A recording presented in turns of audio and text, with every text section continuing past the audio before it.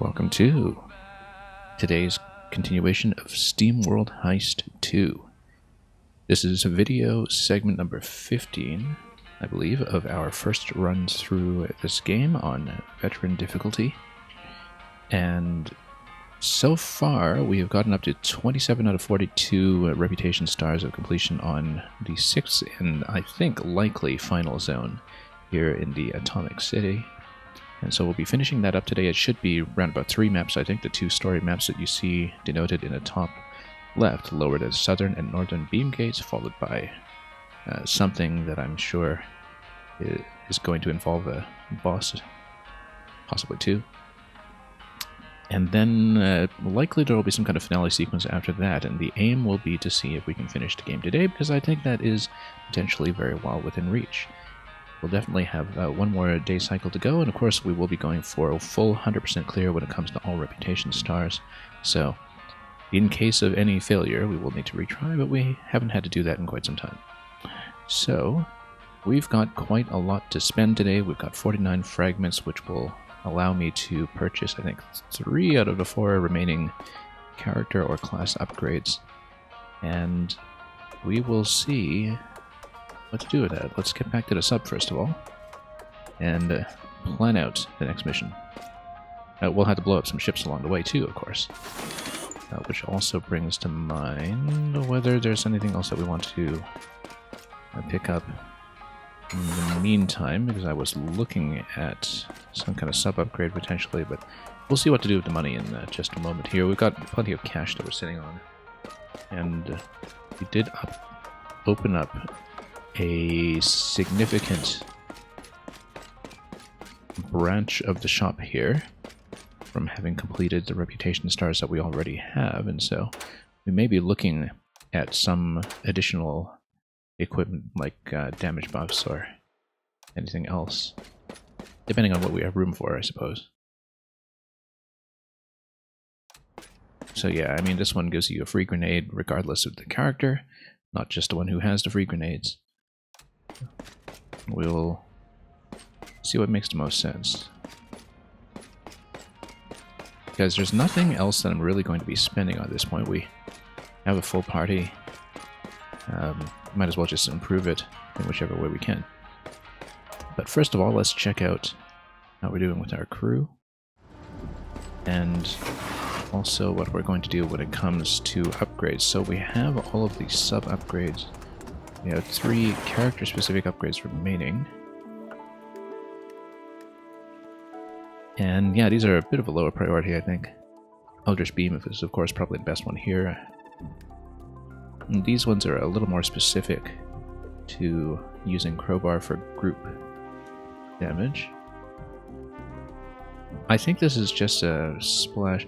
Ground enemies within Aura 2. Is that within Aura 2 of Crowbar, or is that within Aura 2 of the enemy? It must be around Crowbar, because that's how auras typically function in this game. But we'll see about that. Veteran War Dog. All attacks deal +1 for the rest of the turn. Yeah, that's so you can really chain a lot of them together. Would be very good for Reaper if we had continued to build him as Reaper, which we hadn't really been doing. Reaper's still at 3. We want somebody to get Reaper 5 at some point. We don't have anybody in Reaper 5, so that's the only class where we don't even know what the power does. And I don't know that we'd be able to get Wesley up to that in time, so we may have to get Daisy up to Reaper 5 instead. But of course, Reaper would be very good with him. With that ability, Boomer would be quite good as well, given that we usually have him launching several grenades or rockets at once in the span of a single turn. So we shall see, in spite of the fact that he's still on the tier 5. As for the job upgrade, this is only applicable to Reaper 4, which, as I was saying, currently we don't really have many characters on that, but of course that could change. I did really like trying to build Dame Judy Wrench here as a Reaper as well. I try to get her up to Reaper 4 for Harvest. Currently we just don't have that on very many characters now. If we are going to be perhaps building Daisy as a Reaper just to see a potential crack at Reaper 5 with somebody, then I think maybe we should perhaps take a look at this. 2 uses per mission, and yeah, it would go cross-class with her sniper attack. But well, depending on whether this is affected by whether a weapon is unloaded or reloaded when you get to attack again, that is a rather vital question, perhaps, with the additional use on that for a lot of mass attacks. So yeah, I think let's figure out what is going to be lowest priority here. I feel like Crowbar's ability is going to be lowest priority, even though the armor piercing might potentially be quite good. Since I'm not really building Crowbar as somebody playing close up anyway, even though Crowbar is out of the box available as a flanker, and that this seems much more like a flanker or brawler ability. So I'm thinking we'll take War Dog, we'll take Secrets, and we'll take Harvest. Let's just commit to that. I mean, you know, we're pretty close to being able to afford the last one as well. Then let's see about the party setup. It depends on the objectives, of course. And we should probably clear the way with the ship before we do anything too adventurous here. Do we want to do anything else with a sub for now? I know that at some point I wanted to get an engine booster 3 going. I think there was an improved laser cooling unit that was a reward, but that is not one that we've cashed in on yet.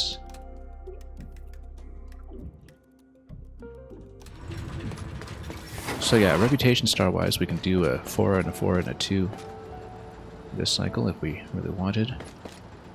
Depending on how much we care about the rewards. Let me just take a look at the map first before we make too many decisions. So, what we're looking at is that we have 2 to 5-star missions over here. After that we have 5 additional stars that are unaccounted for. That is almost certainly a boss mission that is past the gate that is going to unlock. Now I think we've seen practically everything else on this map. And yeah, the boss mission will be somewhere through this central gate that goes to the right. And often with these zones there's an additional mission after that, which is just an actual boss that doesn't have any stars attached to it, because the expectation is that you might take some casualties. But yeah, at minimum we'll be getting, well, depending on the objectives, we'll be getting the 26 reputation stars off of these 2 missions here. We should perhaps head over there to just clear the way first and see what exactly we're dealing with. And yeah, because this is currently shut, that's the thing that requires us to crack both missions. So this one is called Advanced Immortality and has a weapon. Did they both have weapons? They both have weapons. Find a way to disable the revival emitters, destroy all in one turn. The revival emitters are the ones that are in the air, so likely we won't take a brawler into that unless we can really get a lot of use out of the free sidearm. And the other mission was down here, but I think there was a way to shortcut to it. Let's just clear the way and make sure that I know how to get there. Yeah, because I thought there was a faster passageway to that. We might even just do this first one here because it's close. But I thought the other mission has something like some kind of area effects that we might want to play around. We'll see. I think it would make a certain amount of sense to take our Reaper with Harvest into the turret mission, even though the SMG Reaper attack is sometimes not that good for distant targets. So where was this located anyway? There was a way to get through here quickly. Oh yeah, no. There's a way to get there faster without clearing quite so much if you go through the central passage that is up top. Let's just try to find that again. It's been a few days since I've looked at this map, so we do need to recover our memory of it ever so slightly. Kraken's Lair will be okay. The eventual boss, of course, once we've found a way to bait it. And yes, so it's over here. That wraps you around to this side down low to Collector's Paradise. And I think we'd have to do a little bit of fighting to get over to where we want to go. Up here, oh, there's some treasure. Not much of it, but oh, just enough to work with here. And let's just run this guy down as well. Some torpedoes and lasers will make short work of that. We don't need to worry too much about the combat. Yeah, so what was Eternal Triumvirate? Scrap all spheres. Ah, yes, this is the one where you actually do need multiple attacks. Previously, we were going for this Judy strategy where we use her abilities very aggressively along with Reaper class to just blast somebody down. And in fact, yeah, we'll want something similar with that. So this is going to be, the other one's going to be based on turret kills. This is going to be based on some kind of quick boss kill. Neither one of them is actually necessarily well suited for Brawler if these are the same kind of spheres that we had to peel away at in one of the other levels where we had to blow them away very, very quickly. Scrap all spheres. And yeah, I mean, it's a triumvirate. They're going to be 3 spheres. We know that. So, I'm just thinking about allocating classes and which one we want to go with first. I think... yeah, because we want really high single target damage for that one, potentially. That's able to get through multiple phases of the spheres all at once, the way that we took them down the last time that we had to deal with them. And so... and of course, I'm scanning around partly because we're determining what we're going to potentially buy at shops as well if we decide. I actually think that once we do one mission, then we'll have a better idea of what we need to fill in our loadout with the next mission, and so we can make purchases between maps, perhaps. So, destroy all revival emitters in a single turn. I feel like this is going to call for engineer, this is going to call for engineer, reaper, and probably sniper, at the very least. Probably no brawler for this one, but we'll see. So, like I was saying, even though for some reason we were leveling Daisy as a flanker previously, just to get more abilities up on her, I think we are going to put her back on Reaper this time. And with Reaper 4, probably put in the 80% experience item to try to load this all the way up. And yeah, I think that makes a certain amount of sense. So let's see what gun we're going to put on her. There's atomic SMG, there's siphoning crossbow.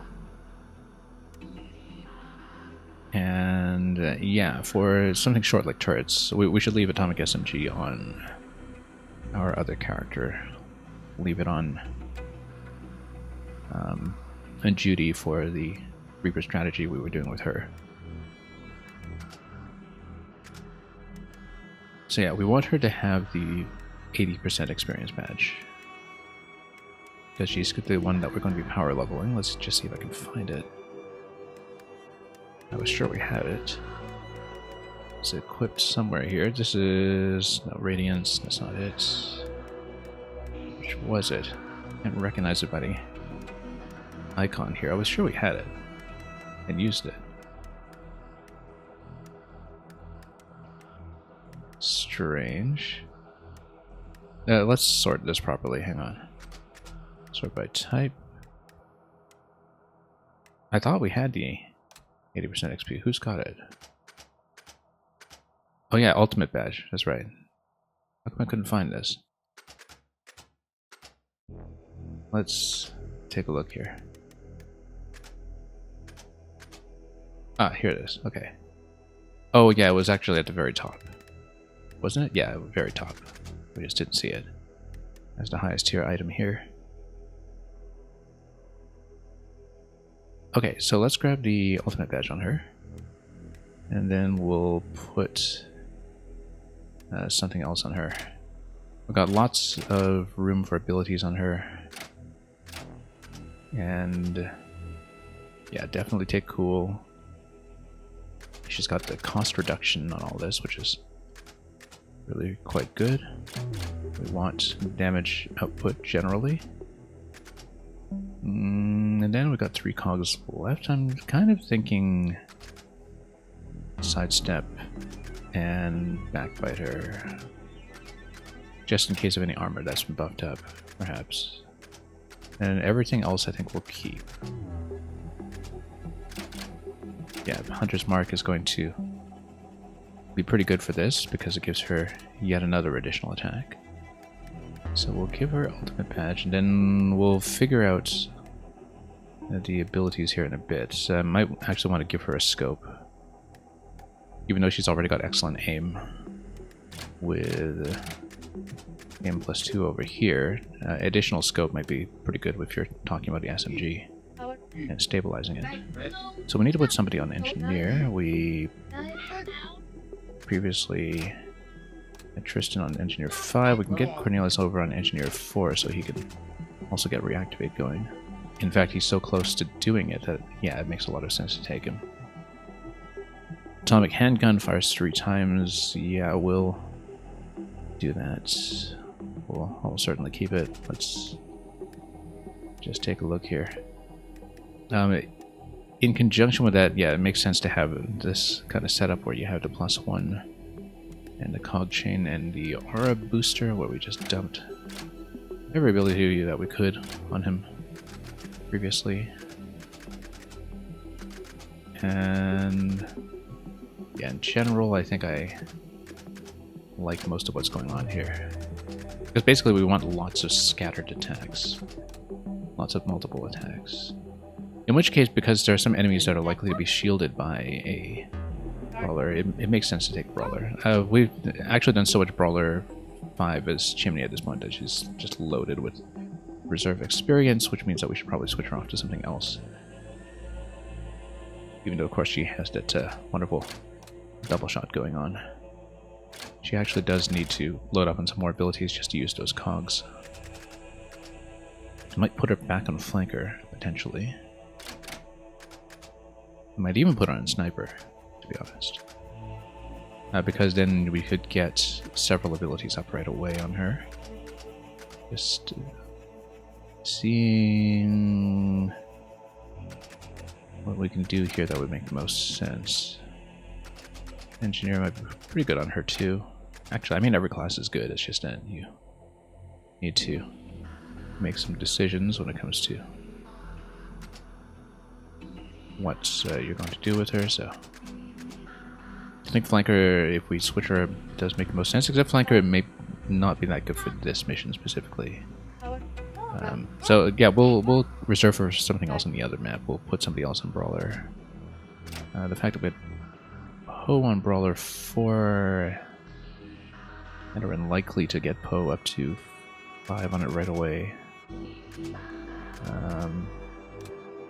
Well, let's see. Who else were we building as Brawler? That would make sense. Brawler 2 on Beacon. Beacon's pretty close to Sniper 5, though. I think we want to keep Beacon Sniper. And yeah, I always have so many decisions to make early on with this kind of thing. And let's just see. Was anyone else being built as Brawler? Maybe, maybe not. Yeah, we definitely want to keep Beacon on Sniper this round for the Hunter's Mark. Let's see what else is possible here. I mean, we've got more characters than we know what to do with, essentially. Beacon, of course, has the ability to teleport, which I think is actually going to be better on this mission, simply because sometimes the turrets or the defensive emitters can be quite out of position. So yeah, we'll definitely take Beacon on Sniper this time then. still have this tier 6 sniper rifle going after all this time, simply because it is still a great choice for this. Supreme aim, though, is not a bad idea either.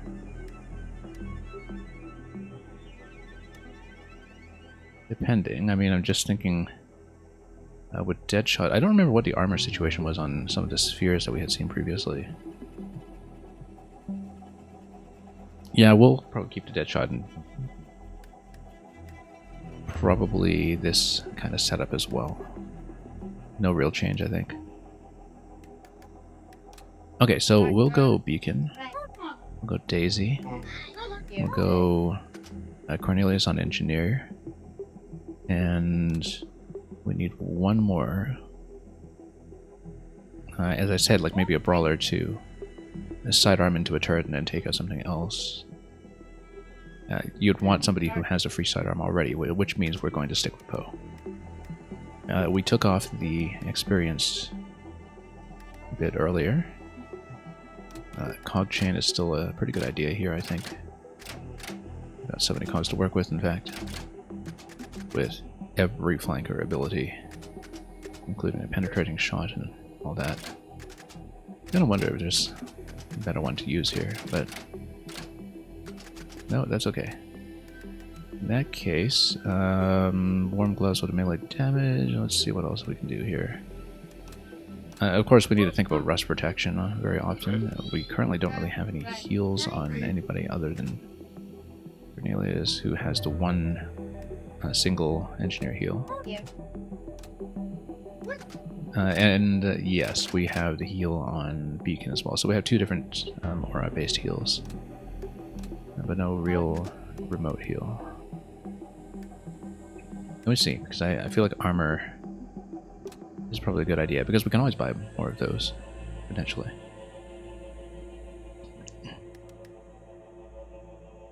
Yeah, sidearms do +4, that's a very, very good idea, potentially. So let's go with the titanium alloy, I think. Just in case of any issues. Also, yeah, we don't have the cooler on anybody right now. Oh, right, because, yeah, we basically had like this infinite charge that we had going with Chimney on Brawler. Which I think is actually kind of possible here, too. Like, we have flanker reducing the charge. A little more critical on high armor missions, though.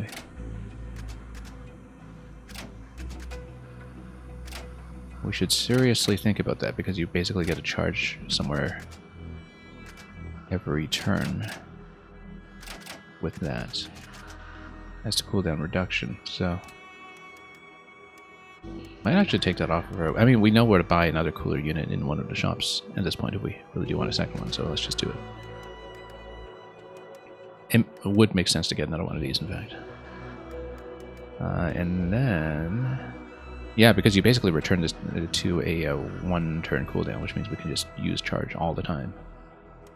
And it's going to be fun. It's going to be lots of fun. Okay, so I think we have decided what we have. Except we might want to change something out on Daisy. Let's just see what we have here. Sushi sidearm is pretty good as well, potentially. Although she's on Reaper, we don't really need that. Given that she doesn't have the sidearm for free, we might as well trade reinforced plating up to 3. Jetpack for the movement is quite nice. But I sort of wonder... Yeah, because we generally do want to kind of get her into close positions, right?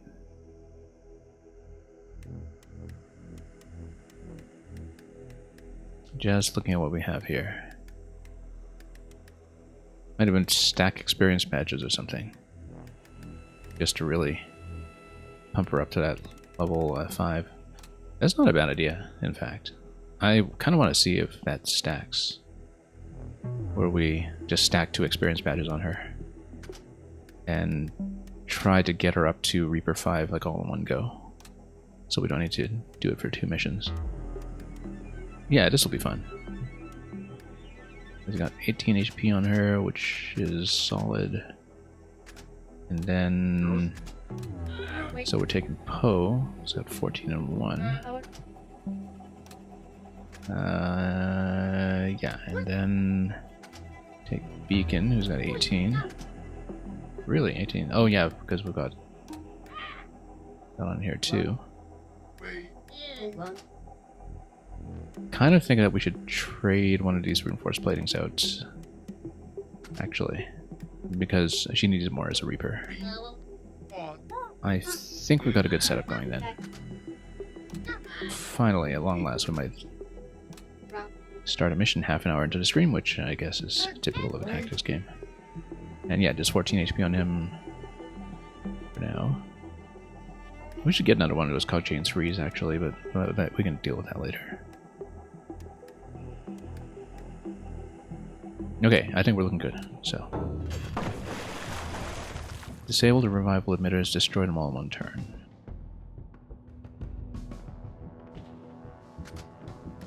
We'll see if this loadout makes any sense for it whatsoever. Beacon and Poe. And yeah, well... Oh, Beacon still has a slot open. Because we forgot to trade the HP bonus back on. There we go. Yeah, actually, the other thing I was considering with Daisy was a scope, but she's got perfect aim going much of the time, so maybe we'll be okay with some of the innate aim bonuses that she has. Alright, let's see it.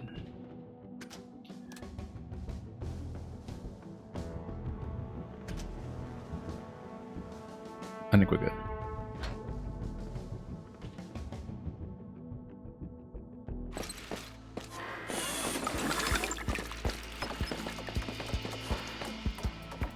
Got all this reviving cover everywhere, and yeah.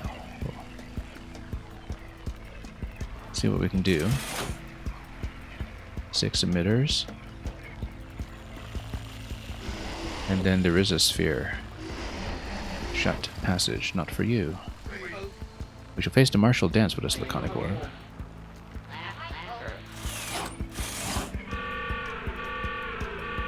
Well, I mean, we've got an engineer, we've got a reaper, I think we should be okay. 6 of them. Well, let's take our engineer up to try to shoot 3 perhaps. I'm going to see if we can actually get a proper aim line going for some of this. He also has shifty, which means that we can kind of shift between shots and hopefully do enough with each of these. I actually don't know the HP on them, that's the only thing. There are quite a few doors that we're not dealing with either. And yeah, some doors to the left and right over here. I wonder if the implication is that there's like a, you know, find a way to disable. Maybe the idea is that you have to hit a switch or something to make them vulnerable. We should check, because conspicuously it doesn't show their HP or anything. Makes me think that we should actually take Poe down here, or somebody who's got enough movement. Let's see.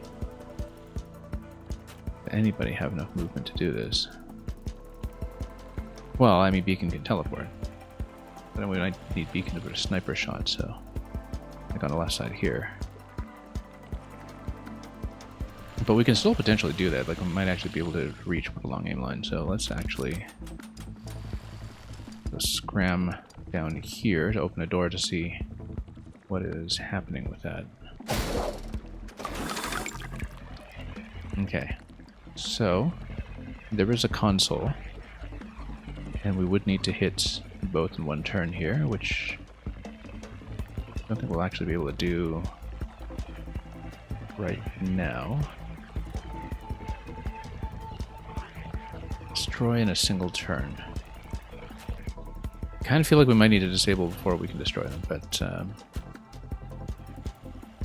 there's an easy way to check. We're just going to sidearm up first. See if we can actually get them invulnerable. Okay, so we do in fact need to disable.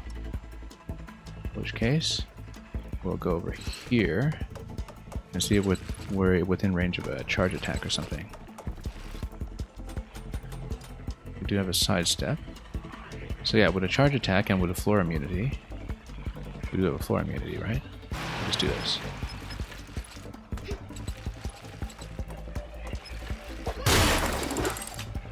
Yeah, and we'll kind of get in position to take out all of the turrets afterwards. So with a sidestep, we'll actually loot over here. I wonder if the payroll effect is affected by that. And yeah, very fortunately it is. We can go up here then to get within range of the beacon next time while sniping this one up above.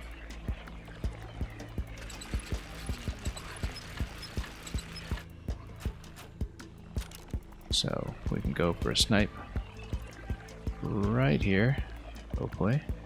I mean, yeah, our character hasn't moved here yet, so it's potentially just fine. Now, even with the buffs that we have 7, assuming we don't have to crit from the headshot, we would have +2 from focus, +1 from greased up, and that's still not quite enough to cleanly do this one. I think what we do need is we will need power shot. Yeah, power shots for sure, and then that way a body shot will actually still work just fine as long as we don't miss. What is the cooldown way of having perfect?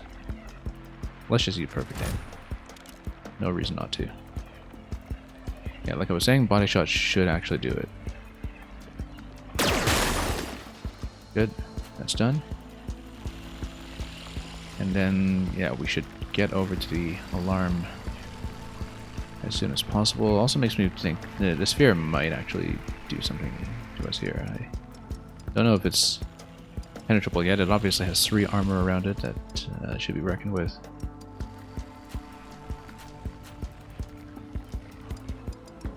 Kind of means that after we deactivate the other consoles, we should be in position here as soon as possible with these characters, which makes me wonder whether there is any reason to try to hit this now, or she'll just be hit back. You know, just because as long as it doesn't revive, if its HP is chipped down, that's probably okay. We might want to test that. Before we do, yeah, we can kind of get back into position here afterwards. The thing is she's got Harvest, which means that we can probably use her to solo everything after the consoles have been disabled. Which means that we should actually take her up here. Just grab a loot bag and take Cornelius down here to get ready.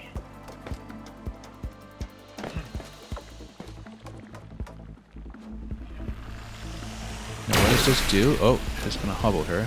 Didn't realize she was within range there. She does have rust, which is not good because she's not able to scrap anything right now, which is a pretty big problem. It means that she should sidestep here into cover. Somebody will need to get up there and heal her, I think. Inferior creatures. Okay, somebody will need to head over there for the snipe. Oh, wish we'd kept that perfect aim. We could get some kind of perfect deflection through here, perhaps. Now, of course, sidestep is possible there as well.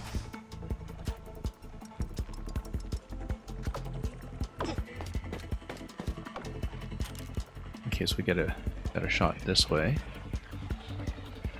Don't know about that. We might be able to do it. I think I will try to sidestep. Get a better angle if we can. something pointing up this way. I don't know, it seems like it's actually going to be a little worse. Whereas you can...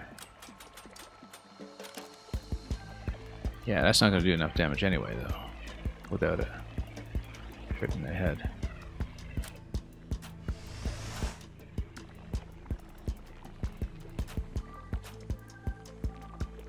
Well, let's see here. Because we can grab the alarm, just use the extra move here. Deactivate. Will give me the door, which actually we should have thought about before we committed to this.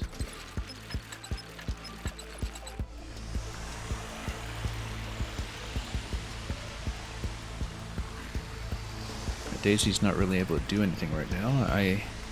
Oh yes, because it's the crossbow. She doesn't have a deflection, which is important. But we can make sure that she's able to aim from this area, which she is.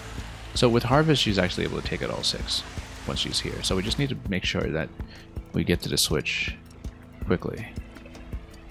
And then...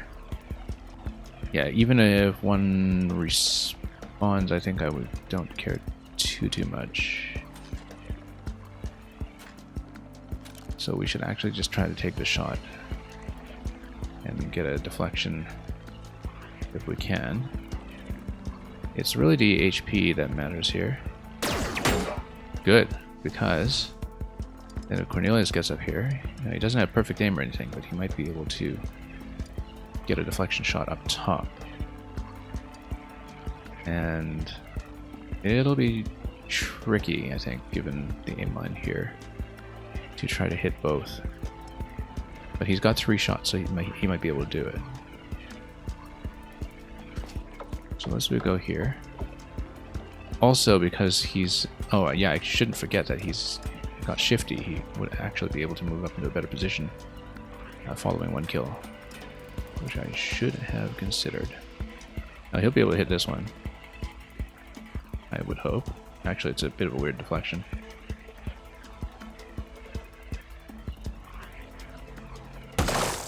Oh, miss.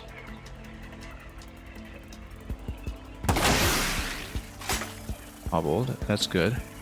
Then he should actually hold position coming out of this, because the kill would just revive one. So she needs to hold position here. And wait. Yeah, she'll just need rest. Oh, that's unexpected. That's okay. We'll be able to deal with it.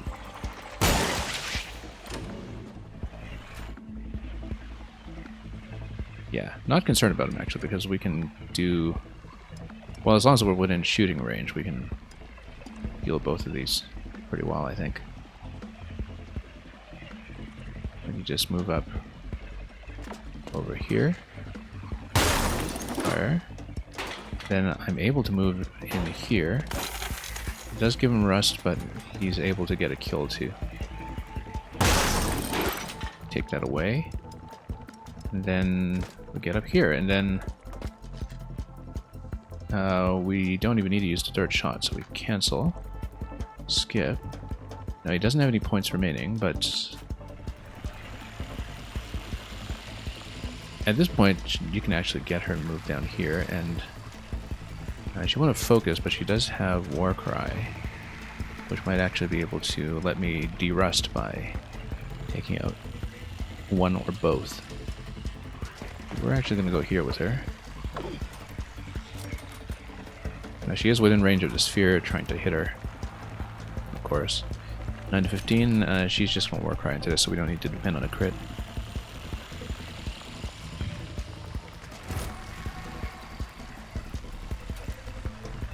Oh, except, yeah, no, that's fine. It's okay if she uses an action on...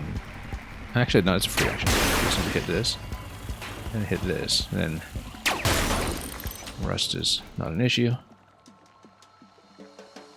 Beacon, at this point, should just go for this loot bag, I think.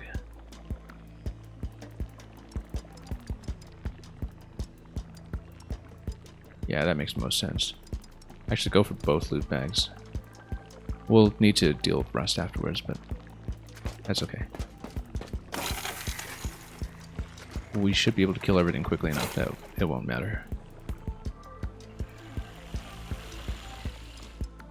Then probably take Poe through center here too.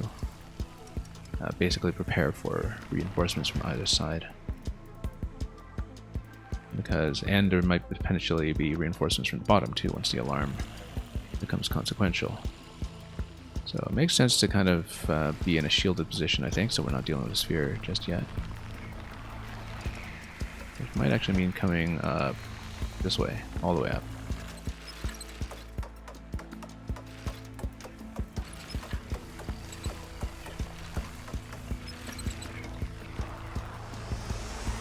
So what's it going to do? Nothing. That is fine, because we're going to hit the switch.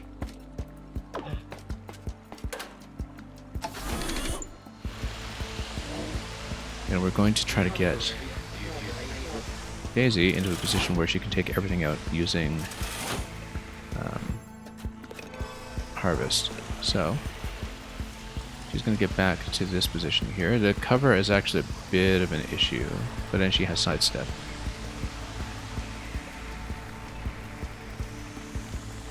Well, we can try to aim at everything. And if it doesn't work, then we'll sidestep one spot. Like if she's... I mean, she doesn't need to get all the kills herself either. There's the possibility of... yeah, no, she should sidestep. And she should use Perfect Aim.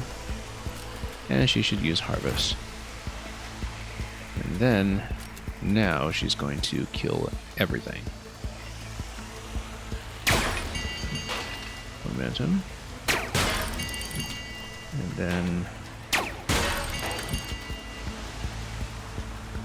it's too bad that she won't get a deflecting shot to hit the boss too after that.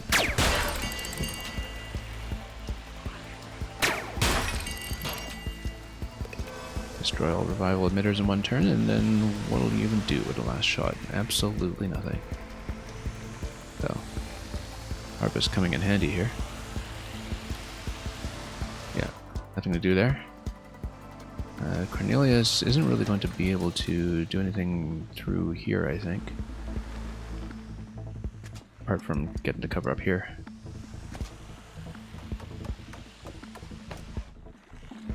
Beacon might be able to get an interesting shot, only after a reload though. Scram is still in cooldown, so. But sidestep here, maybe there's an interesting shot. It'll be difficult. It'll be a bit of a wild deflection, I think. Better to use the turn for movements, perhaps. If it's possible. Might not be possible. We'll just use Scram next turn. We'll see if we can do anything useful here. Yeah, probably get into this side position just to see if we can do anything. And then Poe cannot actually hit in melee, but can get behind cover and start shooting with the buffed up sidearm.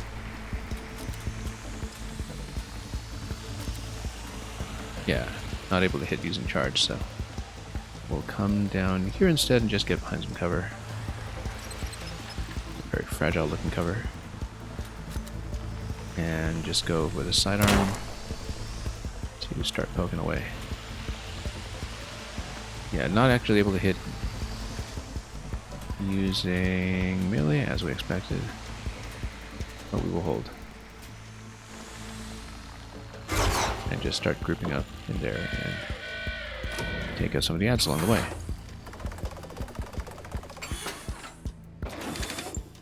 Not too concerned about it. Might be another chance for that Reaper to shine, in fact, if we get her in a decent position to fire at everything, which we might be able to do. Because she is here on the right side. Here. And she just fires at everything. Now, this might explode in her face a little bit, but this might actually be a good angle. So, why don't we just clear another room? Harvest. Now, can she actually hit both of these? We'll find out very quickly. I think she can.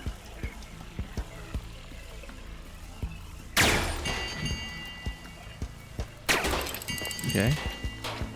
And then you would need Backbiter against this, which we're not going to get.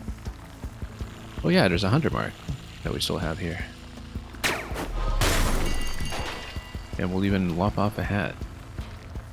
And then Hunter's mark. We hit the mark, so we get +2 from that, right? If I understand this correctly. Oh, that's it. But she still gets a second attack after this. Well, we might as well take this one out. I mean, somebody else can take this, perhaps. Unless we want to weaken them. And let's Cornelius come in to block them both. Might make sense. Although a single shot on anybody here. Actually, yeah, it makes a certain amount of sense to have Poe come over here and do the charge on the melee attacker, so.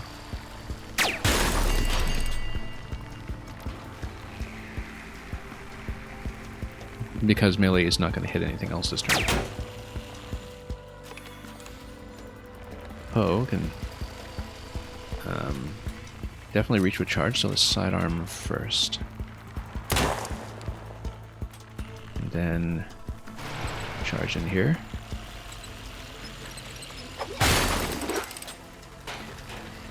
And then shifty back here. And we'll basically get 3 shots out of our engineer here. Rather easily, in fact. And that'll even inflict break, which is going to be great.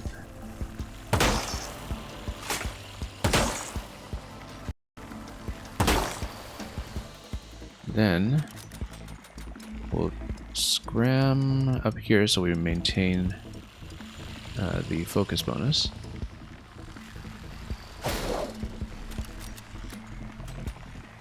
Then let's just power this up as much as we can to properly penetrate. Go power shots. We'll actually go sidearm first. Oh yeah, this will do it. For the outside, anyway. We know that the sphere will have multiple phases, and indeed, it charges up like crazy.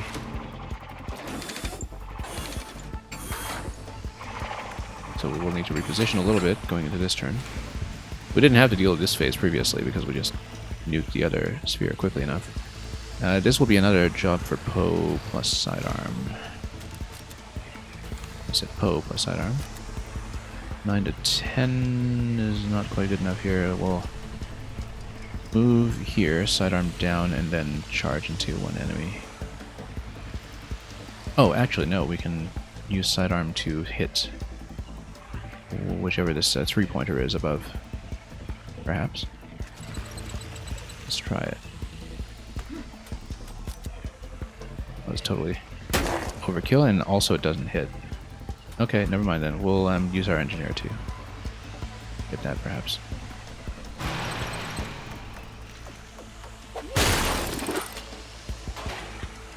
Shift the back. Okay. Now, she should be able to hit from quite some distance with perfect shot, but it might be better to... Well, let's see. Is she able to hit all the way over there? Not quite from this angle.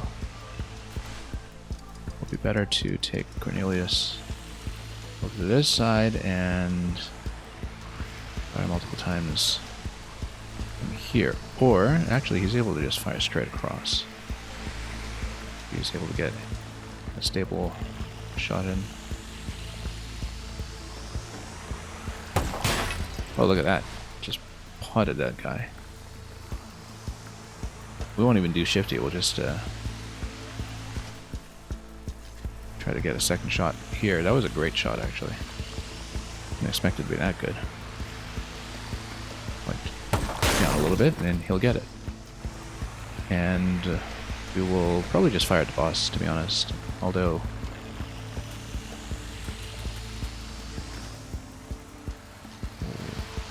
yeah, that would make sense. Oh! Didn't realize that it would attack like that in response. Well, because we just didn't have to face this phase previously, so...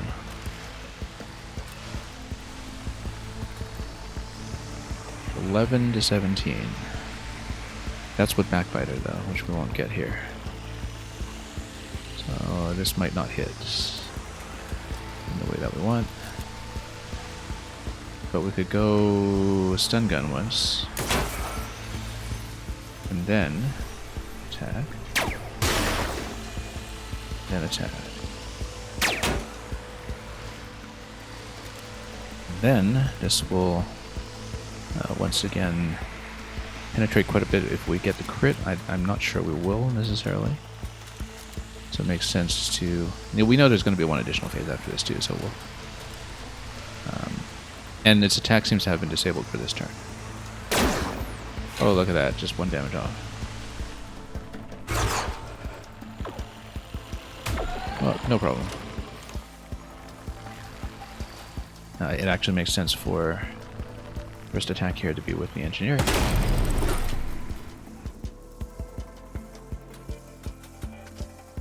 Skip Shifty. And maybe even chip some of these down so you can chip them down with a Reaper. 6 over there. Over there. Okay. Now, she's able to hit the one with the Hunter's Mark. Let's Warcry it, just in case, in fact. It makes a lot of sense to do it. Pop it. Pop it. Pop it. Very close. And we'll get our sniper here to scrap it, and then we'll be done. There's still an epic swag somewhere here. I guess we probably have to kill it first before it opens up, because I don't see where else it could be placed. Unless there's some additional console or door that we haven't looked at yet, which we might have missed somewhere, I don't know. I don't actually see it. I think it has to be revealed when it reveals the exit door. So... Derust, and then what do we have? Is it going to open the exit? Mechanism to lower the gate should be accessible now. There you go. We'll see what else is there. And look at that, perfectly placed to do this with an extra move. And we'll just get out.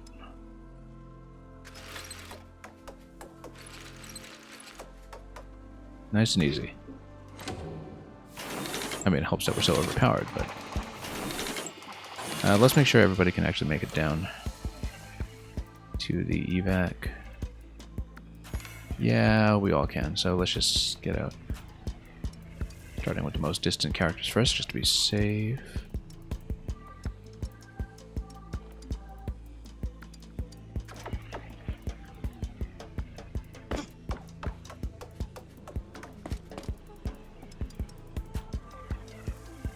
And let's get Daisy down, and let's not miss. We're trying to aim.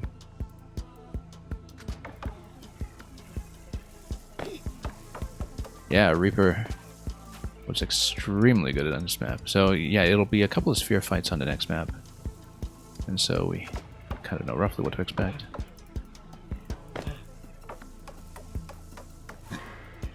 And let's get Poe down here as well.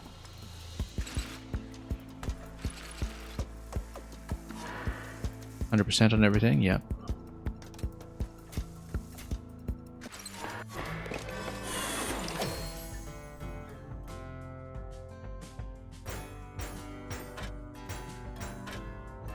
And that's going to be a full 14 bounty. Is she going to hit 5? Oh, so close. So unfortunately, didn't quite make it. Oh, that's too bad, actually. Just a little ways off. Anyway, he's going to get reactivated, which is great. Getting him to Engineer 5 or to +1 would be amazing as well if we manage to get it. But now we're finally going to have Sniper 5 on Beacon, which is going to work out well. Poe is about halfway there as Brawler. So yeah, I guess we'll have one more map next on Daisy's Reaper so we can see what 5 is. Atomic Launcher. Action Sub-Launcher. Lets you fire grenades as a free action. Although, of course, we already have that on Wesley, so... Rocket Steel. +1 damage on direct hits. But the Sub-Launcher gives you 9 explosive damage. 1 to 4 turn cooldown. Fire grenades as a free action. So I wonder if the Sub-Launcher action is on top of the grenade action, which would be interesting. Yeah, because you can just blow up tons of stuff at once. So yeah, we'll definitely be taking a look at that. That might actually finally be an improvement on that burning launcher that we've already gotten. So... Sub-Launcher. Oh, maybe the Sub-Launcher itself is a free action. With the 9 explosive grenade.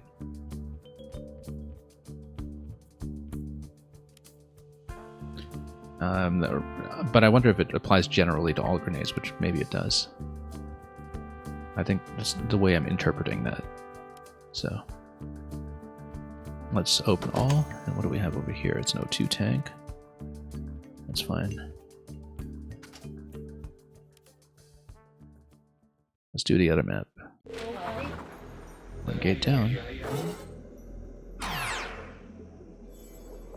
Okay, so we might as well figure out the setup for our next mission now so we know what we want to buy. In particular, do we have anything that we wanted this shop instead?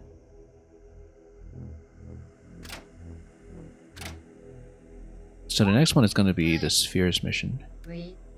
So we want tons of direct damage. It makes sense to take Wesley, and I mean we want him as Boomer. Booming grenade launcher already, the burning grenade launcher rather, is already this 8. That's why we had to change this over. In fact, you know, it does have the additional sub launcher. So yeah, the sub launcher is just an additional sub, I think, which. Yeah, I mean, I don't know if it affects other grenades or if fire grenades as a free action only refers to the sub-launcher itself, which might be the case, but... rocket steel +1 damage on direct hits. Yeah, so it's a bit of an upgrade, but we will see, because we've got lots of ideas here, basically. Anyway, since we're going to be taking out spheres, we will have to, of course, take out units that are not just spheres. And yeah, Sola staying on sniper is not a bad idea. I think we mostly just wanted Sola to get some aim going, though. And flanker is not a bad idea either if we have somebody on the double shot weapon, or we don't have the double shot weapon because that's the squarer, and we actually have the atomic shotgun instead now. Reduces all cooldowns by 1. Yeah, because we had a couple of different options that were quite good here. It is improvement on the squarer.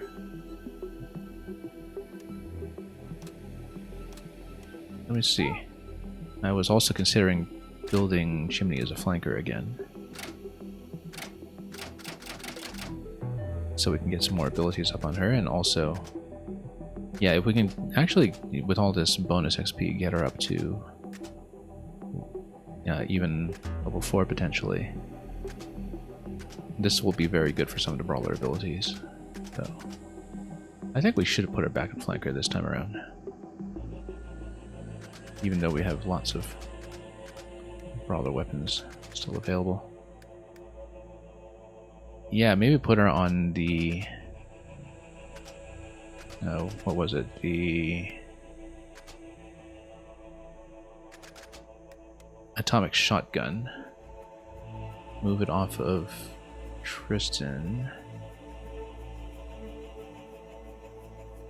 Then what cooldowns would she have to work with? The thing is, she doesn't have sniper, which means that she doesn't have a perfect shot cooldown to worry about. So, not like she has anything that's kind of on cooldown generally, other than sidestep, I suppose, but that might not even be that synergistic. Now we should see. Crowbar, of course, has quite a lot going here as well with a trash shooter, which again we can buy the additional damage plus item, although notably Crowbar already has... Oh, who was it who even had the plus 1 damage? Was it Engineer? Yeah. I think I mostly wanted to level Crowbar here. Yeah, we had Sniper going on as well. We'll see what makes sense. Yeah, okay, so Judy for sure. And we're going to have the Atomic SMG on her, and we have additional cog point we're not even using. Which we might as well just put on this, I suppose. Although if we take 3 points off, like take this off, it actually wouldn't have enough point for that. Oh yeah, because it was the additional point from upgrading the whole ship. That's right. Yeah, weapon charger was what we were using previously to burn down spheres really quickly, because she has the ability to have the additional charge, right? Which is also why we put the air stim on her. So I think this is still how we want to build her. So we'll take Judy for sure.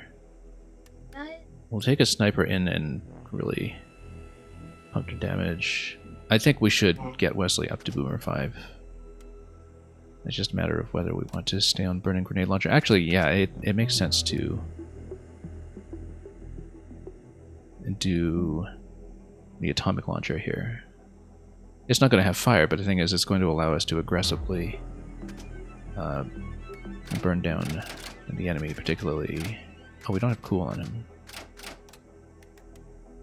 I actually wonder if we should maybe get an additional cooldown item from the shop and put it on him instead. But the thing is, he's going to have lots of cooldowns available, so I think maybe we are going to be fine. Yeah, what's he got for ability? 0 cogs left. But we have a lot of the crit available, obviously, and stacking crit damage, stacking rage. Rage and another one could be replaced with focus. And fireproof boots are maybe a little less useful now.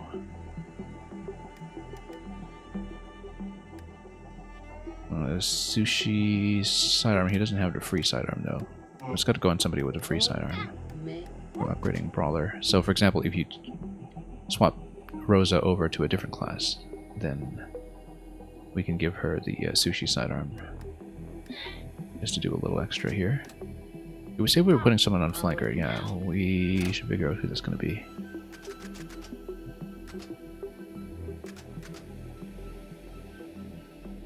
And conversely, who's going to get back on sniper here.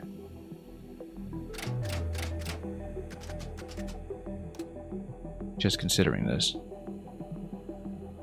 Right, because this was a good idea earlier, actually, with having Tristan Torque on heals as well as armor with the shotgun. It's just damage throughput might not necessarily be where we want it. But the cooldown is quite good in conjunction with the Sentinel generator. Like the cooldown reduction basically allows you to armor up quite a bit, and so I think we'll actually keep him with this and just keep him on flanker for the time being. See, I keep kind of pigeonholing myself into building Chimney as brawler. We might even save her for just a bonus mission afterwards. So it makes a certain amount of sense to put her on sniper, even though she's going to be a weak low-level sniper, because we need to get a perfect aim at some point, I think. But we'll consider our options here. You know, even as a melee attacker, perfect aim helps the sidearm every turn that we're trying with her. So, yeah, let's see what we're going to do here. And she also gets a double shot with it, potentially. I think we actually rotate her onto Sniper. And then that would leave Crowbar and Sola out in the cold. Although Sola might be better for this, just given that Sola is going to have the Eldritch Beam for the additional attack. Yeah, I think we're actually going to take Sola and just continue powering up with Sniper, even though he doesn't get a reload. Or she, rather. Or, actually, I don't remember. Yeah, no, I think Sola is a girl bod. I was trying to remember the description. Okay, critical goggles, high-powered scope, lots of sidearms. Unless we want to go with a sushi sidearm for this, but I think with the unlimited use, we want that over the course of 3 separate bosses. So I think we'll go with that. We're going to go Sola. Yeah, we'll leave Chimney and Crowbar out. And then they can do some kind of 2-person mission to class up something easy. Which means that we might have some items available to roll around a little bit. Critical hit is not as useful with shotgun. We should actually trade high power scope with the precision scope. Where are my scopes? Scopes? Oh, stat items. And where's the precision scope? Yeah, we'll put precision scope here. Put high powered scope here.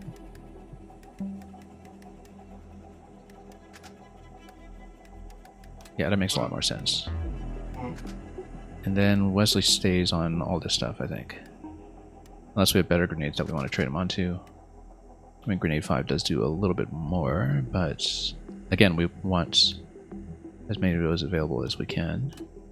We actually haven't used the sushi sidearm on anybody.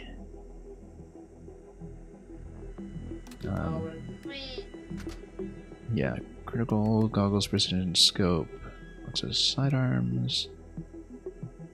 We'll do that. Still, even though the sushi is slightly superior. Okay, so it's going to be Wesley, Tristan, Sola, Judy. And yeah, this is the same strategy we had before. I think it'll turn out just fine. The only thing is, do we want to replace fireproof boots with something like maybe some kind of faster movement option? Or even just put additional grenades on them. Because why not, really? Actually, scope. With the launcher? Yeah, scope. I would say.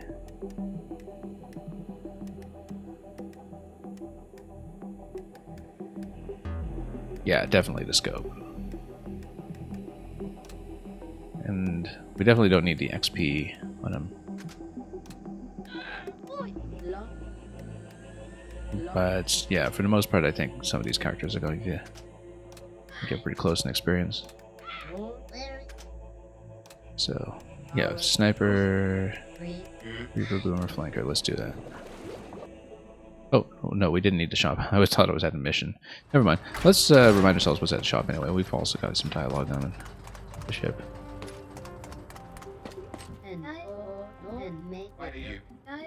Mr. Parts has chummed a little lure the beast out. Yeah. I actually kind of wonder. The other thing that we can buy, of course, is more fragments, unless we just want to cash in the next round of bounty on some of those, which we may. Because then we can get the remaining ability up on Crowbar when we want to. So yeah, cooler units. I feel like we want a second one at some point. We don't necessarily need it this time around. Although it might be fun, given that you could give him even more grenades, basically. And what else does he even have here? Yeah, actually, I would give him another cooldown on Sidearm. That might even be better than to go scope here, in fact, because he's got a couple of aim abilities going on. I don't know, I find that aim is kind of consistently a bit of a problem with the launcher, so...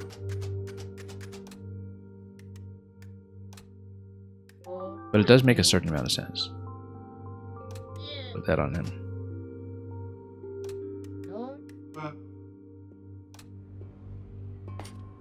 And then what else do we have? We had a titanium alloy +3 boots. If we want that on anybody, it's just a superior alternative to +2 boots. Not really in our current setup. Charge laser 2, that's a front weapon. Engine 3, yeah. We might want that if there's some kind of major ship combat at the very end, which there may very well be. I think we'll definitely want the second cooler unit just in case.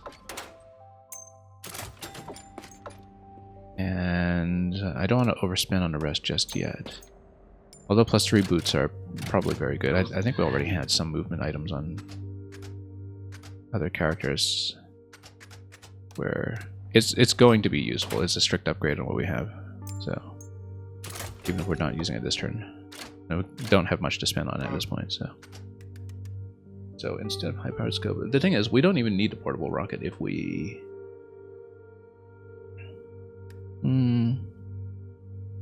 have the high cooldown item available for multiple explosives.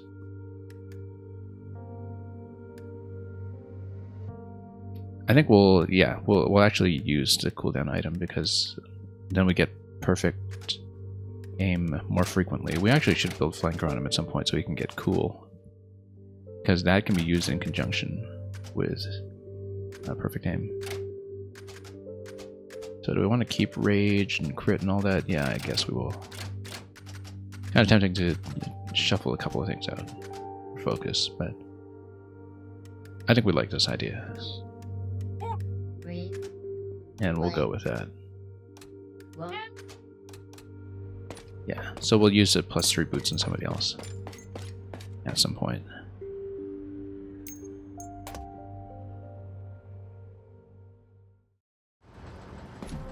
Actually, let me check my setup here. Why doesn't she have a scope? She's got perfect aim with sniper, but actually I think that maybe she should have a scope instead. I think it's because we run her so far up front that we prefer the reinforced plating, simply because Reapers could potentially take a little bit of punishment from getting in so close. But yeah, no, we'll just keep things as is. And open up the map. Okay, so much party configuration. We've been doing more of that in the actual missions. But that's okay. That's kind of expected at this point. Let's figure out how to get back to where we were. I keep going the wrong way.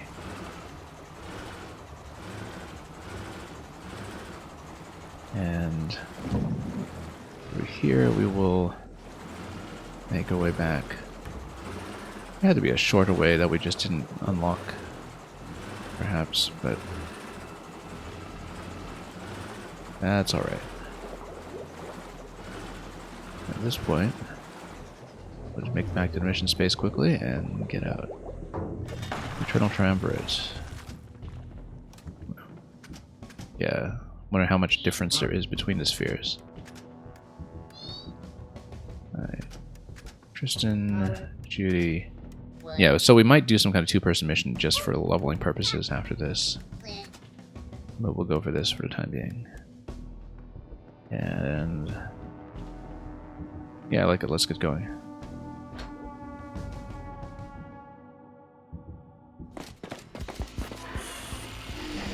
Noxious wretches entering our halls. Insolence intolerable. Okay, there's quite a bit of deflection and protection around them.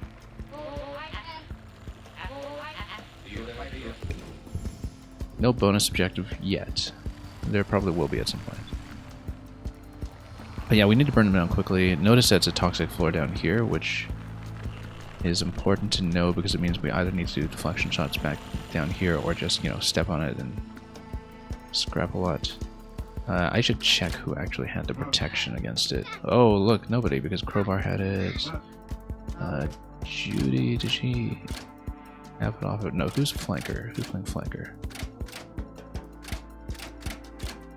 Tristan is the only one who has flanker, so Tristan is going to be the one who actually goes down here to shoot this one when the time comes.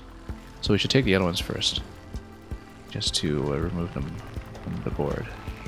Yeah, because this one is difficult to reach otherwise. Might even be able to chip away it slowly, or do sniper shots. But let's try to burn them down quickly one by one. So,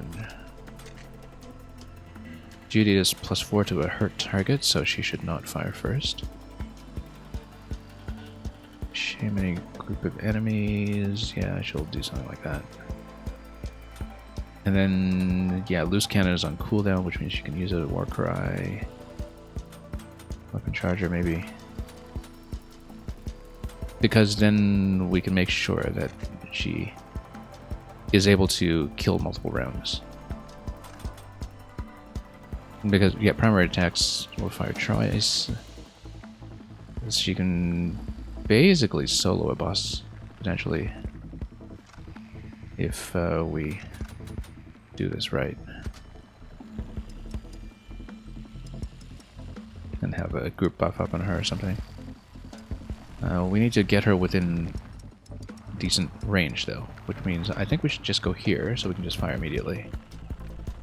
And yeah, just try to get a kill after somebody else shoots first to break a little bit. Just trying to see who should stand next to her with maybe an aura effect. And Tristan here.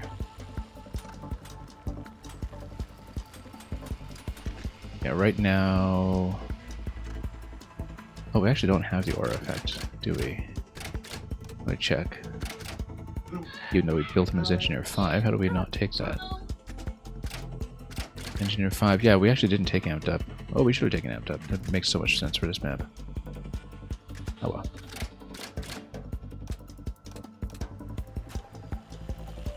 Yeah, we could even go reactivate on Judy to have her attack 2 targets if we find a good position for her to do it with the SMG. I don't know that we'll have a good position, but if we reactivate her, then does she have sidestep? She does not have sidestep. So yeah, we'll just get her to burn down one. Probably this guy up here. Atomic Sniper, Supreme Aim, and +2 damage if we stand still. Let's see if we can actually get that deflection. Wow, a spectacular deflection here. That'll actually hit.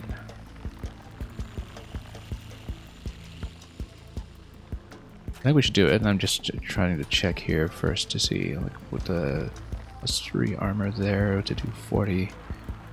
We would need to do, what, 23 and 23. I'm just figuring out how to do enough with her with the double damage, not accounting for the crits. So if you had a hurt target, then she's going to be up to 13. Oh, she is within range of Sola's Amped Up. What? Because Sola did take it. Actually, means Sola, we should maybe go up here. And Judy up here, except Sola is maintaining focus right now. But it makes a lot of sense that, yeah, go up here with Sola first, sacrifice to +2 on focus, but then group both characters together. Only thing is that Atomic Sniper also benefits from the focus buff, so... yeah, no, let's just stand still on it. And this sacrifice the +2 on Judy's attack. I wonder if that makes sense. Because Judy can go up here and do +5 and get the double attack done. Let's get over here and do it.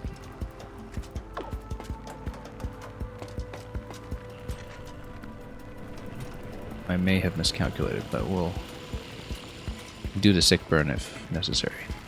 So she's going to have loose cannon.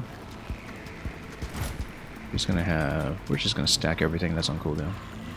Warcry. Oh, we should have done Warcry down there with an aura. That's okay. So 11 and 18. And then she's going to... Wait. Oh, that's not even counting loose cannon. She's going to do weapon charger. So she's going to do minimum 16. Well, yeah, minimum 16. That's without the crit. And that's without her target bonus. This should actually do it. And we better do perfect aim because... Actually, no. She'll hit perfectly from here. It's... And the sick burn, we might as well burn somebody else. Just to get some damage over time going on one of these enemies. Just in advance. And then she should be able to just kill. Good.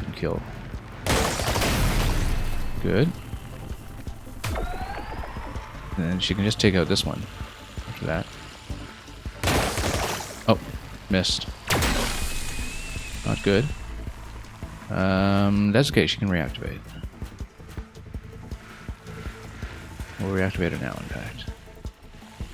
Yeah, because, yeah, it's the SMG, unfortunately, with the recoil that requires me to fire a little bit to the right, I think, and then make sure she gets the recoil going. She should have totally been able to take all three.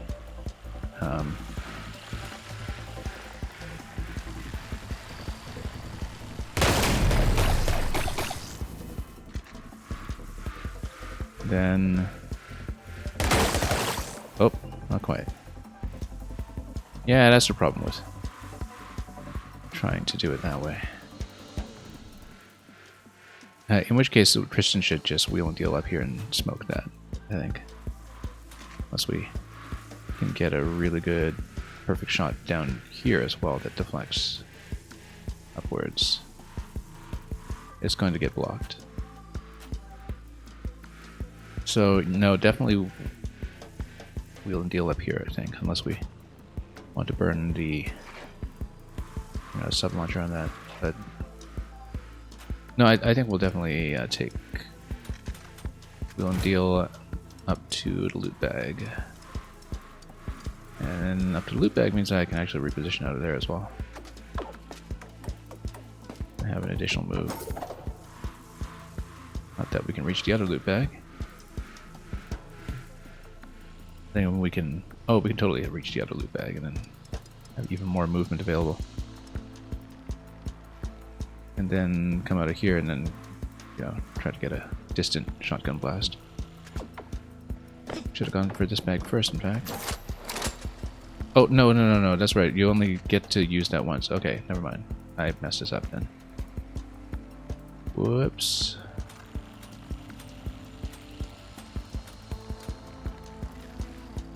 But we can maybe sidestep and get a better angle.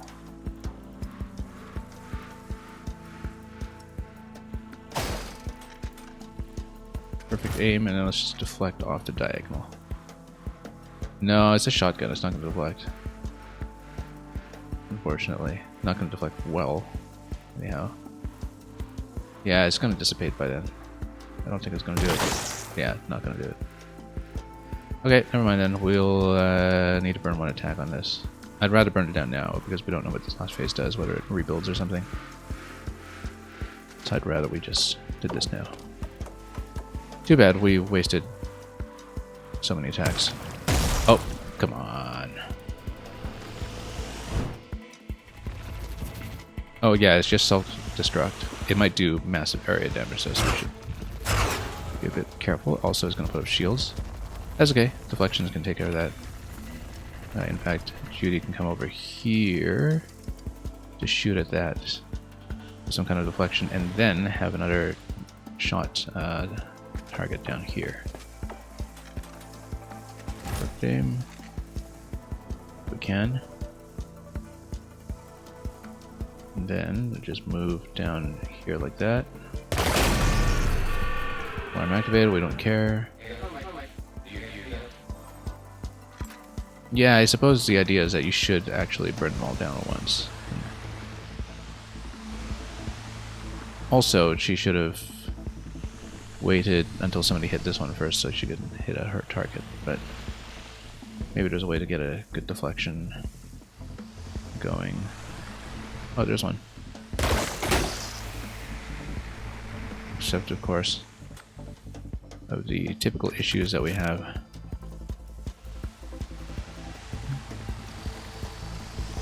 Okay, so Supreme Aim +2, let's just burn this down as quickly as we can. Also, Eldritch Beam, if we can actually... We should probably wait for some additional enemies so we can do some scrapping with this.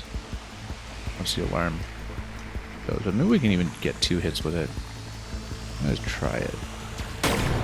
No, just 1 hit. But it burns. It burns. Sidearm, yeah. We should have done an engineer break on it first. Oh, sidearm uses the action. Yeah, no, that was a mistake. We needed to use the sniper rifle. That's okay, we can use it on the first turn next time.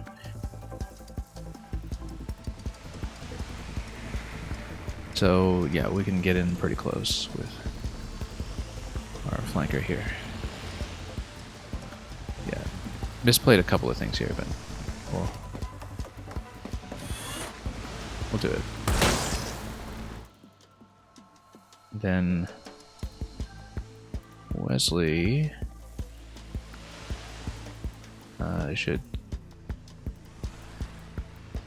is not going to get a free turn to loot this, but would actually be able to pot the other enemy here from above, maybe. Actually didn't think about that. Oh yeah, because the shield moved completely, so that one lost the shield when this one was transported. So that's great, actually, because that means we'll just pot this as much as possible. Although, with reinforcements potentially coming, we should be a little careful here.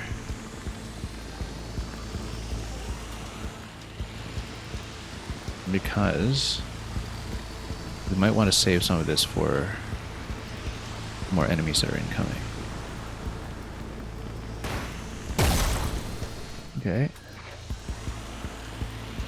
Then 25. Let's just burn down this phase as quickly as we can. We hit? Yes, we can.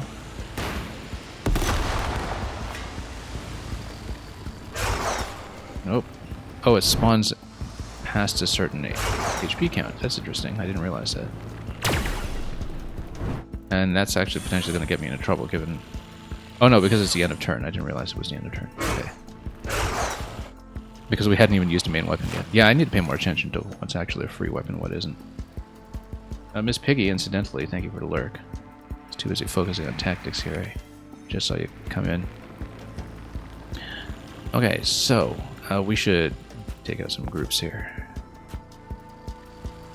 Once again, this is a pretty good position for rockets, grenades, etc. If we do it, also cover detonations that we can do.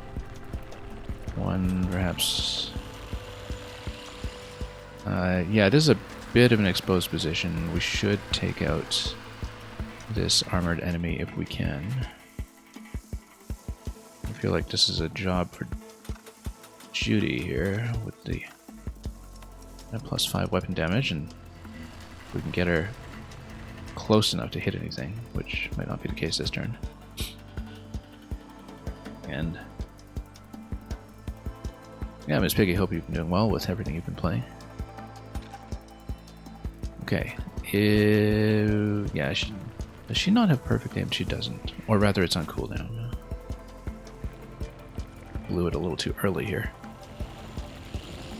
Okay, we can definitely hit this and turn it into the next phase. We really do need to take out the enemies, though. Reduce cooldowns by 1 each time you scrap. Yeah, potentially we could use reactivates. Because if we move her and then reactivate, then we might be able to get multiple shots down on this side. Like move her over here. And then buff her up.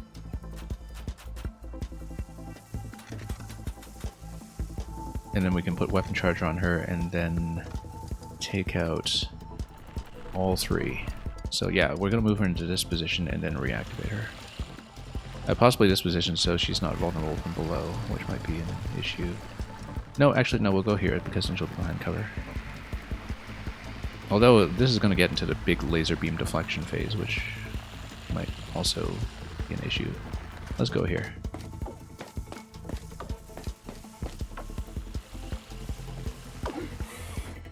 Yeah, I'm just going to put up the cover. We're going to reactivate her first before we do anything.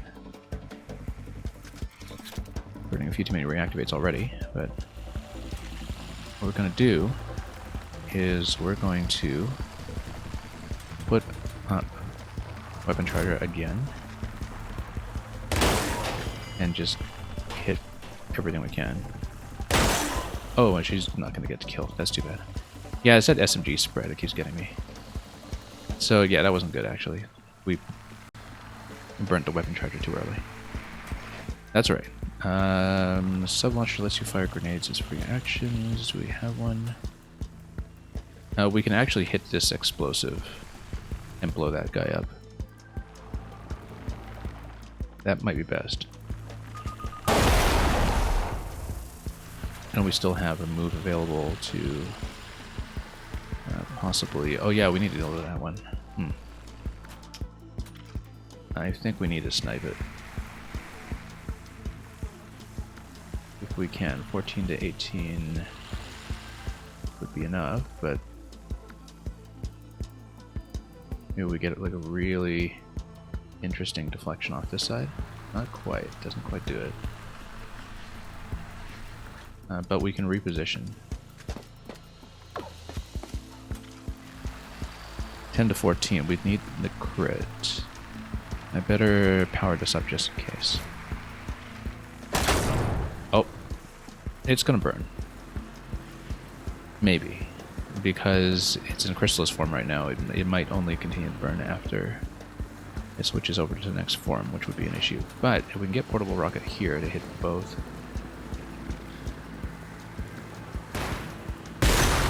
And we blow that up.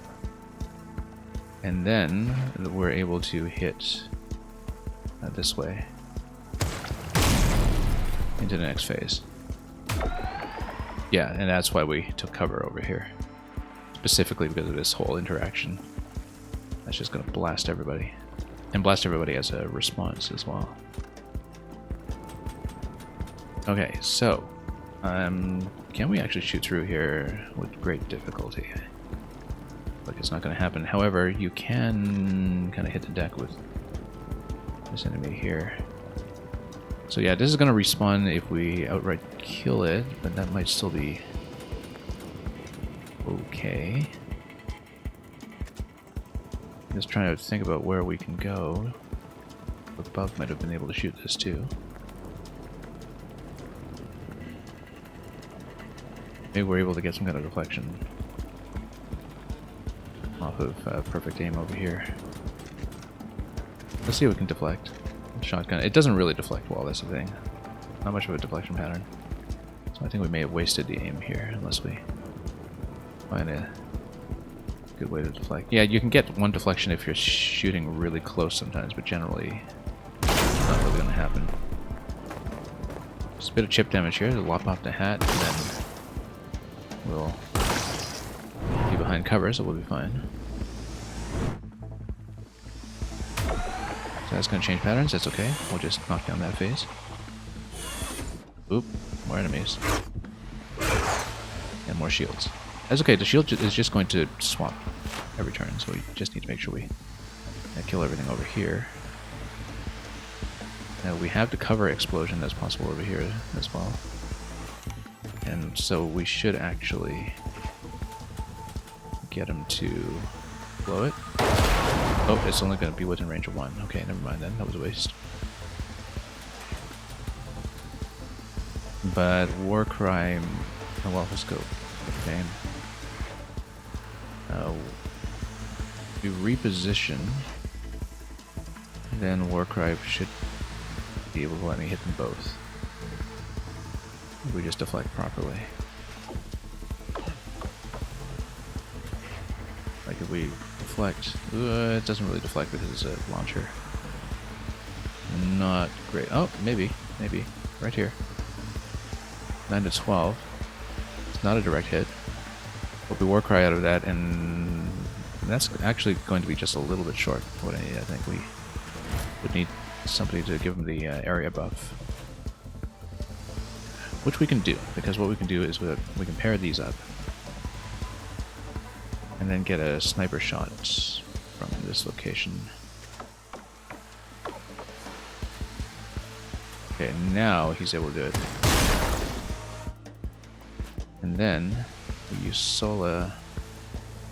Oh, we haven't used Sola's ability yet. Oh, yes, we have. Oh, we actually have Reactivate on him too, which I totally didn't think about. Now we need to reload into this turn. So this turn was basically just an area buff to get that attack down on that side. Well, right side's open and very vulnerable, so it naturally kind of makes sense to blast as much of this as possible, perhaps. We won't have a backbiter buff here, but Judy, if she's able to get far enough over here, like over here, and then reactivate, then she can get multiple shots down, perhaps. Bit of a difficult position, but it might be doable. Unfortunately, she doesn't have quite a minute. Oh, she's still got sick burn, actually. And because she can actually knock out both of these like that, and then this might hit decently well, not as well as it could. But then you've got the triple attack, right? So blow this up, or rather, the double attack. Why do we have to double attack? Kill there. I didn't even realize. Okay. We can use the remaining action point on Sola for reactivate. Take her down here, and then she can get a shot off to the right. Or just go over here and take the shot to the right anyway, although she doesn't have perfect aim or anything, so it's going to be a long, long shot. So basically the question is, do we want to burn reactivate on that? Not really. I think we're just going to use her to loot this turn and just reposition a little bit. And use Sola to reload. That makes the most sense. So some things will be left alive, but not too many, and perhaps a shield will swap over again next turn, so we just bring her back here. And then reload. And then that's going to be the turn, but then we got rid of all of the additional enemies, and then hopefully there's a shield change. And then, yeah, that burn over there is actually going to take quite a bit. Oh, okay, the shield change is actually going to leave everybody open, which works for me. Because we're going to, first of all, use Wesley's multi-grenade spectacular to hit everything here that we can. Box of grenades is, in fact, even going to give me an aim line, which is even better. So, Sola, do you have any group buffs or anything that we need to know about? Not yet. So we have an aim line down here, we have the sub-launcher down here.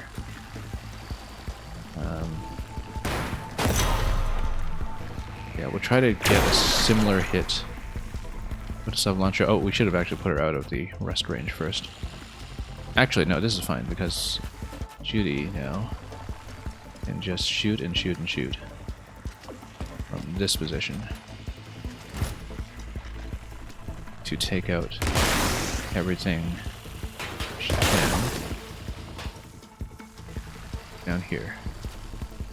And that's without the Reaper Harvest, so it's just 2 attacks.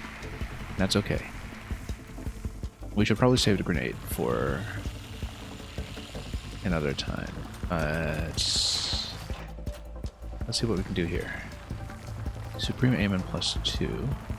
The 16 to 20 doesn't account for armor. That's okay. 1 shot here and then 1 shot from Wesley might do it. Because Wesley can do 2 attacks. That might be able to hit the core for him. So, yeah. Uses all cooldowns by 1 every time you grab an enemy. Let's see.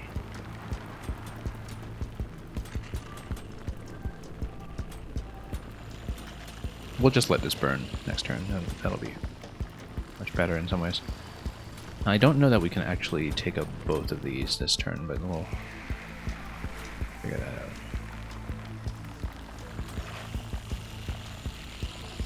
It might make sense to get Wesley to fire there and Sola to fire clear on the other side and also maybe even reactivate somebody. No, he's not going to reach. Reactivate on Tristan, in fact. Would potentially work because he goes here and he just shoots both ways. Because... oh no, that loses the +2 from focus, so that won't work. You can hit this guy. That'll kill it. And maybe... does Wesley still have cover? Yeah, cover detonation. Might be able to do this. And then... oh, never mind. But then, it doesn't end his turn, so he gets 1 additional point over here. So, some of them will burn to death. I don't know if that'll affect a reload, but... now, if we boost +2 here, so, okay, base damage, so it's, assuming that we don't get the crit, then we'll still have 16. Which is not quite enough, but combined with Wesley, it will be enough. And then, yeah, we'll kind of burn down this form next turn. We actually should have just used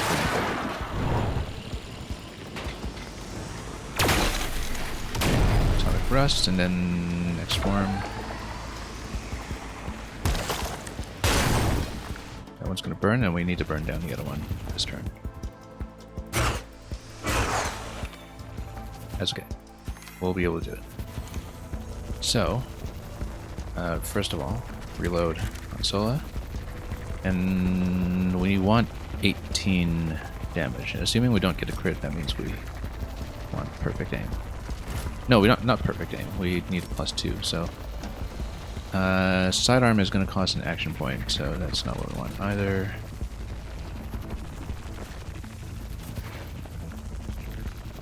Alright, in that case, let's just go with this. Medium alarm, that's okay. We'll get the other one soon.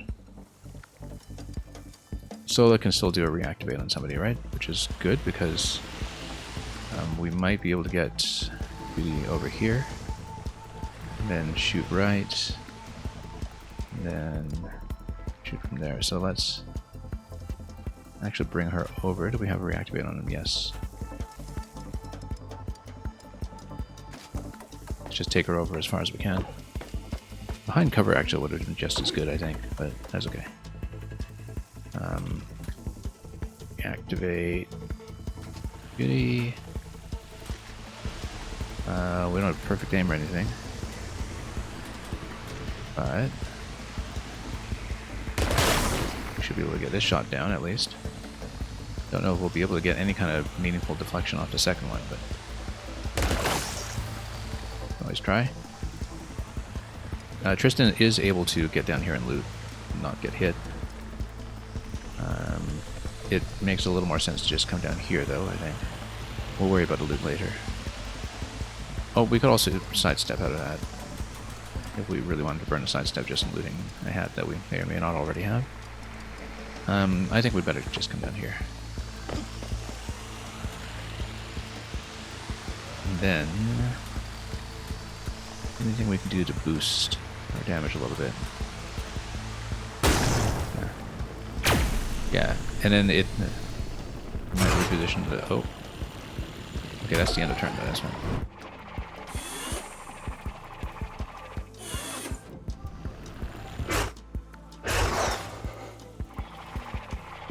We'll be okay, I think. Although this location is a bit inconvenient. Yeah, we need to get Wesley over there to start blowing everything up.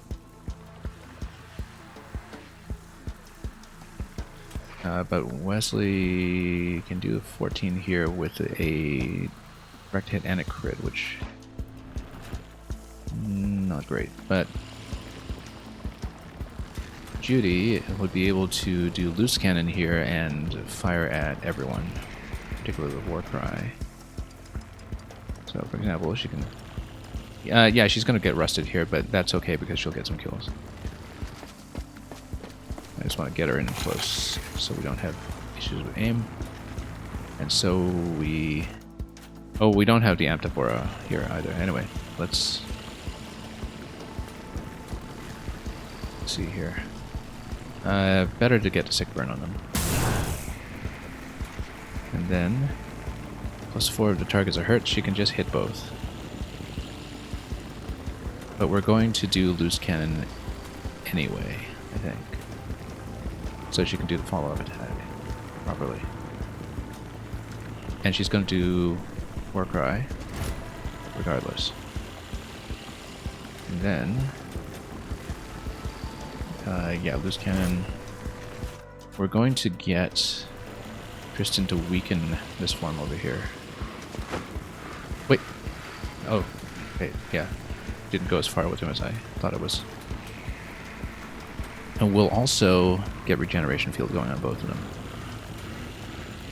Or even just a heal 4 on this turn. Yeah, we better just do the heal 4 on him. Does it take off a rage? It kind of does, but... that's okay. Yeah, maybe we should have saved that, but... we'll go... oh, also, yeah, when you fail to get the attack with him because it costs an action point. I keep messing that up. Let's... anyway, she's going to do... basically 11 by 2 on this. Let's take out these guys first. Or, well, I don't know. Let's... these two will need to take out these two.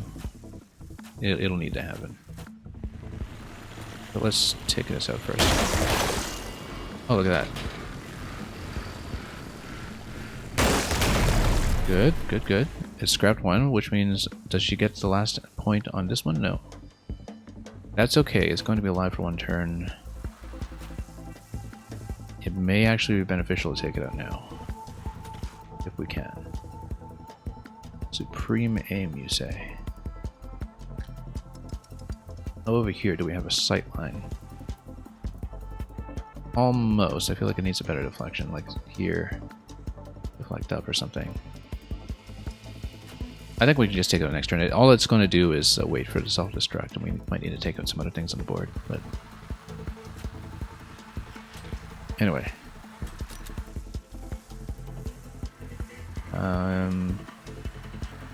We should actually get some kind of shot on this guy down low. If we can. The shield is a bit of a problem. Perfect aim could potentially fix that, although we already have excellent aim on this shot, so might not be what we need here. The sidearm does take an action point. We need to be aware of that in case we reposition. I feel like Wesley just needs to dump on this one down here. Then we need some additional damage on it. Perhaps from boxer sidearms going low. But again, boxer sidearms does cost an action. keep forgetting that. Let's go. Oh, power shot is not what I was going for, but it could work if we manage to hit. Looks like it's going to go just a little too high, though. Slightly too high.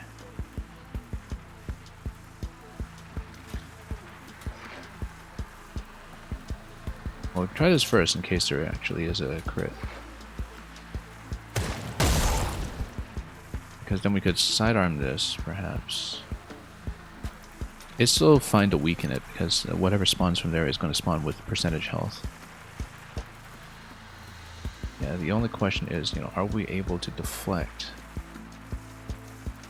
nicely to hit this thing down here? Not quite. Reactivate is going to cost an action point.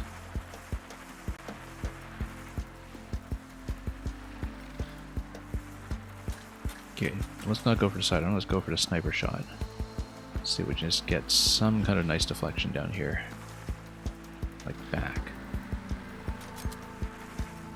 Alright. See if we can get the aim line going. This might do it, actually. So, weird shot. What could happen? Miss. Too bad. That's okay, these guys are not too threatening apart from the totems, but then we have area damage to take those out. And we also have to... Oh, we're out of the cover destruction. Oh well. Okay, we'll need to just blow those up before the self-destruct or whatever it is over here. I assume it's a self-destruct, but I might be wrong. In that case, Judy in conjunction with a reactivate might be good, except she's way, way out of range. So, Tristan with a wheel and deal gets you decently far, but not quite far enough to hit over here, so... like maybe from this side. He does a perfect shot though, so... we might be able to make something happen from that. I think what does need to happen here is, well, we'll obviously need to kill that first, so... where's Beauty here? 11 to 18, we're going to get everything but the crit. So we're still going to do 15 to this. This is going to be a kill. As long as the SMG doesn't spread too much. Shut off that beam gate and return to the sub. Critical alarm, you say? I don't know if firing blind here is going to do anything. No, it's way too long range. Not absolutely nothing. Okay, that's fine. Oh, we're going to have to reload. That's fine. We reload. And then... yeah, we really need this sidearm to be free here. Oh well. This will just be taken out neatly. This is actually just going to do 12 on a direct hit, so we'll just do it. We'll even use the grenade first. Oh, okay, that works even better. Because then we should just be able to take this out directly. Let's do perfect aim just in case. Okay, very good. Very smooth. Tristan's just going to run for loot. Grab it, and then grab the console. And then we'll exit next turn. I think we have 100% on the minor swag. Yeah, okay, good. In fact, just activating the console is going to get you loot anyway, so let's just do that.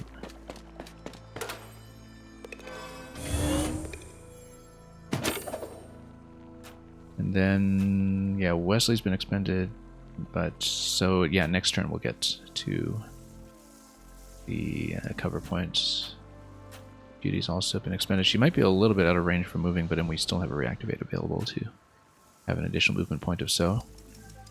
So let's just get everybody back in position if we can. And stuff them together.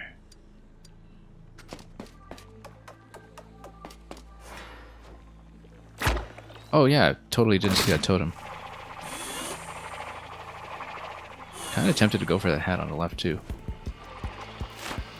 But we should just get out of here, I think, unless we have a good loot movement bonus or something to work with. Very tempting to go for that. But other opportunities will present themselves. I think we should get out. Unless we can... no, let's just get out.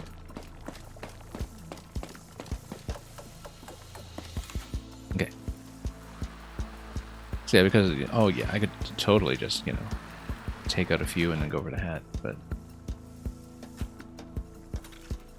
So, for example...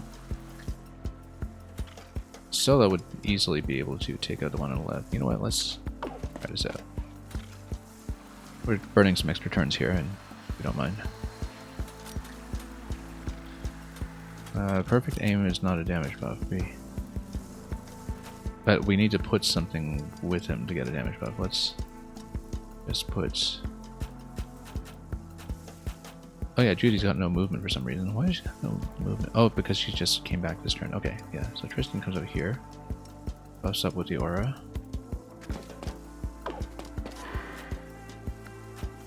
In fact, if he has any war cry or something, no. Yeah, let's go for that hat. We can totally do it. So 12 to 16, 9, 1, 2.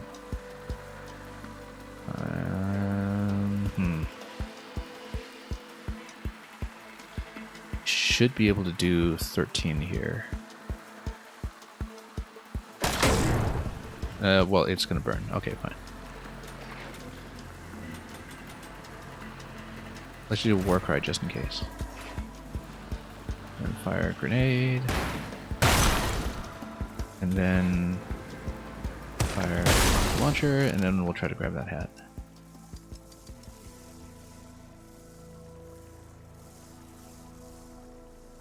Yeah, because anybody who's able to just spend the extra turn to loot that would do well. So, playing this pretty gratuitously, but yeah, you're going to be within a good loot range for this. Do you want to have the payroll ability? That's the only thing. If somebody does have the payroll ability, that would be better. I think Judy's the only one here who does. Okay, in that case, we'll just do the distance loot with Tristan and get out of here.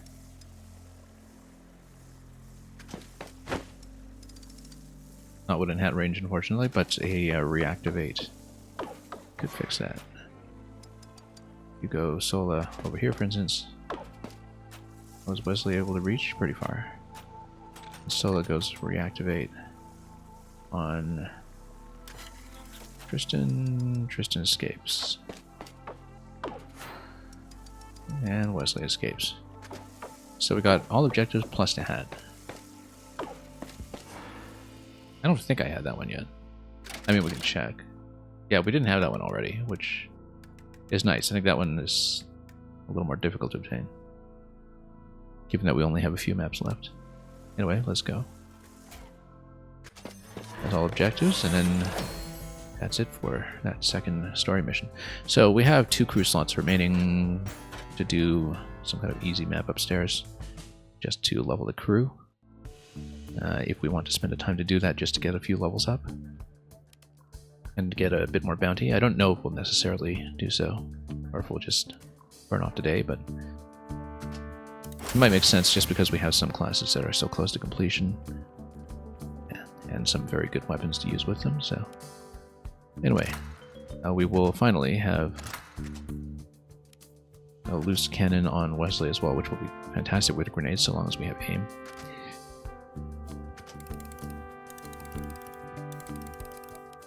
A lot of reserve XP on that as well. So, finally some Sniper 3 on Solo, which is always great. What weapon do we have this time? Atomic SMG? We already have one, but the more the merrier, I suppose.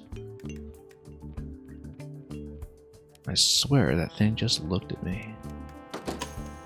And more fragments, more gallons. We actually have more fragments than we need at this point, I think. So we won't even take one as a reward. If we have 15 already. But we'll see. Received a message from Faraday saying Pyros has something to tell you. Okay.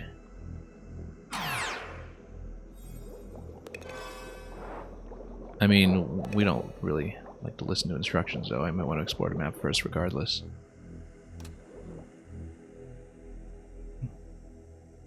Just to see what the mission is for the last 5 stars. And yeah, in terms of... Oh yeah, we need 2 more fragments, basically, to get the final upgrade. So everything else is just overkill. Might even just get fragments on the surface from sinking ships or something if we wanted to hunt.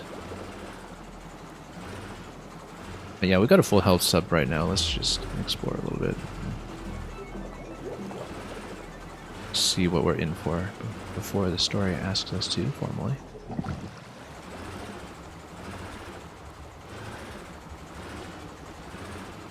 At this point, sub-equipment is a pretty good expenditure for all the extra cash that we have as well. Not this way, right? Where are we? Oh yes, that's right. Sanctuary over here. We'll go back there in a moment, but I do want to poke around here first. See what we're fighting. Here's the Reckoning. The Reckoning, you'll notice, does not have any stars attached to it, which means that we're missing a 5-star mission somewhere else on the map that we have not discovered yet. This looks suspicious over here, this little seam on the side. Oh, we haven't done this one. I didn't even realize. Okay, so that's fine, because it means that we're going to have a 4-man and a 5-man. Next time, we're going to do the 4-man first, over here, to grab whatever remaining sub-equipment is there. Yeah, I didn't even see this mission on the map. I thought we were revealing one more over here. But that's okay, we prioritize weapons anyway. Yeah, so we'll do that, and then we'll do the Reckoning, and then that'll be the zone boss, but I'm assuming there's an additional final boss after that, particularly down in the Kraken zone. So, like I said, should be on pace to finish today.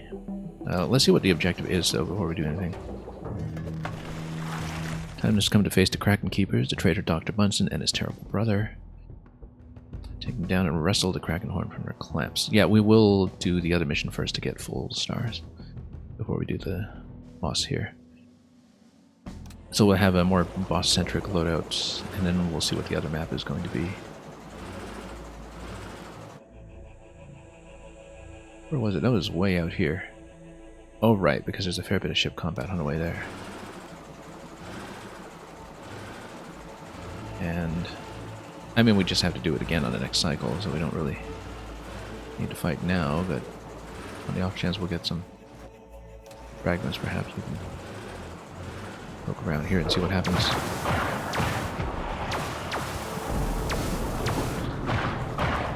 Whoops. Torpedo, there we go. Our reckoning will come. Not today.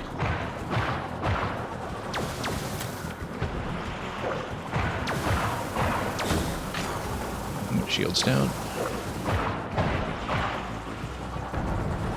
And that should have hit. Yes. Aha. So yeah, I just want to check what the objective is over there before we go too far. Sure, we'll take you out too.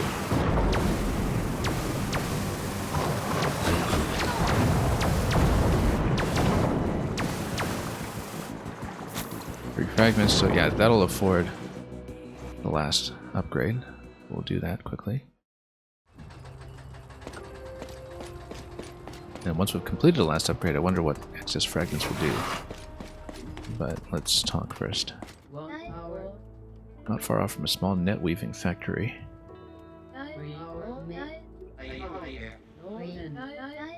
I wonder if that's the remaining mission.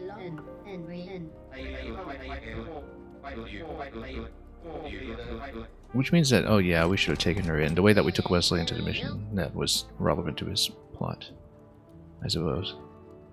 Just for the extra interactions. Yeah, because the characters do have some mission-specific quests every now and then.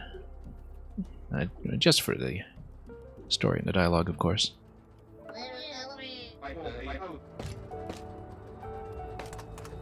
Okay, so let's get over here and grab Bad Vibes. That's it for upgrades. I don't see anything else to spend fragments on. At least not at the moment, so probably won't bother banking them up at this point unless we A very good reason.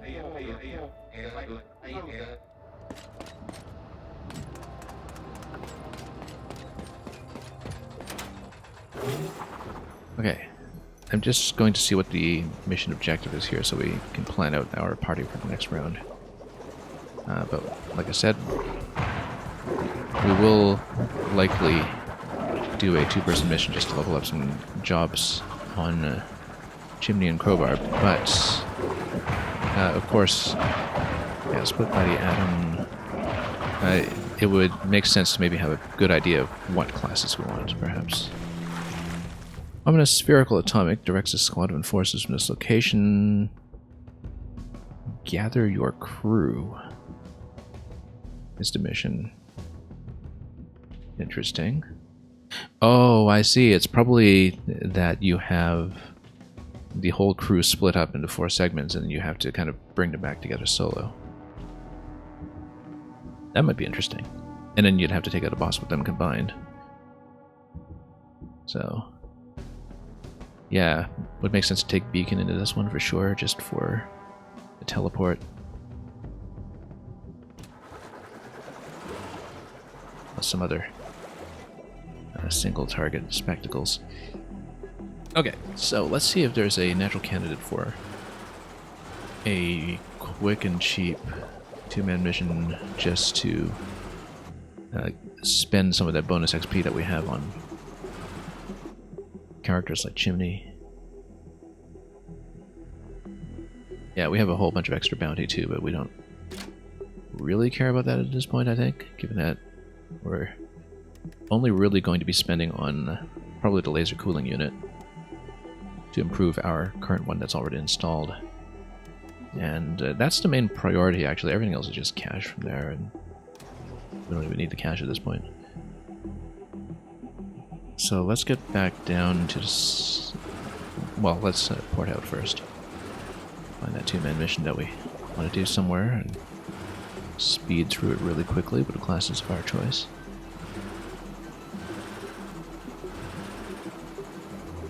Yeah, even something cheap from an earlier zone still gives you tons of mission XP potentially, so... also, it's a good reason potentially to take some kind of XP badge with us, but...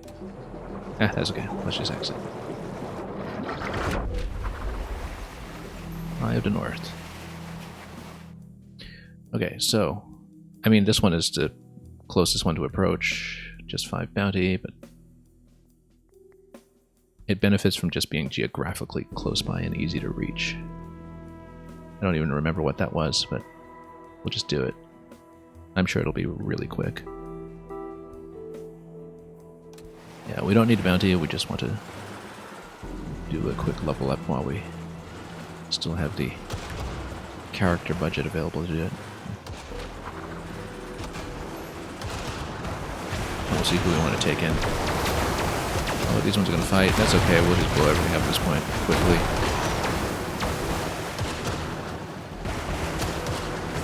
More fragments we don't need. More fragments we don't need.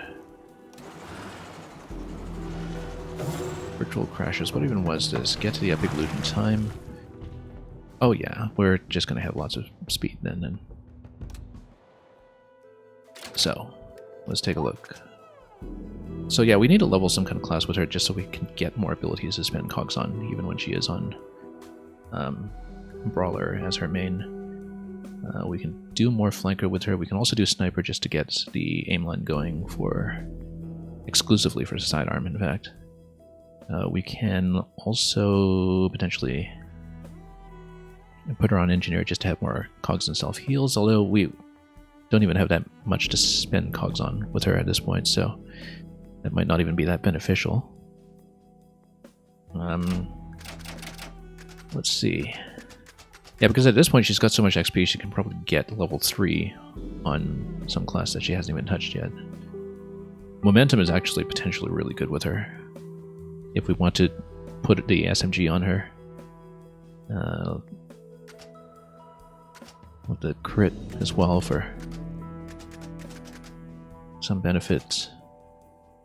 And then, yeah, I mean, she armors up pretty quickly, but she also could potentially take damage, and Maybe Reaper makes sense on her, actually.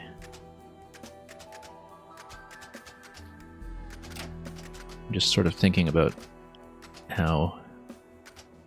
Yeah, Engineer is more for grouping up.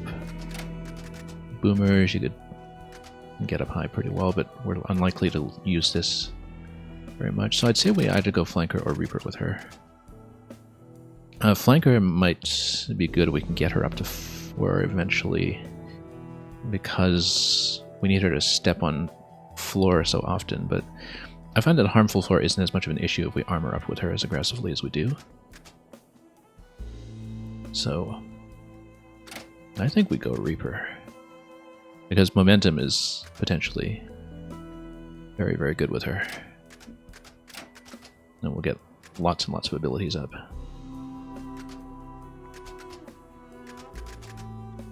Yeah. And we just got the new SMG anyway, so let's actually do that. So where is she? Atomic SMG. And then we'll put something interesting on her in a moment, but definitely experience. We have that available, yeah. And we'll worry about the loadout after we set up Crowbar as well. So Crowbar, what are we going to do with you? And Engineer 3 going, and Sniper 2 going. The ability is kind of a natural fit for maybe trying to go Brawler.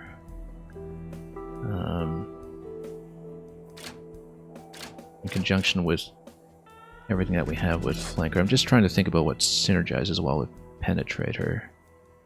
Sniper synergizes well with Penetrator, obviously.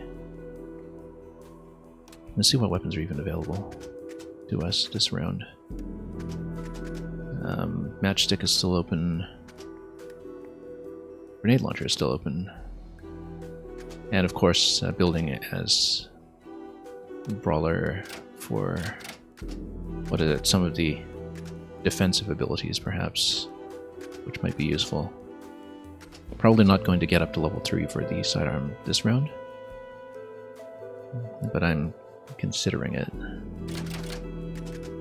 Yeah, Sniper would improve things like the crit.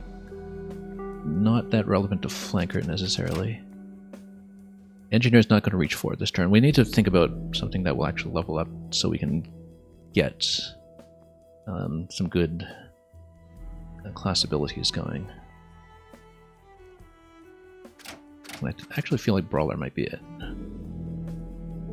Because then, yeah, we can get some of the defensive abilities up and running. So actually, let's go Brawler.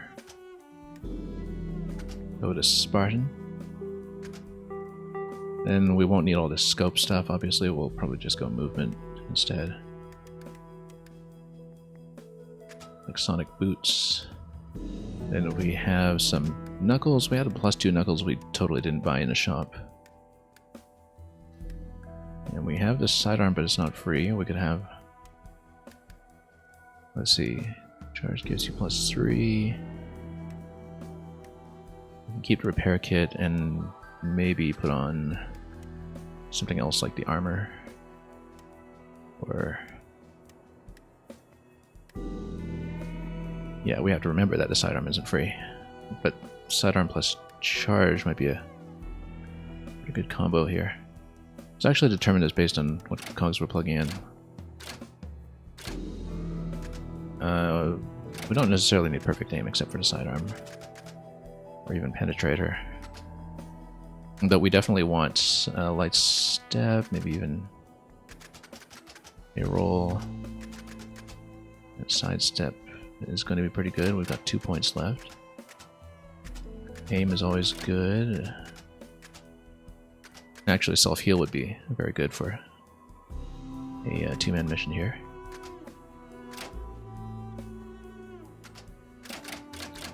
So let's take off a point somewhere. Yeah, let's take out the aim. Then put this on. And yeah, we don't care too much about the other ones, given that we're going to spread out a fair bit, I think, with a 2-person mission. Yeah, so we'll just go Brawler for some of the defensive abilities. Sonic Boots. Do we have a distance heal that's still available? Like another Air Stim or similar? Not really. We have the repair record for 3 heals from distance, which might be useful. But I feel like we should actually go really quite aggressively here. Now, sidearm's not going to be free. It will be slightly better than the built-in sidearm. Let's see. Did we have a free grenade? Or was that just the one that we saw in the shop earlier? It was the one we saw in the shop. We should just go back and buy that, perhaps.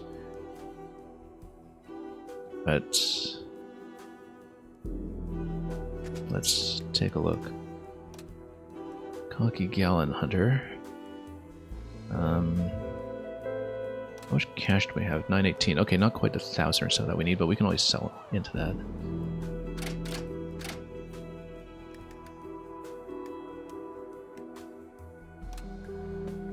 Kind of like that idea, actually. It's just such a good, high-powered weapon. Might be the best alternative here. Anyway, let's continue to set up. Oh yeah, so what zone is this? This was in the ice zone. So we actually want some warmth on both of them, I think. Like warmth protection of some sort. Which means not the fireproof boots, but where was it? Yeah, heated plating is good. Warm boots is also good. Yeah, actually, let's go heated plating on Crowbar then.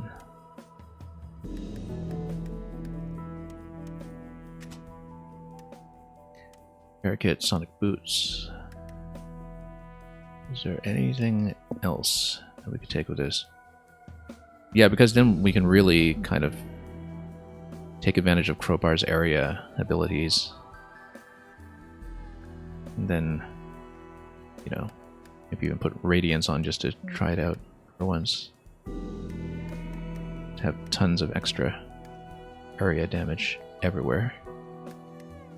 Oh, let's try it. We haven't had a chance to do it yet. Yeah, let's just do Radiance. Because in conjunction with this, like basically you do massive aura attacks everywhere. Which might be fun. So, okay, do we have cogs set up on her? We have 1 slot.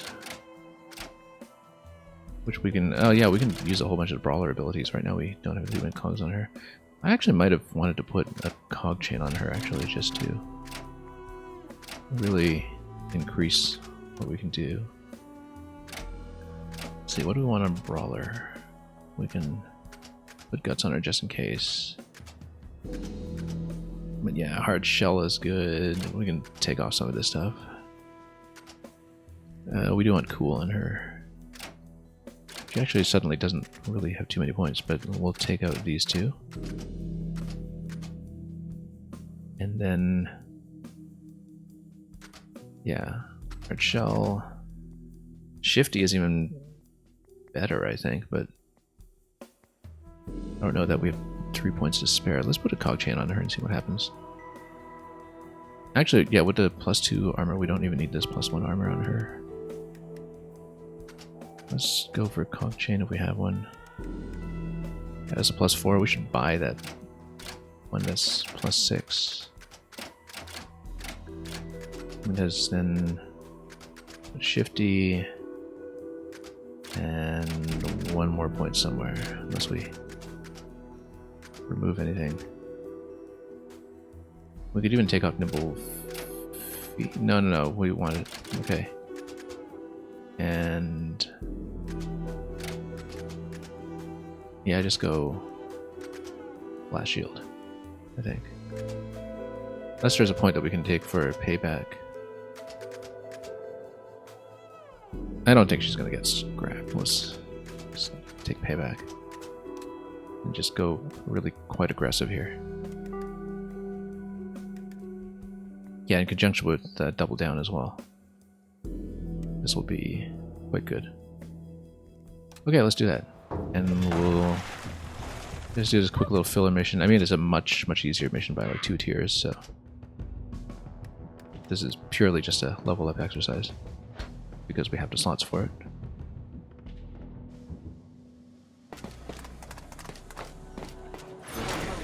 Because I want to see if we can get her up to level 3 on this class right away. Cog speed. Right. Yeah, we'll get to the extra movement on this, obviously. Oh, this will be easy. Okay. Reaper, she'll do so much damage. That's what a hurt target, though. She'll want backbiter for +1. No, she won't. Her base damage is 9. She can just kill everything.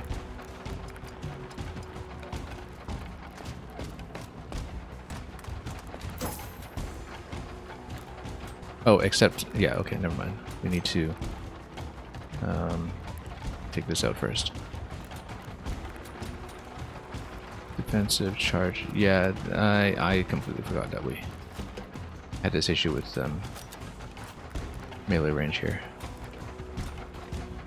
That's okay. We can just sidestep if... yeah, we'll just sidestep back here, actually, and then shoot things. She'll be chilled, but she won't be frozen yet. And she can just shift out of that. And avoid chilling. Oh, couldn't quite get a deflection there. That's fine.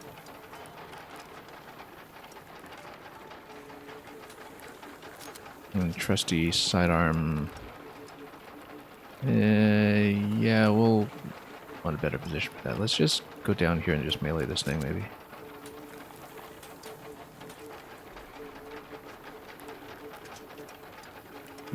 Yeah, we'll just get there and punch it.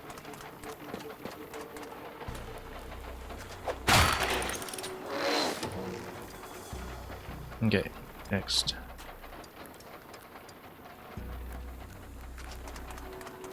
Okay, he's got floor immunity, I'd remember that. Now... crowbar, this will be interesting. Let's see here. Yeah, Chimney should get over here and start using their Reaper weapon.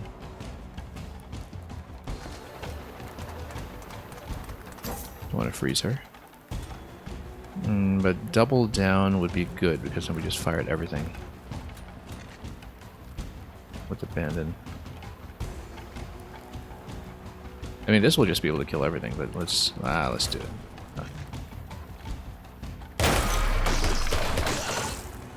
Blast everything. And because she's a Reaper, she can keep on going. And blast these guys too. Potentially. I might have to get some deflections going here. But yeah, it'll just blast through cover as well, and then you can just keep on shifting, but I think we'll keep her here. Crowbar. Go perfect aim. The sidearm is not free, though. We have to remember that. So we should go defensive charge on the totem, obviously.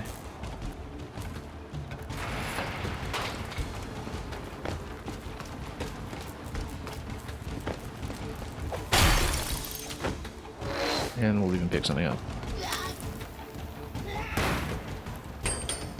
Not too concerned. Oh, were you hobbled? No, not yet, but it might be a second shot. Hobbled, okay, that's a problem. Can she sidestep? Yes, she can. But she's chilled this turn, which is a problem. Because sidestep would actually freeze her. But what she can do is... Actually, she's just going to get blown up. That's okay. She'll get payback. And maybe even this shot. Down here. Just dust everybody.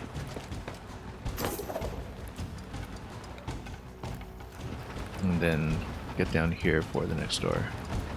Won't open it yet, but we'll get ready.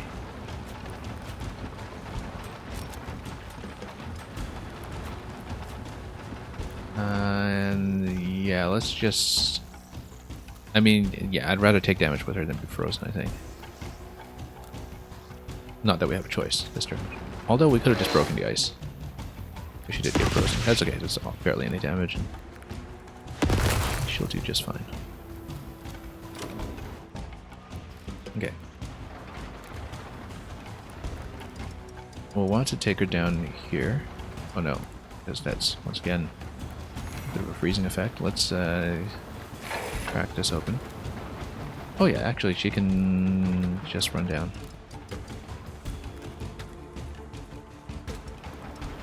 And just activate immediately.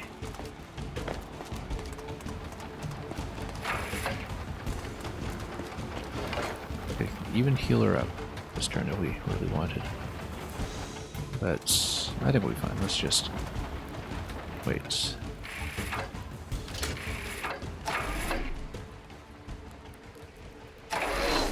Okay, sacrifice 9. Nah, we're gonna be fine. What have we been doing here? Epic loot in time. Ah, yes, because somebody has to grab that and then drop down. Now, obviously, it's going to be Crowbar who gets it because Crowbar is able to work back up here most easily.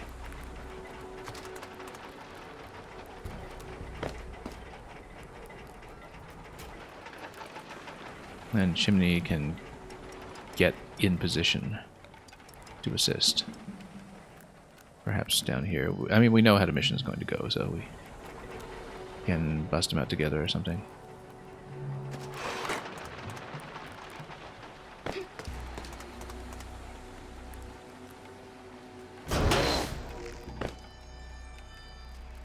Perfectly fine. She'll just take everybody out.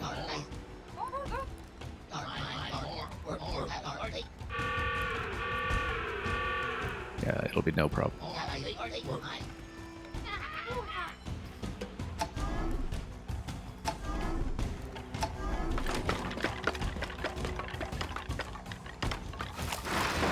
Yeah, we'll just grab the loot and go. We don't care too much about the additional bags, although it doesn't hurt.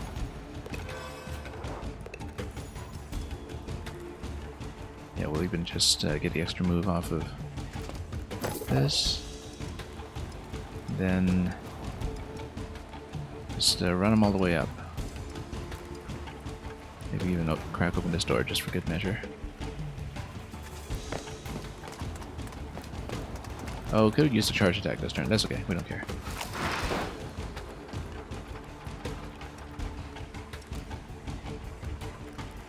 We will just kill everything.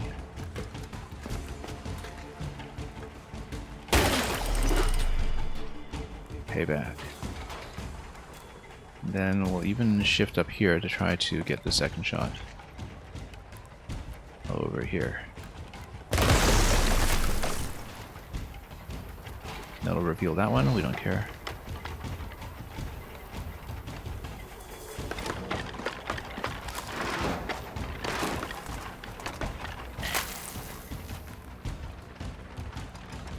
Yeah. Grab loot. Head right and probably charge attack into somebody.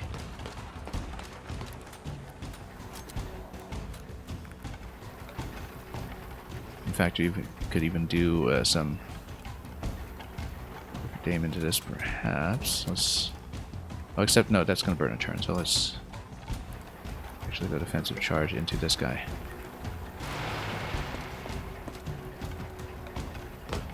With all of that jumping. And yeah, this area attack with the aura is going to be great. Let's get over here, open this up, and then fire to the left to start deflecting. Just take out everything we can.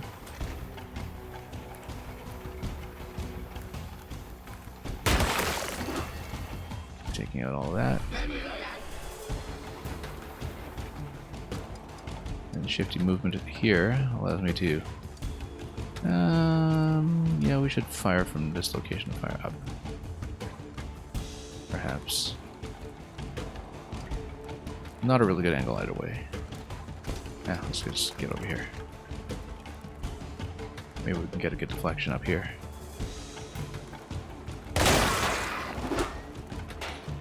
And continue shifting. Even.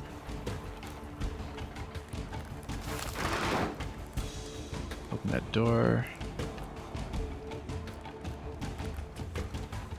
And get over here because effectively it's kind of cover how much one.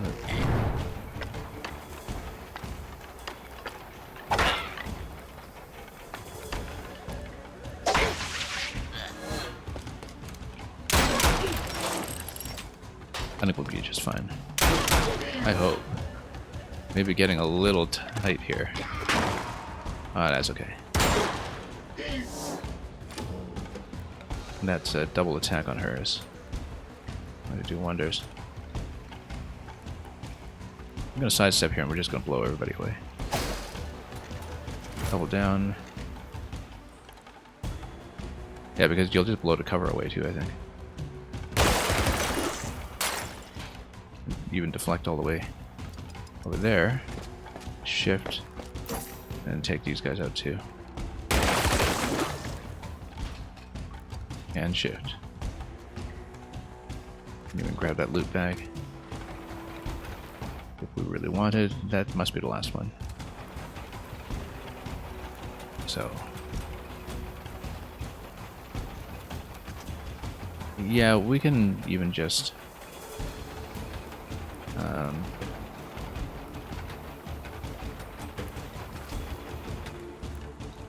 we can just escape this turn, really. I mean, yeah, we can just loot. And escape next turn, rather.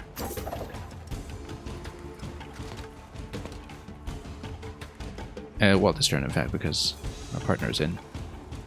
So, let's just go. Nice and quick. Let's see how much of that job XP that we get off of this.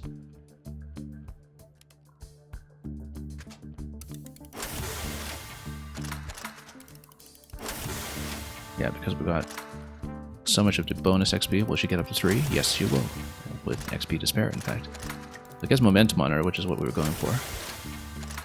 And he's just getting up to 2 on Brawler, but we just needed that for some of the defense, just to have some extra points to go around. What even is this? Oh, tinfoil hat. And torpedo 1. Yeah, we don't need that. We don't even need any of these fragments. But I wonder if the fragments can just be sold at this point, given that we don't have a use for them. But they are currency, so maybe not. Anyway, let's do the day reset back downstairs. And then go for the last full day of missions. And almost certainly the final boss after that. Whatever it may be. Well, it's going to be the Kraken, but we'll see what that entails. Because I feel like it's going to be some kind of mission inside the Kraken, but there might be some submarine combat zone prior to that. We just don't know yet. And of course, we have a fair bit of cash here. We should prioritize that laser just in case we need it, because currently our setup... Well, yeah, let's dock first.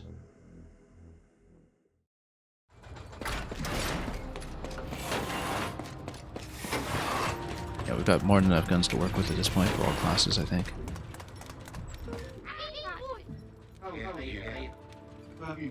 But your personality might be more of an acquired taste. Nah. Not really a problem.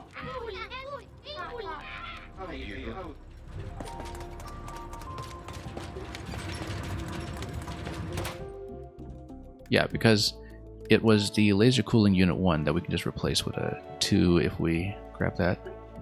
But that's just going to be a strict upgrade. And a pretty considerable one, considering that we have 2 different lasers going on. And We know we can buy an engine 3 or an armor 3, but there are probably better things to do with the cash than that. So in terms of 31 bounty, let's budget this and let's see what we are going to do, because it looks like we'll get laser cooling, and then we'll have 9 left over. I mean, we could blow up a boat or something for a few extra points so we can grab, you know, marginally more currency if we want.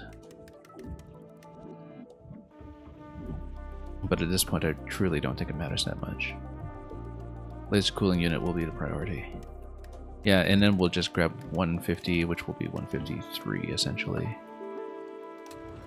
Well, let's take a look actually, because maybe it's worth it to grab some bounty while some boats are out there. Again, it's just for cash that will be traded into items, almost certainly. So before we get in there, we can just go hunting. It's 4 there, it's 4 there if we really care about getting that much. Yeah, because currently we can afford 22 and 9.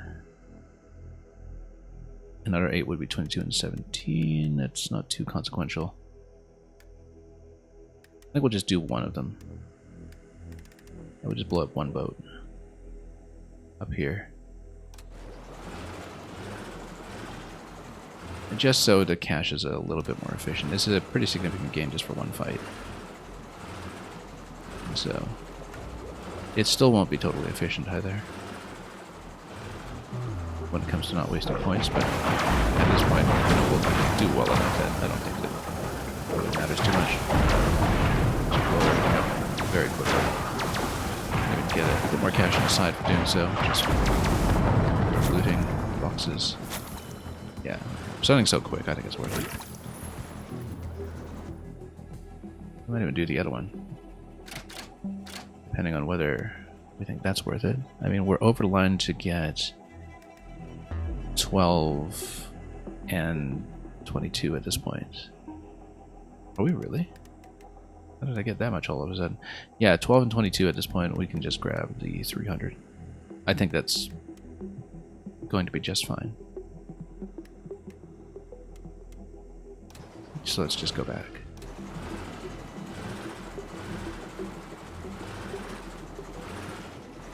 And then we'll do some missions.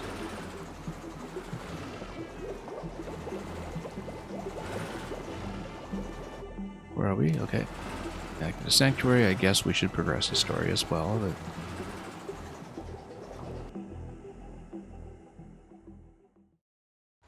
But let's see.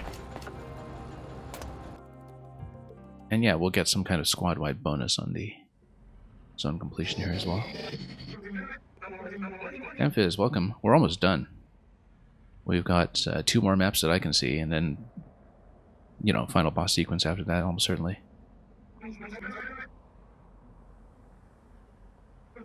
The creator of the Kraken. Shock and horror. Well, that's going to be some help and insight to us, I'm sure. The deadly weapon did spring from my mind. There is no escaping this terrible truth. By God, then you must help us defeat it. Yeah, that's fine. I'm sure we'll just hijack the inside of the Kraken and rip trophy from inside, and that'll be triumphant. Constructed the beast to be unstoppable. We'll stop it. There's no chance your friend remains within the Kraken. Pure vengeance cannot be diluted. And then... well, I mean, we're so close. Yeah, Samfiz. This file has been over 60 hours at this point. I think we're coming to 62 or 63. I cannot believe how much bigger it is in the first game. Now, mind you, when I stream a game, I'm naturally a bit slower because I'm talking through my moves. Usually, like, maybe even about anywhere from like 30 to 50% slower. But this is still so much bigger than the first game in every respect. Because, you know, SteamWorld Heist 1, I've played multiple times, and even on higher difficulties, 100% is a matter of less than 20 hours. It's something that you can just sit down with on a weekend and blow through. This game I've spent the past month on, of course, because it's been something I played since shortly after its release. And yeah, it's a big file, and it hasn't felt that long, actually. Like, it's kind of astonishing to me that, you know, this is bigger than every run that I've done through, say, either of the Firaxis XCOM games. Like, they don't have 60-hour campaigns. Most other tactics games I can think of, unless you're going kind of top difficulty, they don't have 60-hour campaigns. And it doesn't feel like it's been that long, because all of the maps have been so swift, and it's really just kind of added up on me by surprise.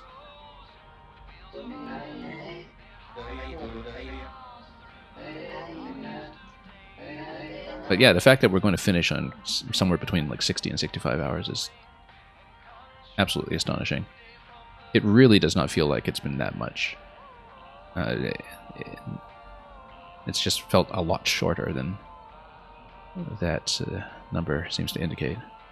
But mind you, it's also because I spend so much time on loadouts sometimes that I just spend, you know, half an hour prepping for a map that takes me a fraction of the time. Because we spend so much time just rearranging gear pieces and planning out builds and so on. Which is also something time-consuming that was not in the first game.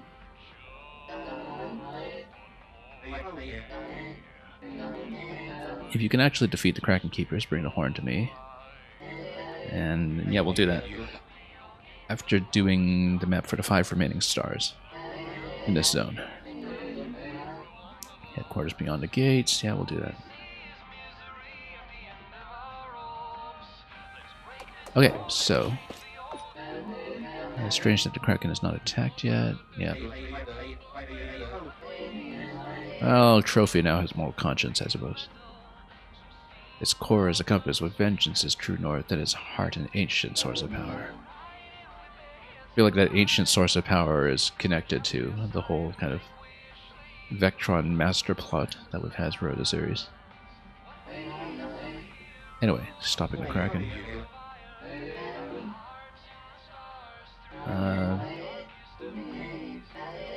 Yeah, we heard that.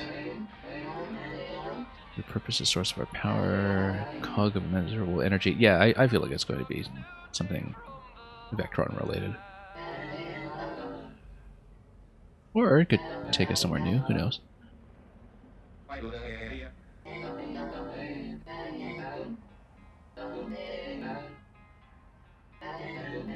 Let him out of his cell and convinced the guards that he was a real atomic in disguise. Oh, very daring. Render the beast immobile. So yeah, we will actually have a bit of sub-combat, so if we have the cash, we should buff it up just a little bit. Once you can enter the husk of the motionless monster, you must shatter its heart. Source of the beast's enormous power and its toxin. Destroying that radiant cog of power would kill the beast and end your water crisis. We're not going to destroy the trophy, though. Well, or will we? Well, we'll see. Krakenbane only ripped out the Kraken's control core. Yeah, it's a control core. It's not maybe the piece that we're talking about. As long as the heart beats, the reckoning will get their vengeance. Okay.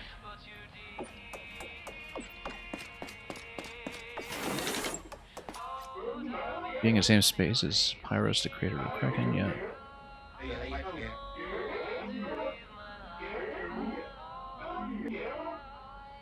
I could walk the surface world among you without notice, yep. Not concerning at all. Okay, so, let's sleep this off. And then defeat the Reckoning leadership. And Samfiz, you're saying you're amazed at how much content there is with good pacing without getting repetitive. Yeah, yeah. Well, a lot of it is because the maps are so individually designed this time. It has really felt like going from Dig 1 to Dig 2 in so many ways, and I think that was almost certainly explicitly the model for what the developers wanted to achieve.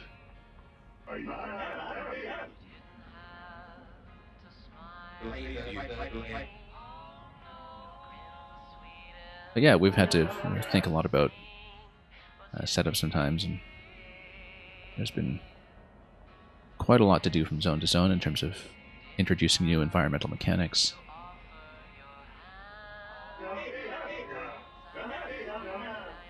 Okay, let's end today. And grab...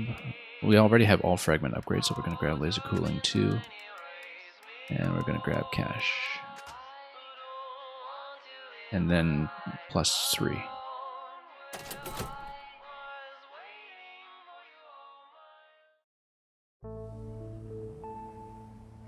So there actually is a front laser to replace torpedo if we want to go all laser, but I kind of like having a torpedo on main. So we've got a lot of cash that we don't know what to do with.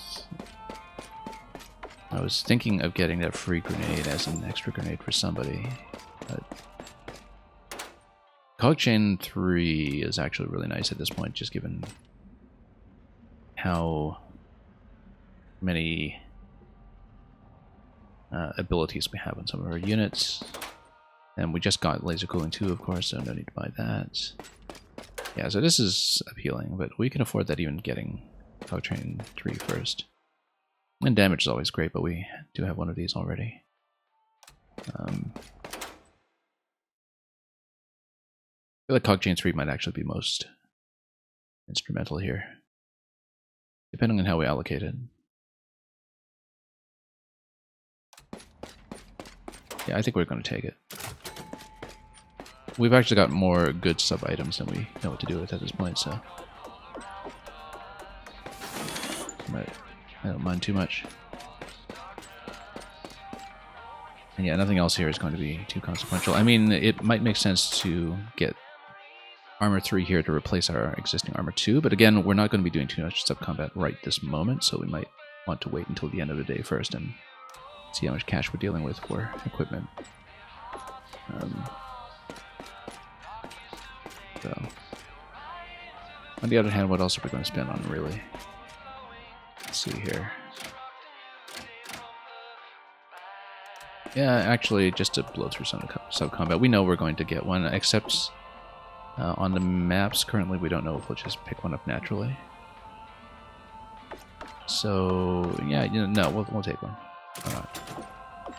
We got so many unsold items that a little bit of cash either way doesn't really matter at this point.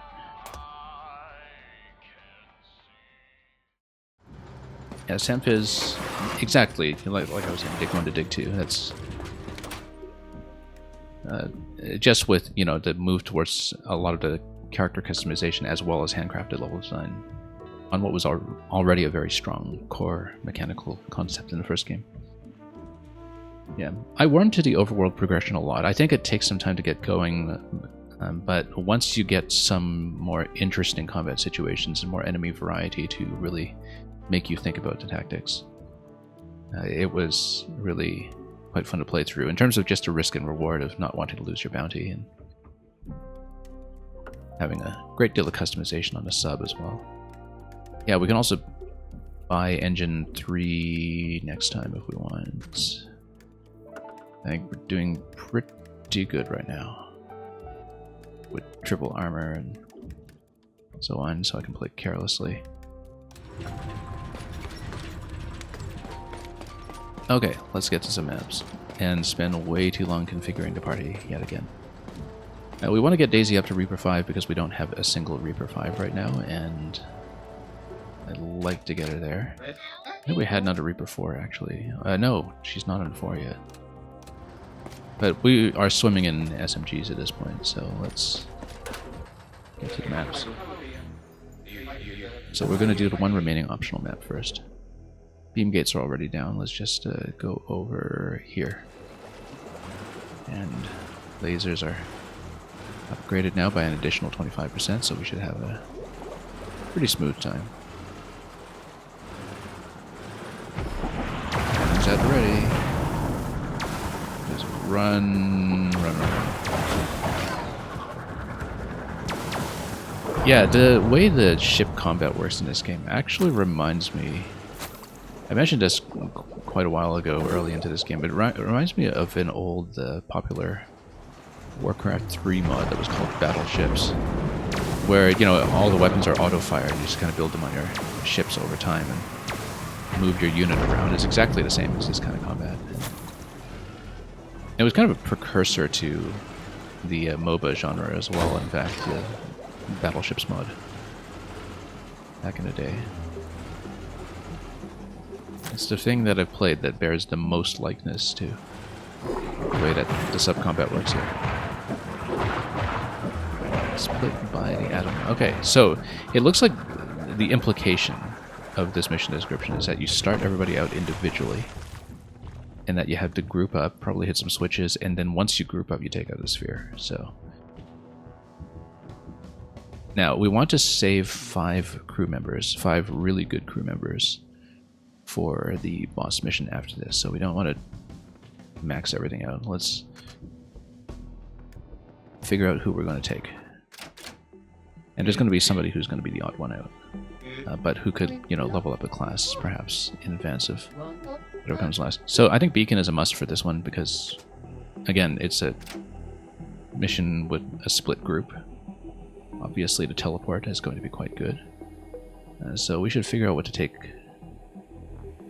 on Beacon. I feel like Flanker is not a bad idea because then you can get payroll on Beacon finally, and I feel like we're definitely going Flanker, in fact. Squarer with the double shot is not a bad idea if we want to keep the atomic shotgun for whoever's next. Yeah, because I think I actually do want to keep that. We'll do items in a little bit. Let's just figure this out first. Always perfect aim. Most important ability in the game, actually. And since you're on Flanker, definitely more aim. So we don't need to scope everything. Hunter's Mark is probably a good idea. Although the thing is, you know, it could really tag just anybody on the map, and so it might be somebody way out of range. We'll think about that. Self-heal is good. For this map, Greased Up is probably better before you actually group up. And then, yeah, some survivability is good. Let's see what else we can do here.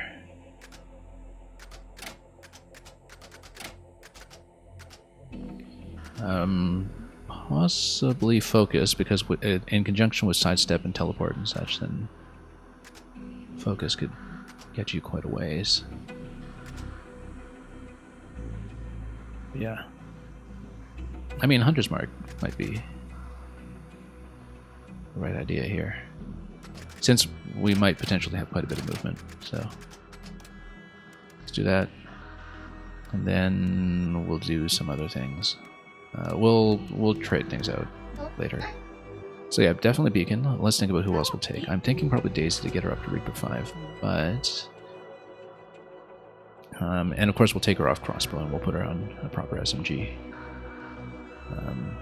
But I don't know if we'll take her this map or take Judy instead.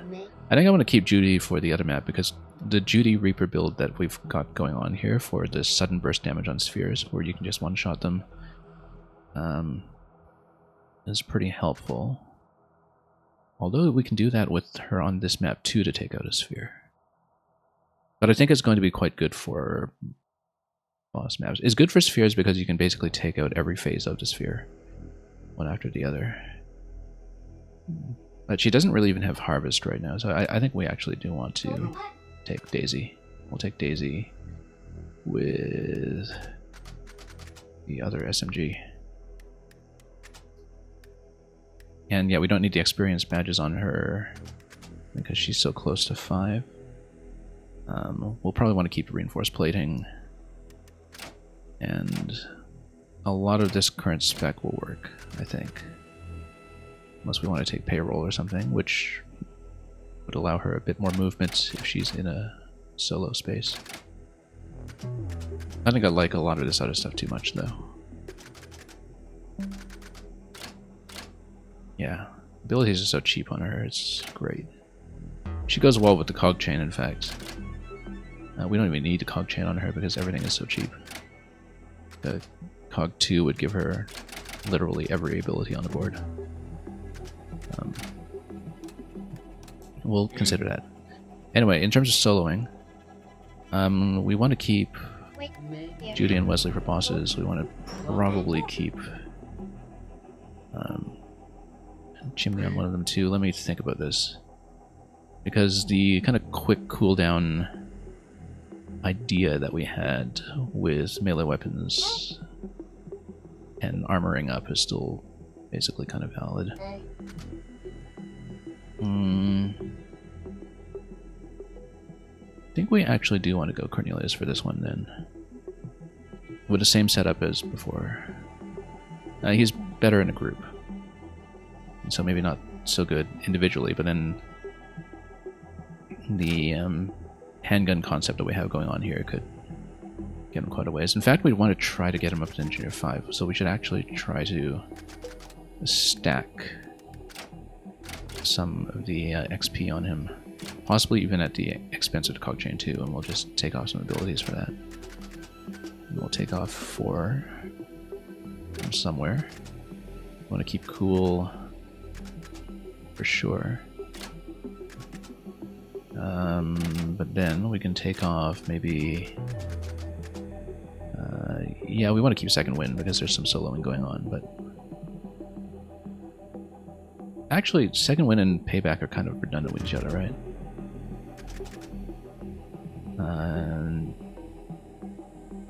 Oh, but payback is only once per each time that you're damaged, so you know what, we'll just take that off. Although... yeah, it's only going to apply to one attack anyway. And then let's take off an additional 2 to make some room here.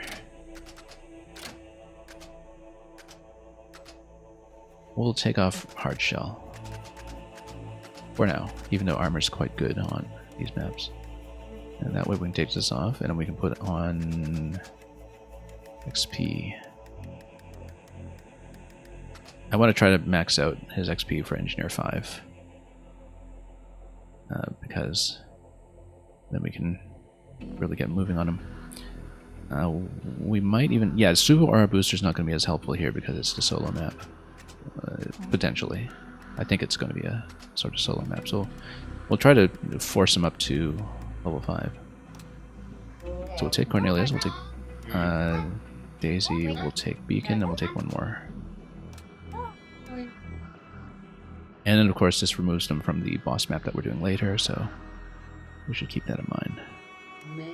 So Judy we want to save for the boss map, Tristan we probably want to save Wesley because he's individually so good. We want to keep somebody on Sniper for next turn as well. Do we still want Beacon on Flagger? Yeah, we do. So let's see who else we're taking here. Probably at least one on Brawler. If we have somebody we want to level as Brawler. I don't think Poe's going to get up to Brawler 5. And do we even want Brawler 5? Second win? Maybe. Here. So maybe Poe's not a bad idea here. To stay on Brawler for now. I'm not sending in the B team necessarily. I mean, I don't really have a B team at this point. Like, I got Crowbar in Sola fairly late, of course, so I haven't used him as much. But I am in a situation where I know I'll need to save 5 for the boss mission, right?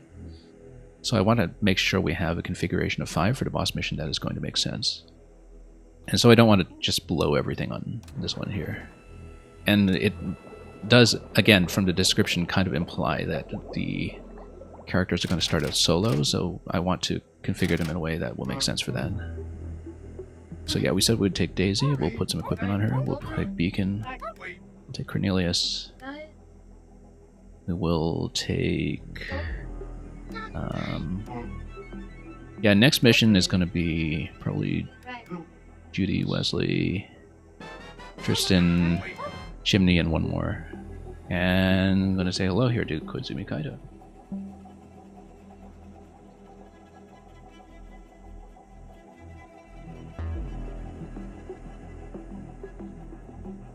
The artist formerly known as Rodaigo, if I'm not mistaken. And I hope you're enjoying Tales of Arise. It's been a long time since I played a Tales game. I played Symphonia back on GameCube, and I've had Vesperia sitting around on my Switch forever, but I haven't actually touched it yet. Okay, now what are we doing here? Let's see. So, yeah, we'll probably go with the kind of super armor strategy for... Yeah, because we have sidearms that do 4 here, we can kind of do the... Yeah, so one of them will go for the sidearm strategy, one of the brawlers will go for the armor strategy, essentially. And then Rosa, of course, like, she's massively overleveled on brawler anyway. So, it just makes... but the reason that I use her with that strategy, I think, is for the double down. Because then, for bosses, she can really whip through them. In fact, it might even make sense to put our flanker on the other shotgun. Because... And the double shot is potentially what you want on bosses. But... Let me think about this. Yeah, because then we can really burn down a boss on the next map. I don't know about that, though. I haven't had time to really work through this and think about whether we have a very cooldown-based strategy. Actually, no, the cooldown strategy makes a lot of sense here, and the reason is because he has to teleport. So we actually should put him on Atomic Shotgun. And yeah, we don't need critical rounds on flanker, so let's take that off. We might actually want critical rounds on the SMG, but the SMG tends to miss like crazy. Well, she's got all kinds of aim abilities, maybe it's not too much of an issue. Don't really need a lot of this stuff, actually. Let's see what we have. Yeah, it makes sense to have some kind of scope on for shotgun. Maybe even 2 scopes if we really want. How's Atomic City treating me? Yeah, I've got lots of atomic weapons. We only have 2 maps left. We've got this 5-star map here, and we've got the boss map over here. So I think we've got the tier 6 atomic weapons for almost every class at this point. I think we might be missing one, but I believe we've gotten almost a full collection. In fact, I can check. So yeah, we got atomic hammer, launcher, handgun, sniper rifle, SMG, 2 SMGs in fact. So what are we even missing? Do we have all 6? Or did I just miscount? Sniper, SMG, and shotgun. Yeah, we actually have all 6. And we have doubles of the SMG. And oddly enough, there are circumstances where I do still prefer the tier 5s in specific configurations. Anyway, I'm just doing the items at this point. I think I know who I'm taking in. We're taking Daisy, Beacon, Cornelius, and who do we say? I'm trying to remember here. Oh yeah, one of the ones we're building is Brawler. Unless I want to build someone else's Brawler. Just taking a look here to see what else we have. Yeah, I think we're going to take Poe in as a Brawler. And maybe even put in XP in case we can get up to level 5, although I'm not sure we will. But with the cooler unit, we basically get the infinite charge, though, which is strategically amazing. Though, might even sacrifice the 2 melee damage. In fact, we're going to get so much damage off of this anyway. But I would like to keep the cog chain, just because we've got like every flanker ability. We don't even need a penetrator. That's like totally gratuitous. But oh, it could be fun. I say we take off the worm gloves, actually, and keep the cog chain. Unless we see 6 points that I want to reduce somewhere, but because if we did, I'd probably take penetrator off just for this map, and then yeah, because I want to go XP bad on this, I think. Do we have other 6 points that I want to sacrifice, or 3 points? Backbiter is really good in melee, though, so I kind of want to keep some of this. Yeah, you know what? We'll take off worm gloves. We'll more than make up for it with other bonuses. We'll put XP on. And we'll. Oh wait, what did I have on Cornelius? Oh, because I had a similar idea here where I wanted to get him engineer up to 5. Okay, never mind then. We are going to not switch that over. I have to remember all the mutual constraints of everything I'm doing. Okay, so we're going to keep this set up. Okay, so last thing then is, do we want to keep sidearm? I might even want to double up on scopes or something. Let's, yeah, no, this will be fine. This will be fine. Let's just keep that. And what do we want on her? Did I get a handgun? Yeah, I did. And the handgun is basically like the better tri-shooter. Right. Okay, let me just figure out what I'm doing with her here. It makes sense to go scope again with her. Because, again, the SMG spread totally throws me off sometimes. So we do want to stabilize a little bit.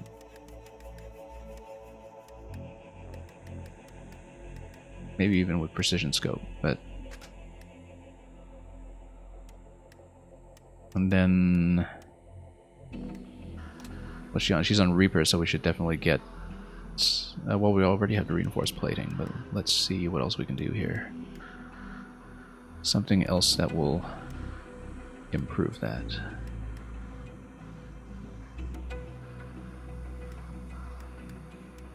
Maybe even the Cog 2 that I was talking about, unless we have a Cog 3 available.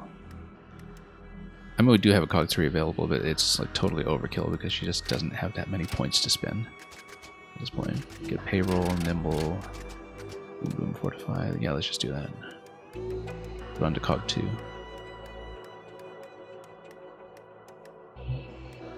Or you can boost your crit or something. Nah, that's okay. Let's try to keep it simple. We want some speed on this. I don't even know why we would be taking this, but that's okay. We'll do it this way.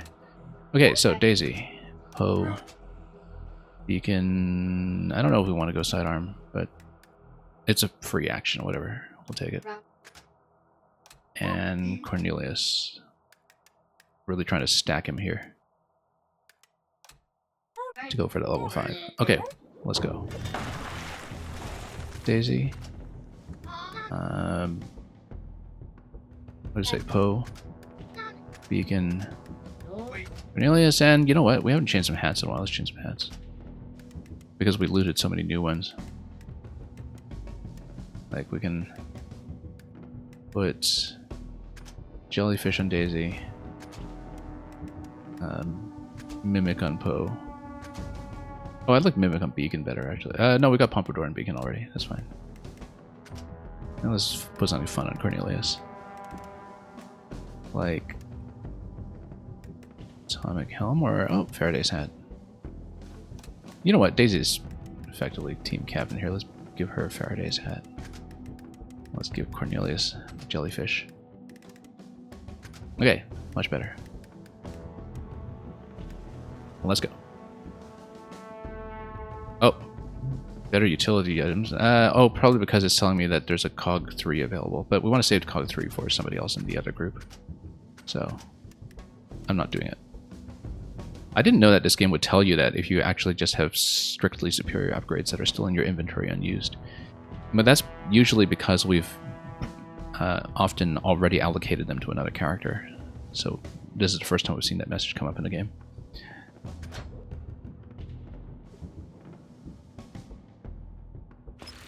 Anyway, let's keep going.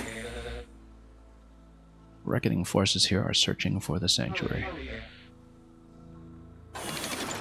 Oh, okay, it's split into 2 groups of 2. That's fine. I didn't know if it was just everybody individual or whatever, but... Regroup and scrap that unpleasant orb. Alright, we'll do it. It'll be fun. Intruders detected, and look at that. Now, I don't know whose Hunter's Mark is whose. Because we have 2 characters that have Hunter's Mark, and so we have 2 Hunter's Marks. Maybe it doesn't matter. I bet it doesn't matter, actually. Anyway, let's crack this open as well. And then, what do we have here? We've got... Yeah, Hunter's Mark. We'll just get 2 attacks up here. And that's going to be... That's going to give me sufficient 11, so... Let's just kill it. And kill it. And we'll come up here. And just shoot from here, I think, so we can crack the door. And then that's going to give you plenty. Yeah, it's going to give backbiter and everything, so... Well, let's just crack it open. Totally reckless, but we're doing it. Totally reckless. Let's think about how we'll do this then. Because... Sidearm... I don't know if we'd get in aura here. No, we wouldn't. She's a Reaper. She can just take this out and potentially take the others out too if she's within some kind of range. Do we have Reactivate on anybody? We have Reactivate on Cornelius, which means that Daisy should, in fact, hit. She should reposition so she can shoot several of these. I don't think she'll be able to reach all 3 though.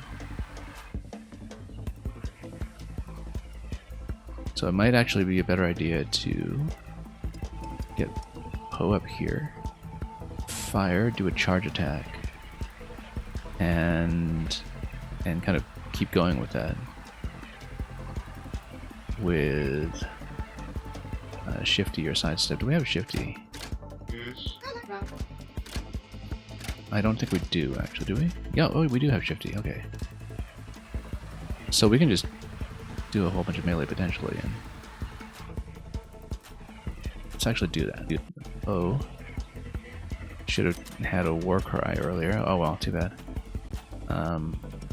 Okay, we'll come up here.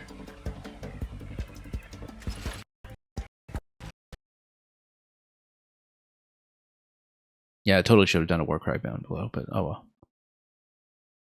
Because then this sidearm would be able to do enough. But the idea is to do a bit of chip damage here anyway, I think.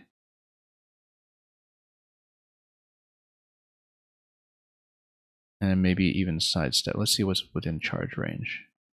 A lot is within charge range. You can actually hit the one in the back. Which is potentially quite good because it might mean that we can kill 3 even.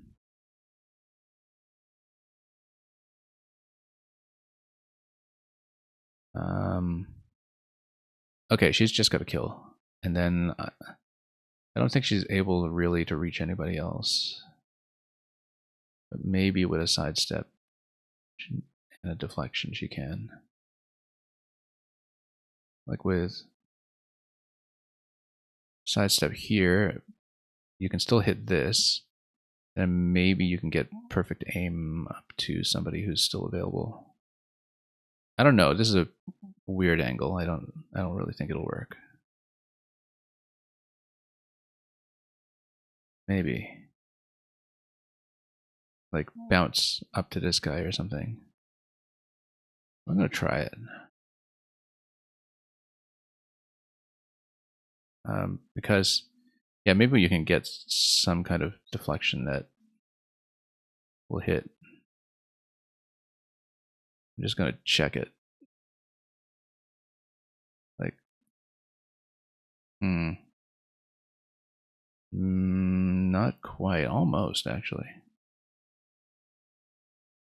But it just doesn't seem to go. Maybe with perfect aim you can see where the deflection goes off of that shot. I don't think it's going to deflect far enough. It's just a weapon that doesn't go that far, so too bad. I was really hoping it would work out. What we can do is we can get stun gun going, like maybe off this wall. Oh, off this wall is not a bad idea. Except it hits this cover. Not really gonna work. Yeah, it doesn't hit anything. Oh well.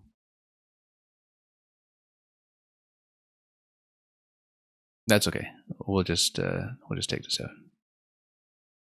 Oh, and I missed. Wow. Okay, that's too bad.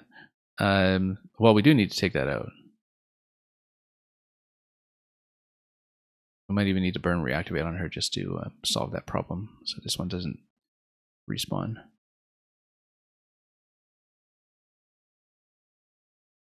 So yeah, we actually kind of need to. Too bad. Oh well. Try again. It's bad aim that time. Unfortunately, this is not going to hit anything.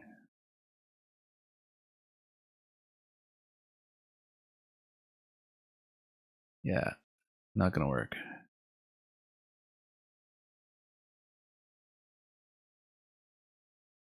Oddly enough, she's going to get another attack because of Hunter's Mark.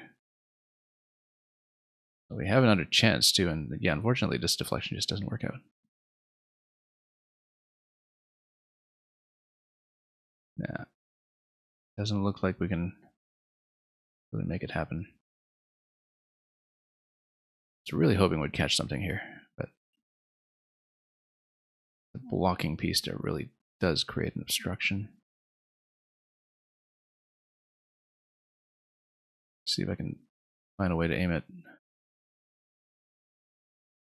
Get some kind of deflection going down. No, not going to work.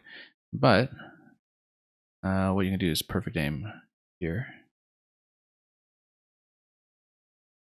And so, yeah, we're not going to blow this Trinity away, but we can potentially charge into the armor unit back there.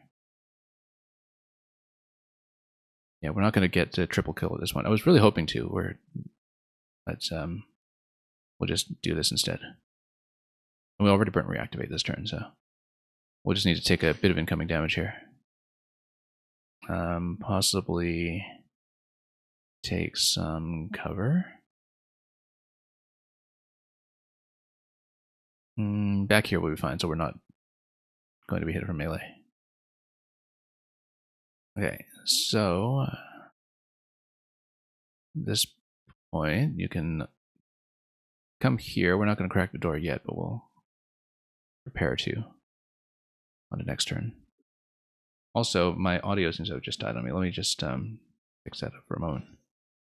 We were fine all streaming, and now it's not. So we'll do it at the end of this turn.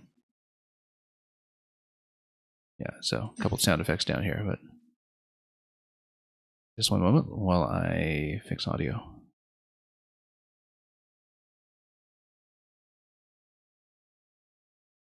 And hopefully it will stick. First time I encountered this today, unfortunately.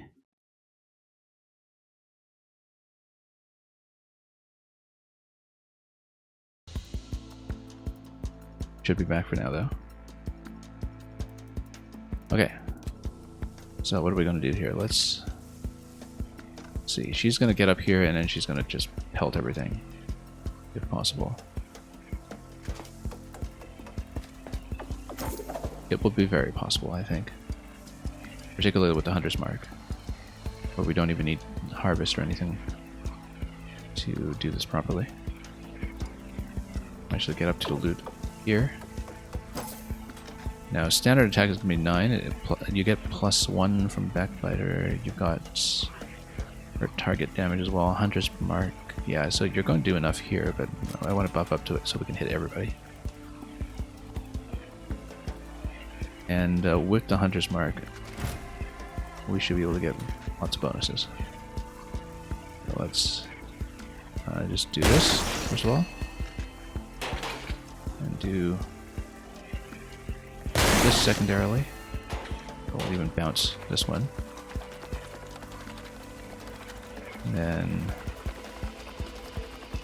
we can probably sidearm that one at this point, and we'll be fine. And we'll get enough attacks to just clean up this whole place.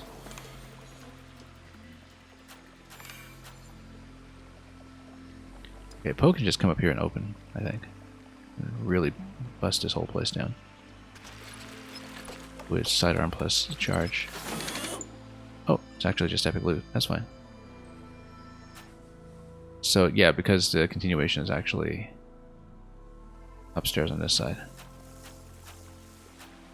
Okay. Just grab the loot and then continue. Continue walking.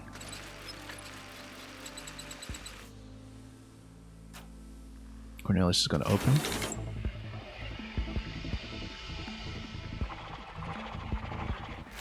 Got a couple of units to deal with over here.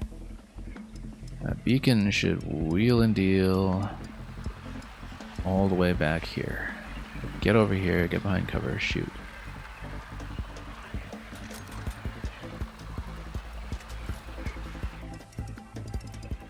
So, let's get as far as possible. And truly flank everybody as the flanker.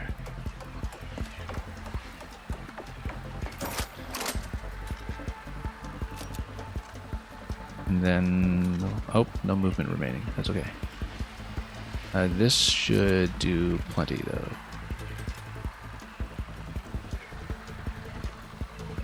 And then we're going to be a little bit exposed here, but that'll be fine. What Cornelius can do is we'll have 3 attacks. We'll be able to do a fair bit with it in terms of chipping down the enemy, I think. Because we're chipping down the enemy, we want to have a bit of distance from the volatile one. We can get behind cover here, but we're likely to be hobbled from below. That's the issue. But he's able to kind of escape after a clean kill, so.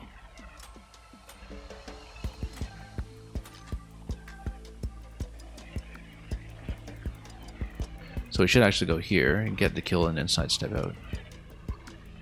That might actually still be too close.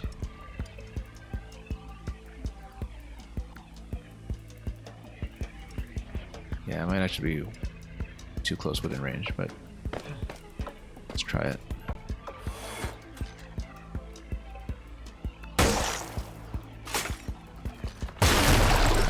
Nope, we're fine.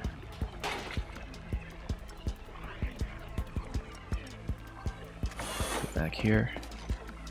Then get a deflection shot going this way, perhaps. To chip things down a little bit. I think we'll be fine. Again, way too exposed, but we'll heal him up. Okay. You got Hunter's Mark. And he's on shotgun anyway, naturally, so. Let's see, we've got a couple of options here.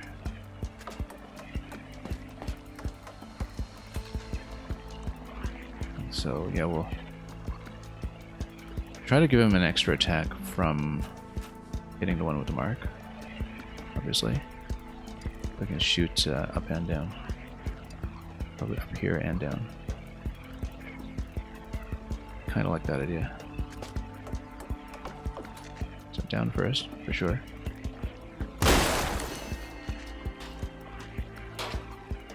And 2. There we go. This will be easy.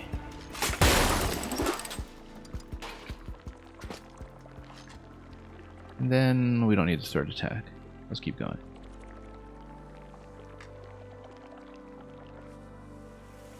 Okay. We'll want some payback. Yeah, let's head up this way. Also, there's some loot down here that we shouldn't forget on our way out. Oh, yeah, we needed somebody on this side to take it, but that's okay. Beacon can maybe port there or something. Or yeah, just forgot the bag completely. Got a pretty clear passage here, actually. Let's take Poe back and grab it in reverse, since our team here is still being assembled. Now, the only thing is that we might be caught out by the alarm. Yeah, we'll just grab Daisy over here and actually just pull her back in case she's needed to cover. Yeah, bit of an oversight. It's just for one loot bag that we probably don't even need, but, you know. Better safe than sorry.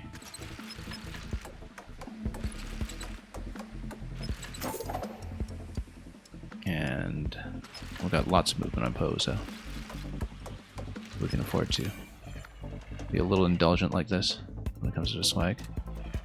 Okay, so yeah, Hunter's Mark available here. That means that we'll just, you know, naturally hop over here and shoot both.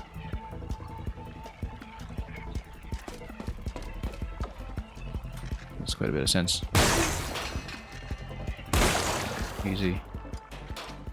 And then, yeah, we have to heal up at some point, but we'll do that next turn. Let's just get in position here first. Here.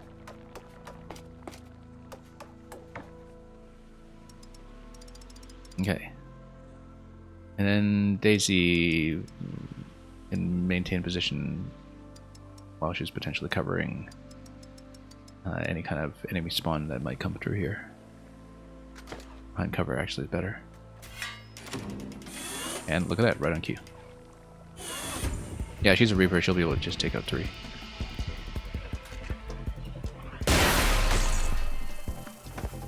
No problem.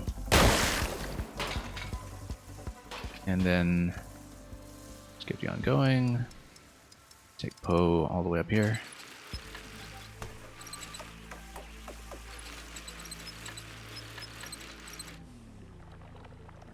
Then, who do we have? Not too many. Actually, as engineer, he'll be able to pelt several of these pretty easily, I think. Deacon can teleport to do a shotgun blast. And it could also wheel and deal, in fact, for some back damage up here. I think wheel and deal is going to be the way to go, because then you can get the Hunter's Mark shot up here.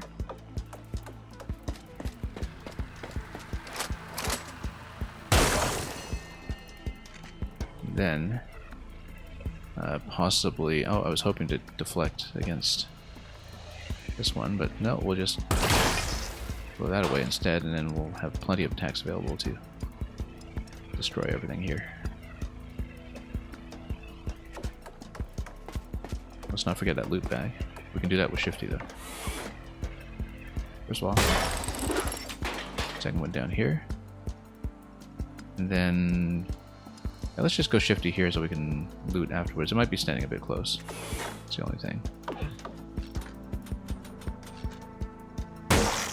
Oh, also we don't have the back attack, but we do have that. So that's okay. We scrapped it immediately. Took off the rust. We'll get that movement. And then we just need to take out these two, which will be easy. Yeah, because first of all, with Hunter's Mark, you're going to be able to do 12. And then we just shoot this guy. And then we mop up. And then get to the door.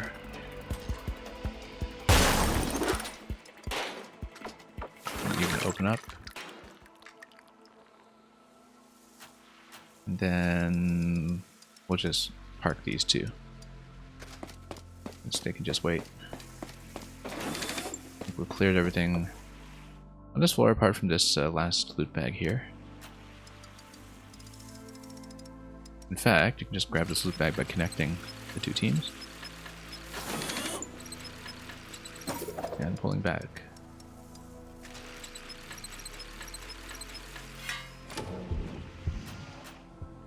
Then this turn I should be able to get out. Might want to heal up Beacon though. And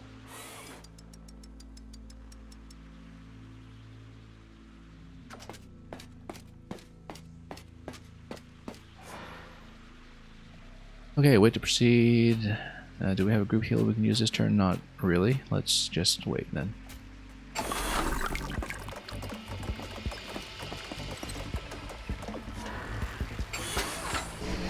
Yeah, we should definitely heal up. Expectation. Rebellious. Infection. Anyway, we have so many bonus attacks on these units that we should be able to take out most of this stuff on the first turn, I hope. I think we'll definitely want Harvest on this turn on Daisy here. Let's put Warcry on her just in case if anything else happens. I think we're definitely going to go Harvest from a position where I can actually shoot things, possibly here. Because then we can get a couple of deflections going.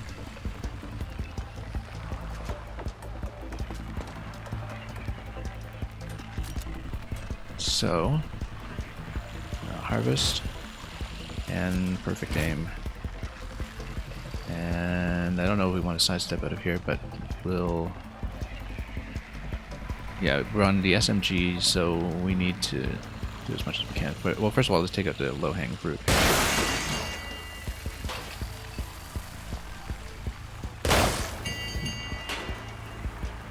And then the ones that we know we're actually going to kill. Not going to get Backbiter, not necessarily going to get a crit, but 11 plus 2 plus 2 with Warcry. Well, you're going to do 13 with Warcry. No, you're going to do 11 with Warcry. It's going to be 9 plus 2. So yeah, we know what this will hit. As long as we don't miss too much from the SMG recoil, which is always a bit of a potential threat, which is why we try to get the headshots whenever possible. So, yeah, that's going to be a miss. That's okay. Hunter's Mark will give me another shot. Then, let's hope she can get the shot here. Now, the aim line is effectively perfect, which means that it looks like we're not going to hit, and we're not going to hit. So.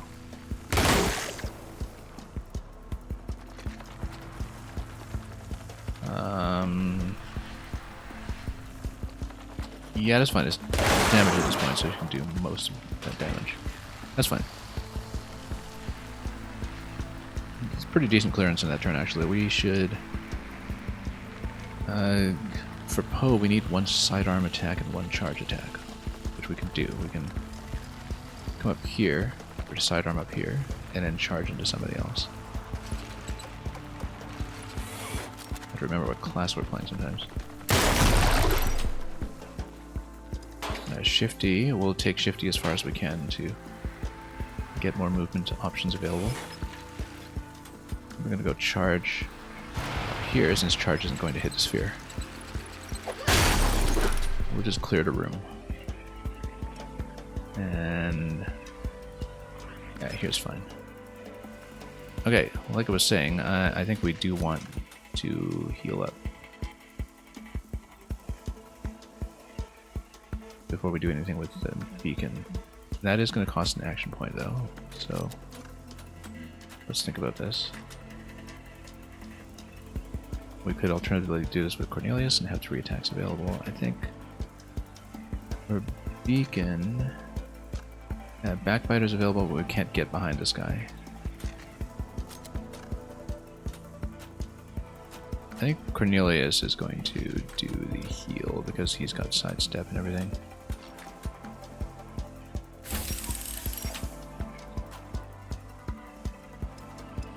So we're going to come up here. Quick sidearm does the free action, which means that we can actually help this guy. We're going to lose Amped Up and Hunter's Mark on this, so it's not going to do enough by itself. But we could still get a fair bit done. Let's get over here. Or we could wheel and deal it and hit from behind. Now let's just do this. Yeah, that's not going to do enough. Just going to do 10.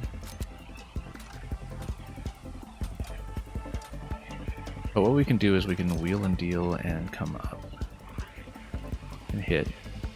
Won't have shifty though. Or we could go with a free sidearm. Chip this down. Blow this away. And Cornelius is then able to... well, I mean, cover's not really going to do anything at this point. Let's see. Does he have payroll? No, he doesn't. So what we can do is we can actually build cover here, in case it matters. Then we're going to just do 3 shots to start breaking.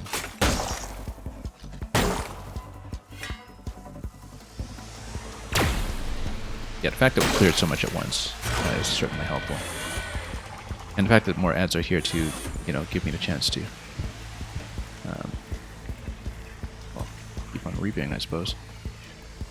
Yeah, we have focus right now, so we do want to use that if we can. Backbiter is probably even better, though. Yeah, I mean, obviously we're not going to get the kill on this for Hunter's Mark. But just in case, we should chip it down first, because then you basically get a free shot, right? So, should actually come here and blast it first. Weaken it. Or go Cornelius with it to weaken it some more. Break it. So that does 10. And then so this will actually do enough down here. We should maintain position so we can have focus. However, we should probably sidestep here under cover if we can. Which will then allow me to be in cover while I do the rest of these attacks. So, that will count towards 1 mark. This is a dangerous position to be in.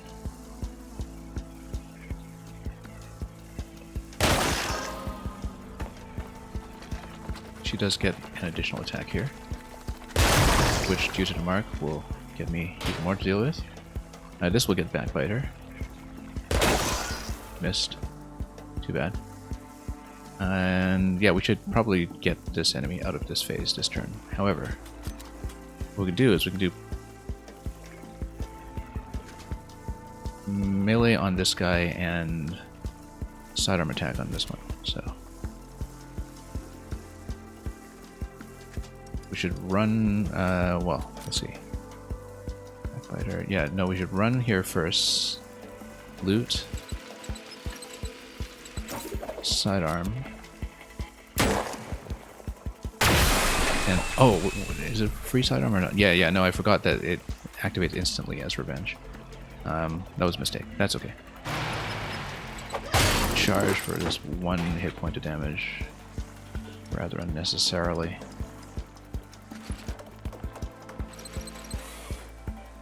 Let's try to blow him out of this phase if we can.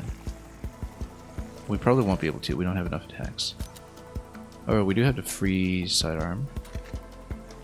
And it's only going to do 6 though, assuming there's no backbiter on it. And that's only going to do 10, so...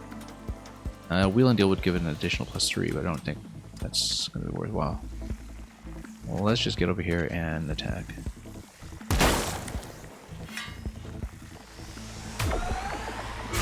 Yeah, we'll blow it away this turn.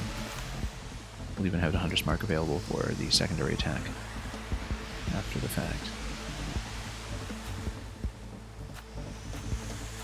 We'll even have the sidearm available over here. We're just going to zap everybody.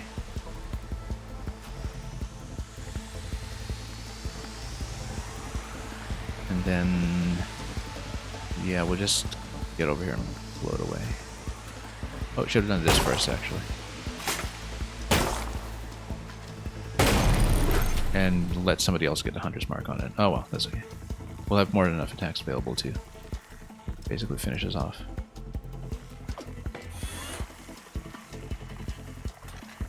And 4 damage if a target is hurt. Well, let's hurt it first.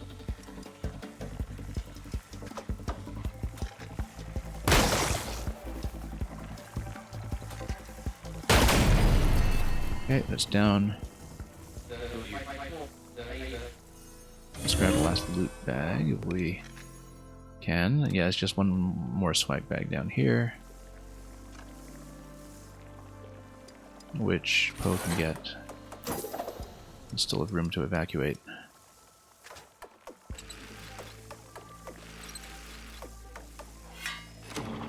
Yeah, we'll just exit this turn. We got everything. Everything we need. We'll just exit.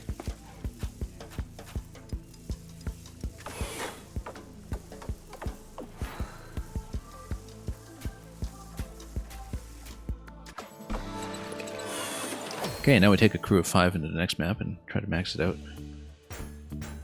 For the boss.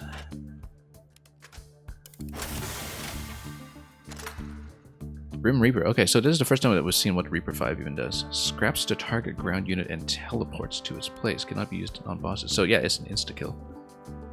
Insta-kill with a teleport. Wow. And in conjunction with some of the cooldown reduction, like with the cooldown reduction on that shotgun, that would be incredible. You know, if we build up the flanker. In fact.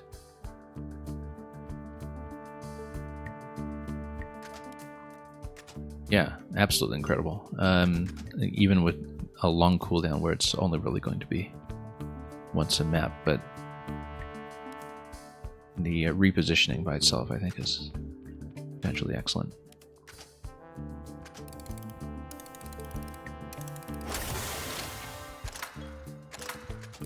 Okay. Oh, look at that. Just short of 5 on the engineer, even with all of the badges we put on him. Just about a point short. And we have an Insta-Blast grenade, so we don't need to buy the other one from the shop now. Which is great. And we even have another Cog Chain 3, even though we just bought one. So. Well, I guess we'll have even more cogs now. Alright. So yeah, we got 12 off of that. We got no bounty really off of that. That's okay. If we have 12, we just grab another 300 coins or so, and that is more or less effective. Yeah, not going to find anything else for now. Let's just go for that. And let's see who we're going to plug into it. Now, for a multi-boss fight, yeah, we want lots of burst damage. We want to double down abilities.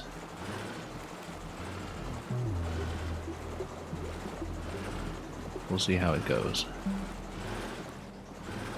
Got lots of cash at this point as well, but we also have far more accessories than we know what to do with.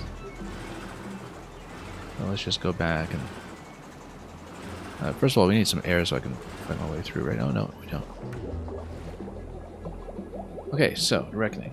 It's going to be 2 bosses. It'll probably be a lot of ads with them. Let's see how we'll build. Do we still want Wesley on Boomer, or do we want to put him on something else? Since he's already fully leveled.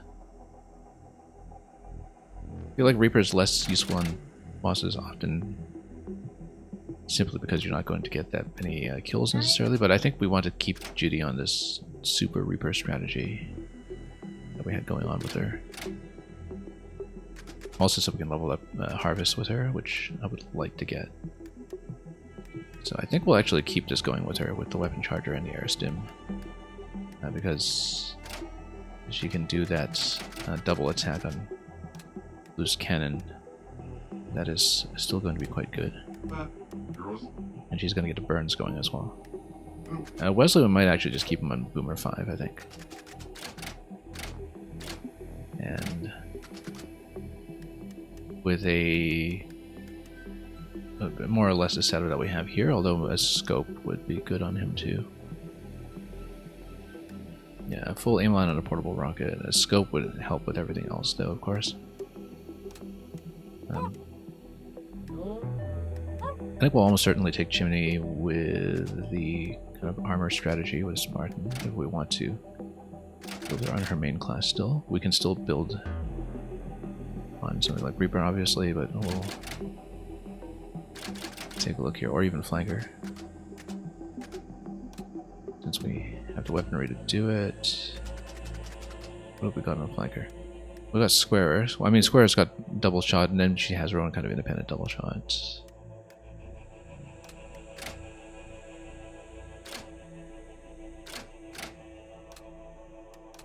Let's think about that, because I keep thinking I'll build her on Sniper as well, just to give her a name line. We can choose one of Sola and Crowbar. I think we definitely want Tristan. We'll put Tristan on Flanker. I think it's not going to quite get him up to 5, unfortunately, for the Penetrator here. It actually makes a certain amount of sense to get him up to 4 on Boomer, but we're not going to make it at this point. We don't have enough maps left in the game to do that. So yeah, we could do Flanker on him and then have the double shot on him instead. Because, I mean, otherwise who else would we have, right? Like, we would maybe put Flanker and Crowbar. I think Crowbar might be the one we bench for this one. So yeah, let's go with Square here. Well, we might want somebody on Engineer. Well, we kind of had a big Engineer build that time already. Okay, so let's see what we're going to take. Let's say we're Flanker. We've got 8 cogs left. Oh, we definitely want Reactivate Field of Burn, Maintenance Protocol, and then entering the rooms might not be too much of an issue here. Amped Up might be much better potentially. We can also just put a cog chain on him and just take everything. I don't even know what was here previously. Yeah, oh yeah, we probably want to scope on him.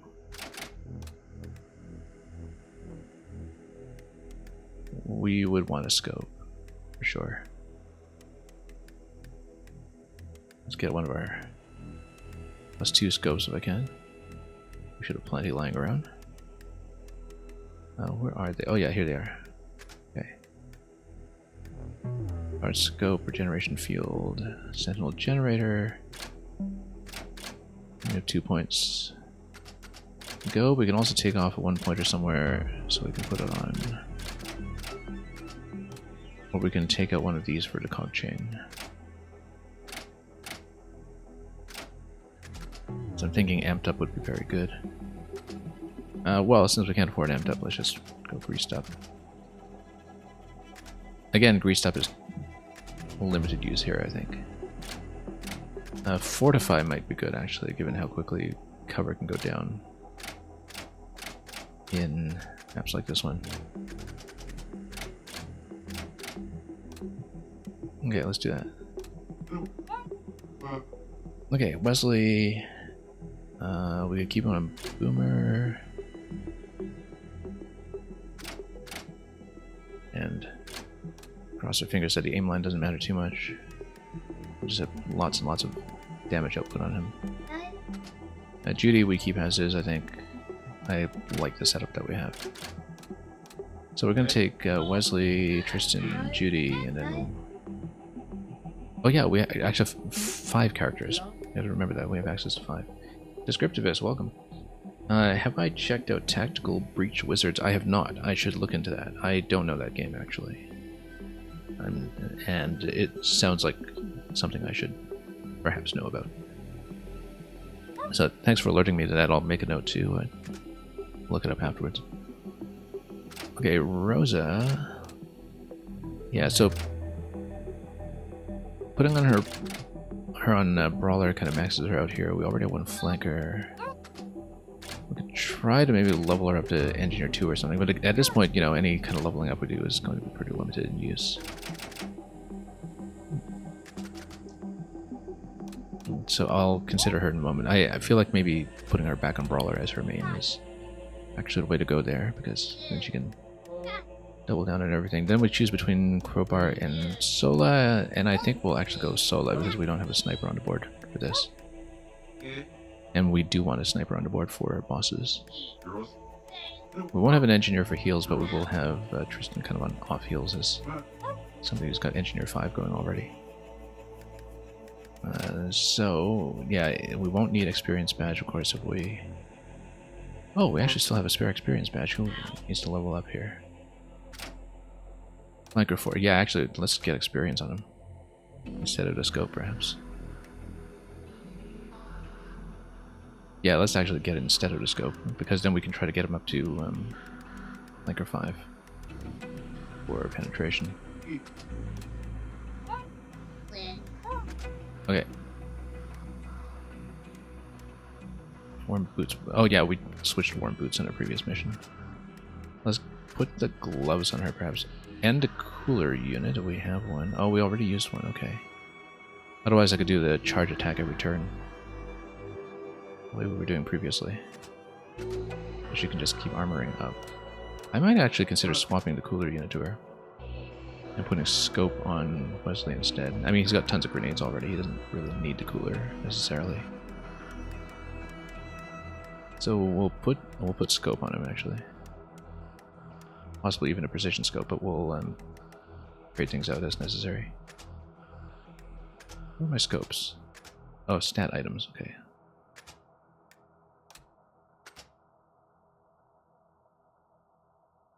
What did I just take off him?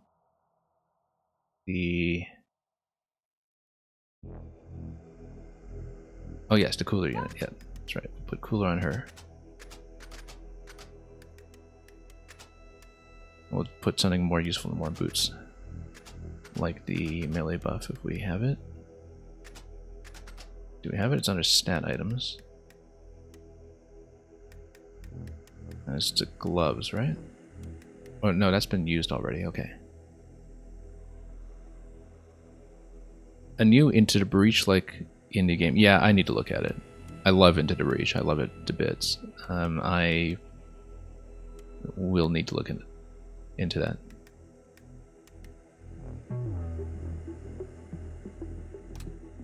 For sure. Okay, now let's see here. I think I actually wanted armor on her, but she's already going to get tons of armor off of this weapon, so maybe we actually want HP on her or something. We haven't really been using HP items that much on this crew. Let me just see. We actually haven't really been using the aura boosters either. Those are quite useful. Yeah, no, that's HP plus 3. That's a downgrade. I need to really sort my stuff. Stat items. Yeah, HP plus 4. Where did my HP plus 5 go? I think it was already in use. Okay. Let's just put cog chain 3 on her for a moment since we have so many of them remaining. Oh, there's my, hang on, I lost track of it already. This one is on Judy. Okay, no, we want it on Judy, so let's not touch that. Anyway, let's see what we can do in terms of spec here. We want cool, backbiter, nimble feet, sidestep. We have 10 cogs left. Let's just click everything we can. Warcry is a certain chance with melee anyway, so, or rather, crit damage is a certain chance with melee. Just got 4 cogs left. We can actually just take everything with her. We can take every single ability that she has free. So yeah, I like this setup. That's good. Okay, so we've done that, then that, then that, and then we need to fill in our sniper. Vertical goggles, precision scope. Right, we want a precision scope in this character. Yeah. And then we have a point to work with a box of sidearms. Did I say I was going to put the XP on somebody? Who did we say? Oh yeah, we already had it. Okay. Just in case it gets us over the line for level 5, which it may or may not. Anyway, atomic sniper rifle in conjunction with critical goggles, precision scopes, sidearms, and what else do we have? We just have 1 point to spend. Cover would be great on a sniper, obviously, but actually, yeah, we don't really need greased up on this map. I feel like the friendly fire removal is good when you have so many grenades on the board. From Wesley here. In fact, we should consider that on anybody who's able to access it, so I can just drop grenades. But no real points remaining there. And yeah, if we do that instead of cover, because this is a flanker anyway, he's not really going to be in cover that much. Then we can actually drop grenades on ourselves without worrying too much about it. Okay, I think we're good. I think that's the setup we're looking for. So it's going to be Wesley, Tristan, Jiminy, Judy. Oh, and it's a 5-character map. I keep forgetting it's a 5-character map. And yes, so Crowbar is going to be benched. It looks like. Yeah. So we have lots of friendly fire protection. Not on her, but I wonder if we have a... Yeah, so we'll just need to be careful with our Reaper, who is oddly enough going to be the one up front much of the time. Let's do it. Okay, Wesley, Kristen, Jiminy, Judy, Sola, and then Crowbar gets benched. And then Chimney's still going to be way over cap on Brawler 5, but at this point, that's how I like to play her. So, weapon-wise, we're doing pretty good. Okay. Let's fire it up. We've been overpowered for every map anyway. Oh, I forgot to get the zone buff, which we qualify for because we got every star in the zone. We forgot to get the party buff on that. That's okay, we'll get it before whatever final mission awaits beyond this. So whichever buff we get for it clearing everything in Atomic City, we'll see after this. We're not going to exit to get it.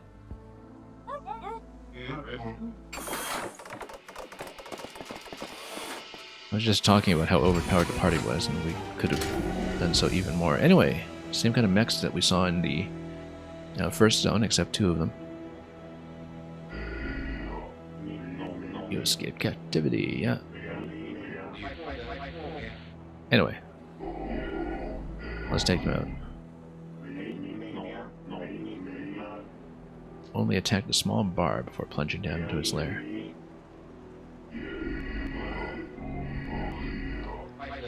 Yeah, let's grab them. Okay.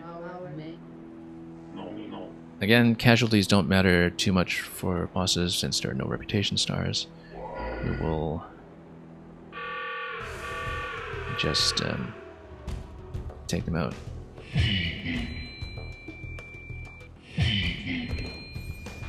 Okay. 300 HP, no armor to speak of. But yeah, these buff them up, buff up the shield, buff up the attack power, so we need to just run up here and start blasting away. Wheel and deal plus the double shot, I think. For this one. If we have any war cries, we'll use them off the first turn. Yeah. Because it's free anyway. And it does not stack. War cry over here. We just want to blast down what we can.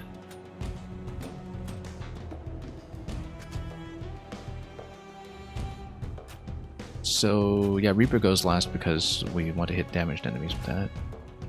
The area attacks that can take out the horns and the cannons should go first. That means that Wesley needs to start pummeling everybody with grenades, basically, and use perfect aim in conjunction with that. Let's see who we're going to pummel. We just need a nice sight line. That'll pick us up. Probably over here. Okay, and then we're just going to blast with all the free attacks that we can. Perfect aim, first of all. And we'll have grenades, grenades, grenades, and more grenades. And yeah, actually this is not a great angle. This is a rather bad angle. Because of the lob and the grenade. So this is actually not good. Bad positioning. That's okay. This portable rocket will hit a lot of stuff. Also, we can launch at the other guy, perhaps, if we have issues here.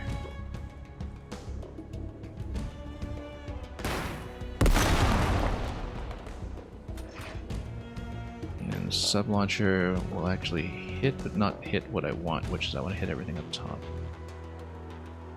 Too bad. Yeah, we actually just need an additional point of movement on him or something. Or some way to maybe break cover that might be in the way, because, yeah, perhaps we don't have so many issues with cover bouncing. We can get a good bounce going.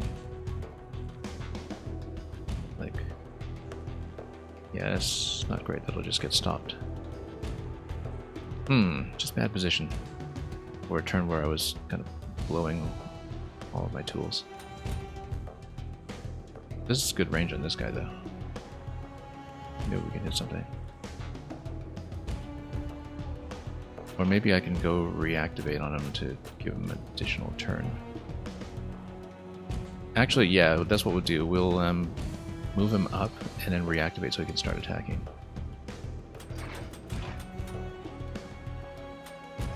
I should have gotten a loose cannon on him too. Yeah, we'll move him up and reactivate. Like up here. We'll burn reactivate on... oh, do we have reactivate on anybody here? Yes, we do. Okay, good. I was worried about that for a second. Okay, in that case, let's start launching. Oh, and this is still not a great position. That's okay.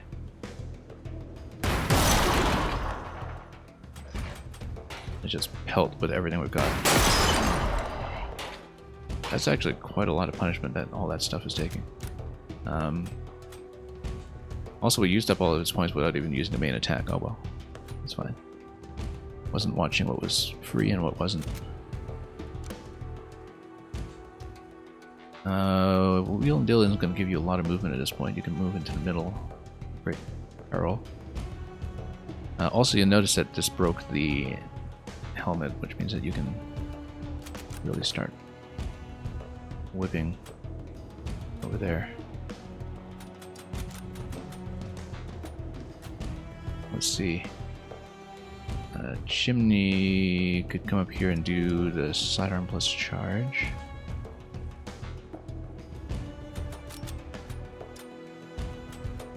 Perhaps with a double down and war cry.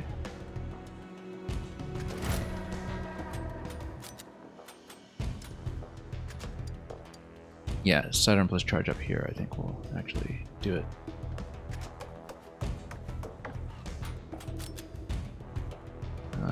Go for the head or go for the turret? Go for the turret. Then defensive charge.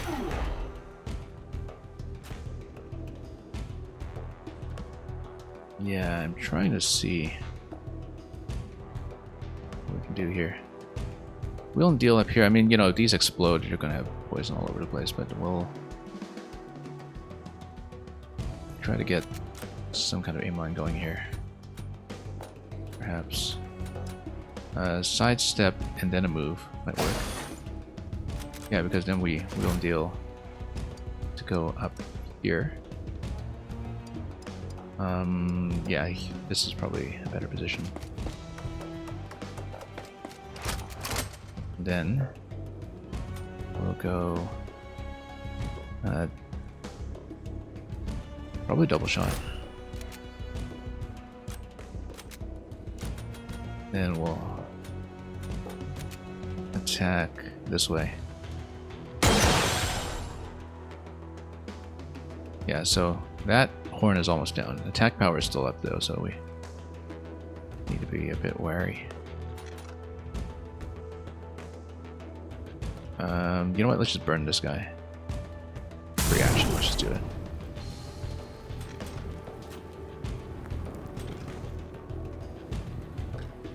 Sola can get in position to maybe do a zap on all of this.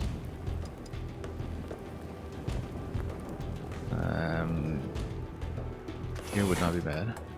We'll lose focus on the attack, but we'll use the individual ability. Where's my individual ability? Eldritch Beam, there we go. And we'll try to, you know, kind of zap everything this way. It takes out the horn, good. And then cannon there is going down pretty soon too. In fact, we come up over here. We can start shooting.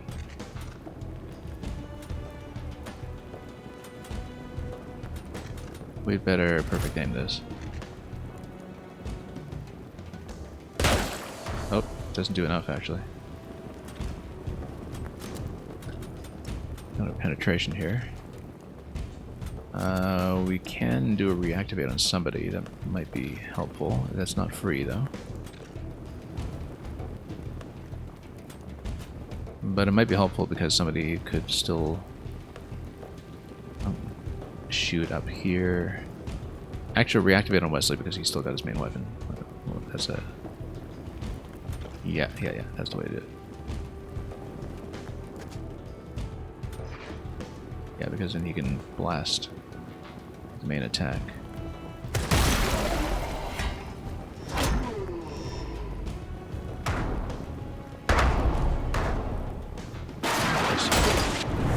Try to take this one down as quickly as possible. Need to get out the danger zone. Okay. Nobody's disabled at least. Just get down here and we'll keep firing. We'll need to blow up a lot of this on this side, of course. Beginning probably with the horn over here. Maybe with the power shot. One action point on the sidearms will actually probably do that. So we can burn this as quickly as we can. Don't know how many HP on the components, but yeah, it's quite a lot actually. It's probably about 50 each or something.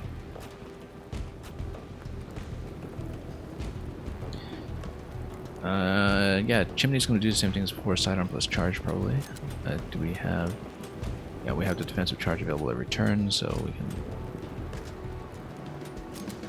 Sidearm just up here. And then charge. Better to do a backbiter attack on that, but you can't actually aim front or back with the charge manually.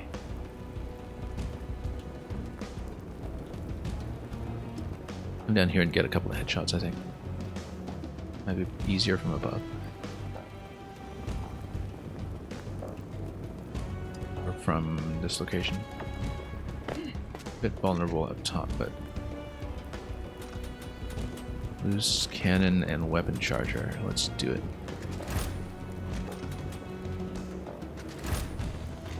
Now, because SMG, I do need to aim down a little bit.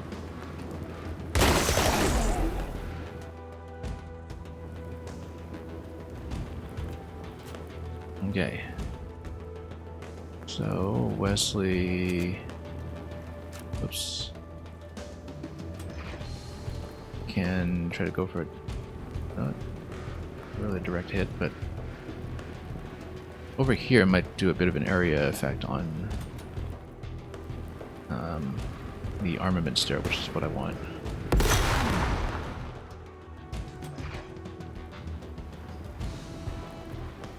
Yeah, we actually do want that. To try to knock down that stuff as quickly as we can.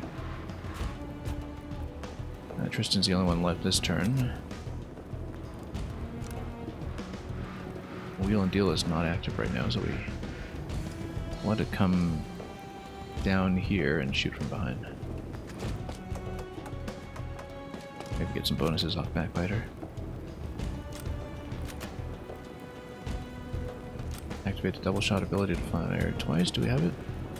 We've used it already, so let's just go over here like that. Yeah, she's got 6 armor. Melee. Because of a charge every turn, she's going to be very well protected.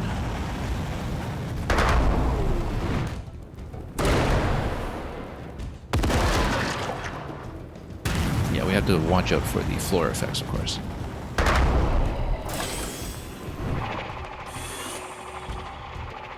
Okay, this is a lot to deal with, but Reaper and Harvest... we don't have Harvest, but Reaper will deal with a lot of that stuff. So we do need a turn to take out a lot of that. But Reaper... yeah, she doesn't have Harvest. She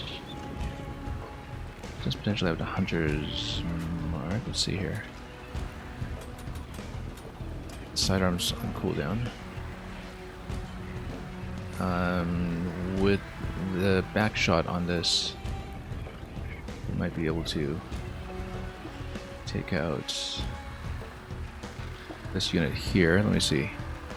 You need to do 13. We don't necessarily get the crit, but we will get everything else on it. So yeah, this is the way to do it.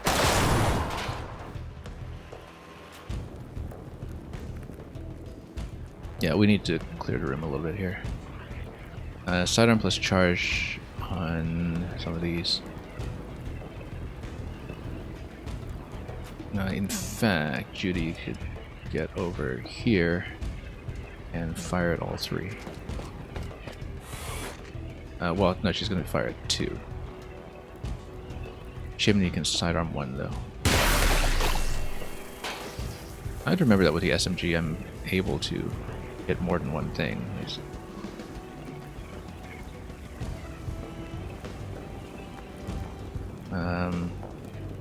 Yeah, we should have hurt the target first. That's okay.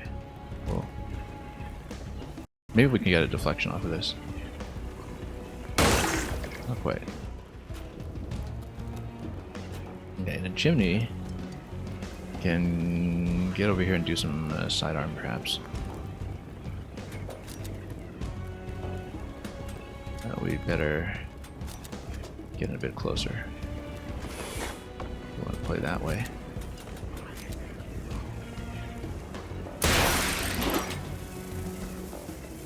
And then shifting movement, but then, yeah, she can just charge in to hit this in melee.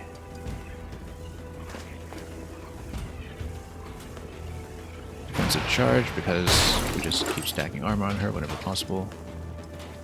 And then cover will be blown, so we'll get out of that spot, perhaps. Okay. This is going to be a little bit vulnerable here, given that this is going to shoot and drop everything below. I think that's what usually happens with it. Let's get around somehow. Cover here. We'll lose focus, and that's okay. We could also sidestep. Sidestep would maintain focus. 2-turn cooldown, we might as well do it. Now, we'll get a pretty clear shot over here. Let's see what else we can do. Yeah, we'll just lop off the hat, which is great. We should have to remember looting it. And then we'll have a second attack here.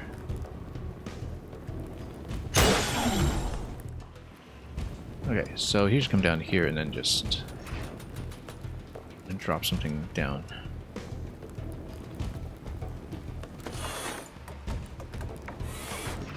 Get below that crate over there. Oop. That's okay. Well out of the way.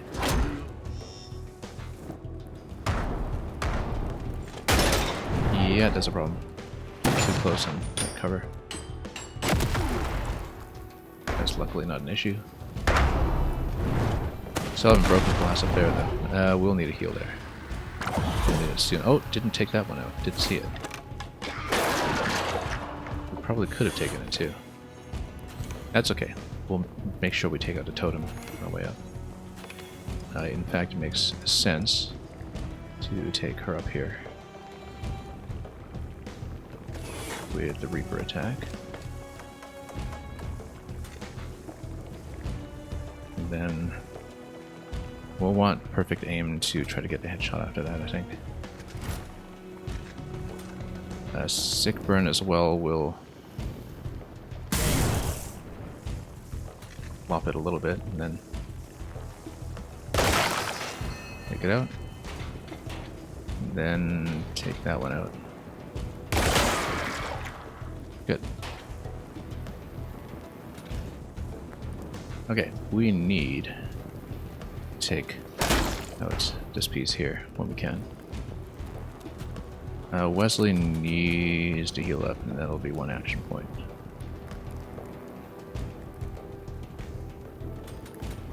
And probably wheel and deal somewhere. Run up here.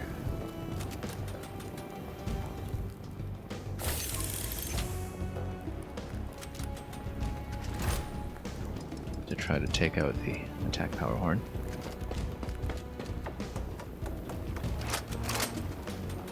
We should definitely go double shot on this.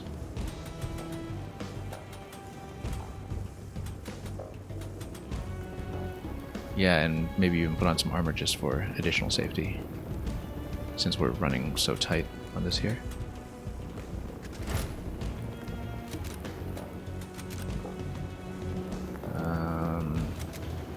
Okay.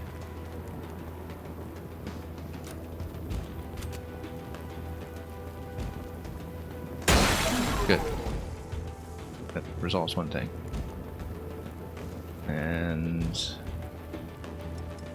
we need to run over here, try to get the sidearm shot on the cannon. Maybe even this is a better position here. And then do a charge after that. This will be a little difficult. Can't quite aim it. Defensive charge down here. Yes. All the way down.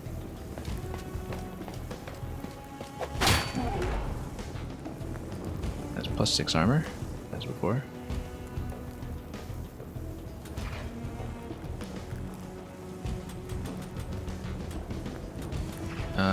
We should actually try to take this out first. Take the gun out first, I think, yeah. Good, and that'll shatter the front. Now they're both vulnerable. Now we need to keep ads under control, I think, and then we'll be there in no time. Just loot the hat. Oop. In a sticky position here. That's fine. Reaper can once again take care of that. Without too much trouble, I hope. We'll even have the weapon charger. Let's see what we'll do here. Currently has focus, but we don't want to stay there. I want to get over here.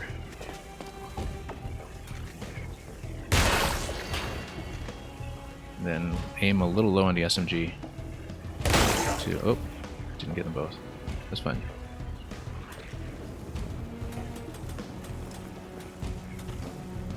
We will need to take them both out, so we should put Wesley in a position where with perfect aim we can send a grenade over to the left.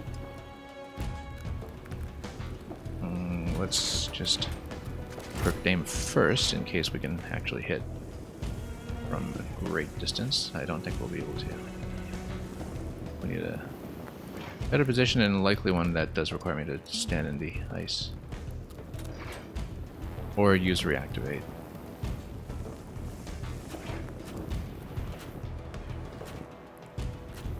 Or use my other characters here to blast them with the shotgun. I think we have to.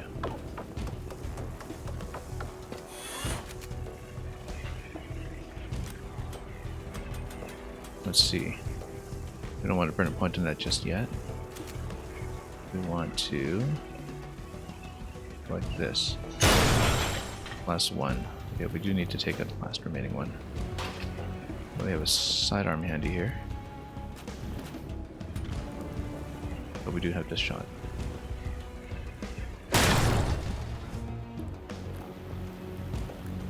Okay, now we're going to just nuke this guy as much as possible. With a friendly fire protection on the chimney, right? I hope we do. Oh, we should have totally done the boost cannon on the... Well, it only affects primary attacks, so we're fine.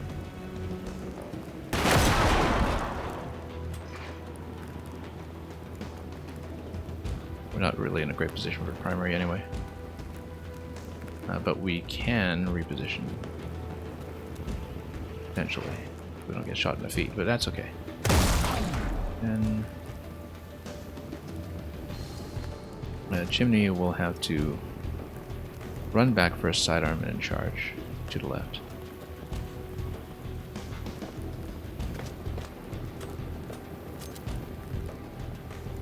Yeah.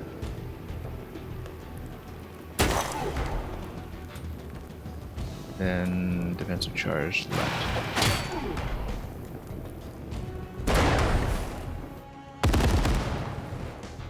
Almost got one down.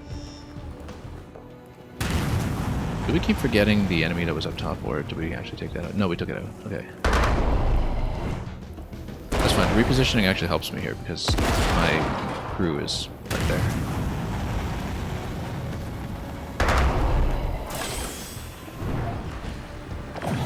But we forgot that guy. Yeah, hard to keep track of all the spawns here when you're not just actively scrolling the map. Alright, so we can loot the hat at the end, but just need to remember. I think we can have a good chance of taking this out this turn.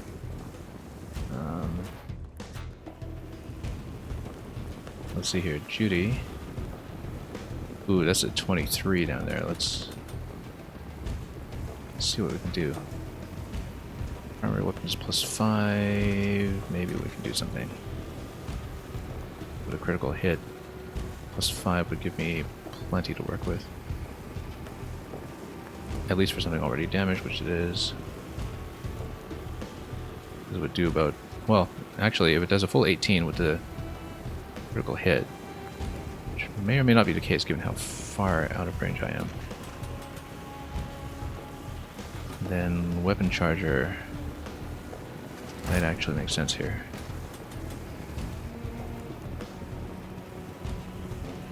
Let's hold on Warcry. Oh, we should have just used Warcry. Okay, that's fine. So I have a sidearm available, yes, but disallowed melee. Do we have a sidestep? No, not really. We'll need to help that from above, I think. Or take Tristan back and pop a heal. Or take her out here. Ideally, get some kind of shot down. Let's see. Or also, actually, she's just barely off in terms of movement. I think with a sidestep we could get in reasonably close, maybe. And a bit tough.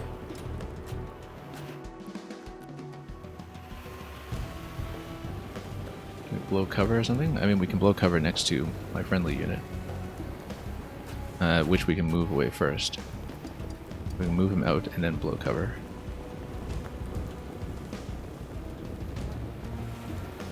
Also, this gun is back in order. I thought we took that out.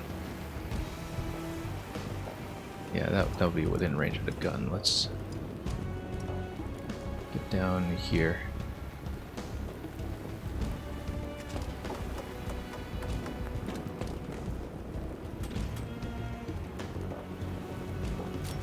Eldritch Beam still has 3 turns to go.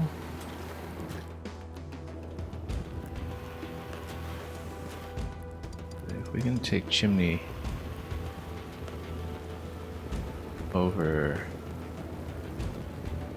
just a little bit. Oh yeah, no, we were going to try to blow to cover. What we were going to do. Within 2 range of that. Yeah. Oh, you can't actually blow that one up. Can you? Yes, we selected it. Okay. No, out of range. But it does remove an obstruction, which means that I could potentially get a clean shot. Like bring Chimney over. See sidearm. I don't think this will hit. You'd have to deflect off the ceiling. No.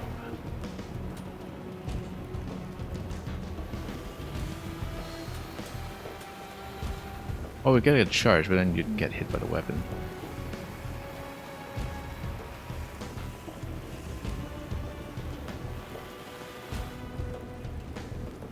That's good. We can get a deflection shot here. And actually, that would even penetrate. Which is what we should have tried to do in the first place.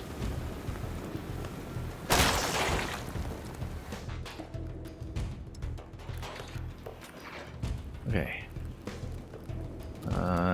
Aim nice and high.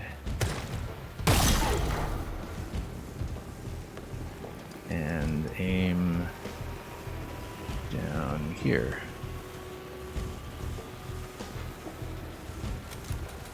Maybe even go sidestep so we have the ability to heal with 1 action point.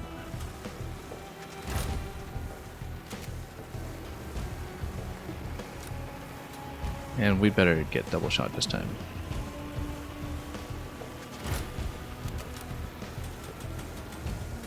Yeah. Close.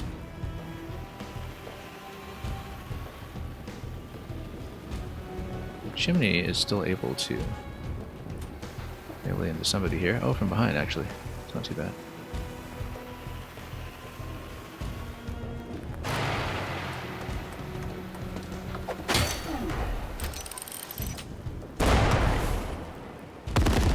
Could be worse.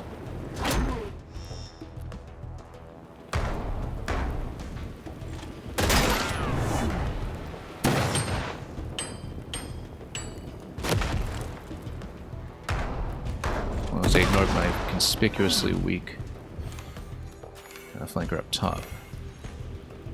Might actually be fine. Okay, let's burn down this guy if we can. Okay, it's a Sola. We'll need to reload. And then can we get a decent deflection going on here? Yeah, we can. Didn't quite hit the head though. This, however, does hit the cannon. Maybe what we want to do.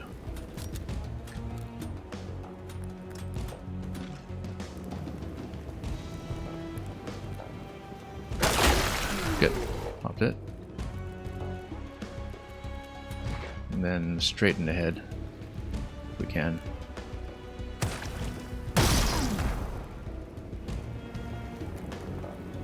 Then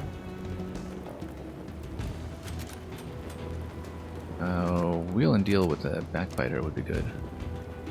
Like right behind. Maybe. No, that's kind of in melee range, so that doesn't really work.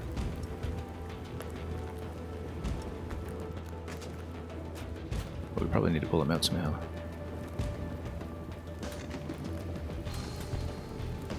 Let's go perfect aim. Boost cannon. Or pry. Blow all cooldowns.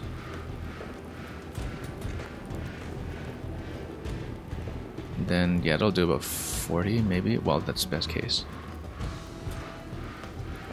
Are they both burning? This one's not burning. Let's burn it.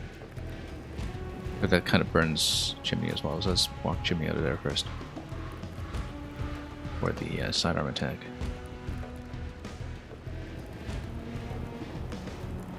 Actually, walk her up here.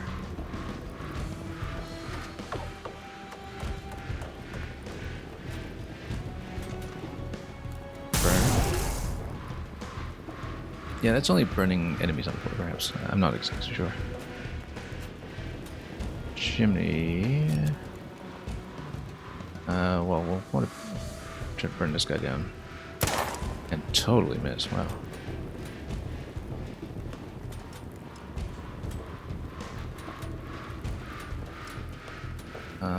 Yeah, we just need to charge into it.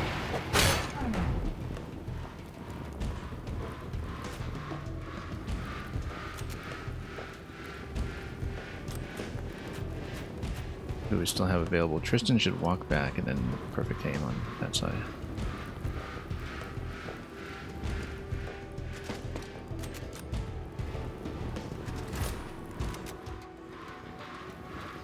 And then 38. I think Judy should actually be able to get the kill. Depending on the SMG spread.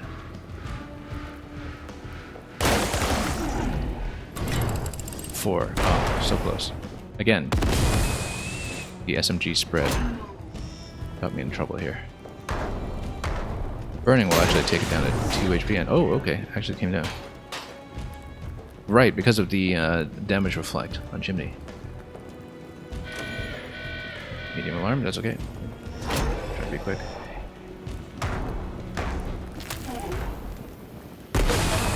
Shield on fire at the same time, imagine that.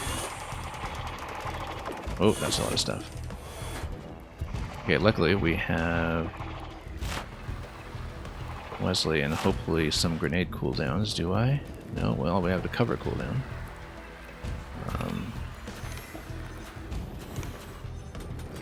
Reaction? Yeah. Okay, let's blow this.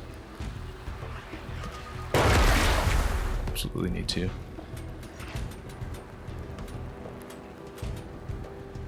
I'd say perfect aim. Loose cannon. War cry. We need everything. And we need to step out of here too. To a more opportune position. This one's actually good. That's even safe. Maybe? No, it looks icy to me. But 12 to 15. This cluster will die. It might be better to hit a lower cluster though. Although it makes sense to maybe take some of these out.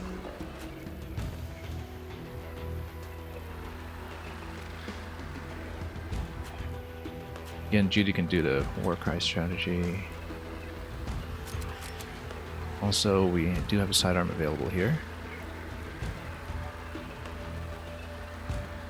13 damage. Can we do enough without the crit? Yeah. Without the crit, it's 8-1-2-2. That actually will do.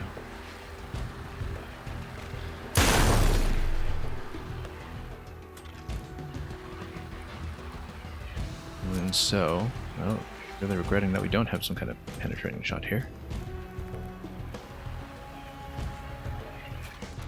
We'll figure out which cluster to go for. But we'll probably need to stand on something dangerous. Yeah, it's gonna have a bit of frost here. I can stop burning next turn. We need to hit some things first.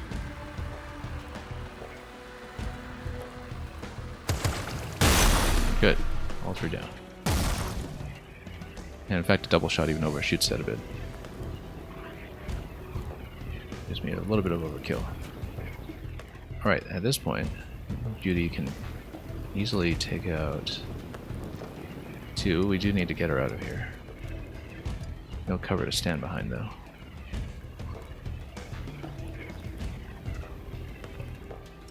But you can stand down here.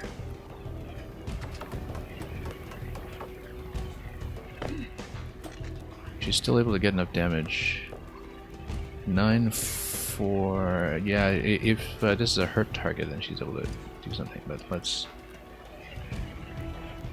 do some blasting then.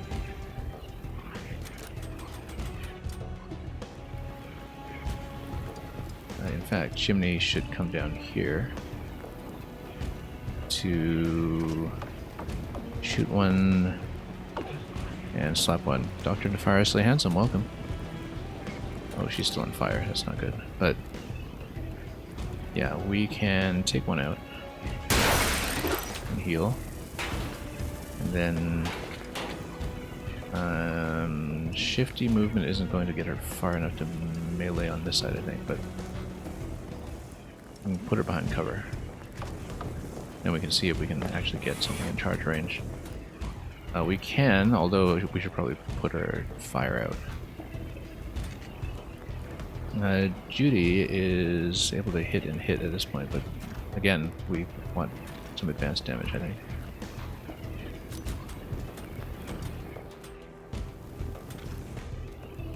Yeah. Like right here. Good. Tristan still gets a shotgun blast available. Yeah, he can shoot there and shoot here. Miss a little bit. Yeah, Tristan's in a little bit of trouble at this point. Let's see if we can get a good position. Can't really get a good headshot from here, but actually right here. That'd be good. Except, of course, that we're on top of the floor, which is not good. But we can wheel and deal out of this and still salvage this turn. Let me just put her fire out first. We might want to put his fire out as well, as I look at it. Put reactivate on him or something.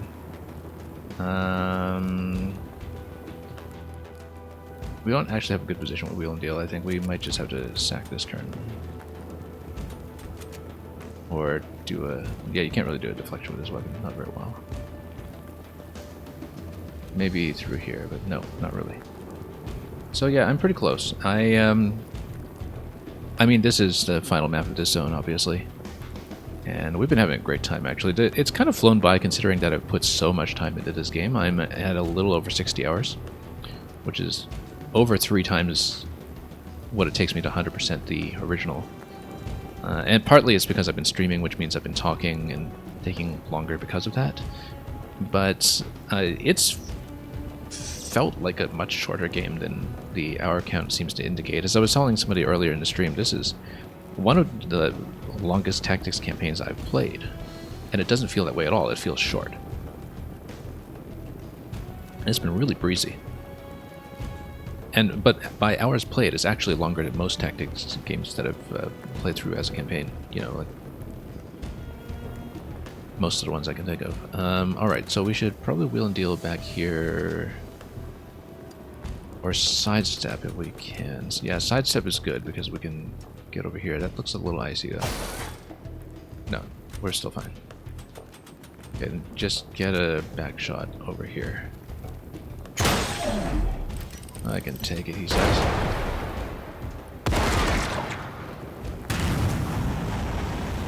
We'll still have more alarm reinforcements to deal with, I'm sure. Yeah, kind of a bad position. Let's see, we need to put out his fire and also escape. We need to get out of here, I think.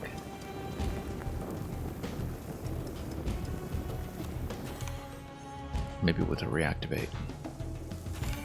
Or just kind of do a suicide run here and just, you know, drop everything on him this turn. Just pound him this turn while we can. I actually wonder how close we can get to the kill this turn. Now that I look at it.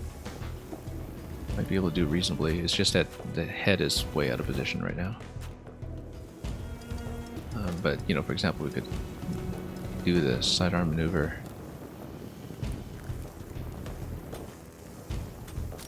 Let's see. Maybe...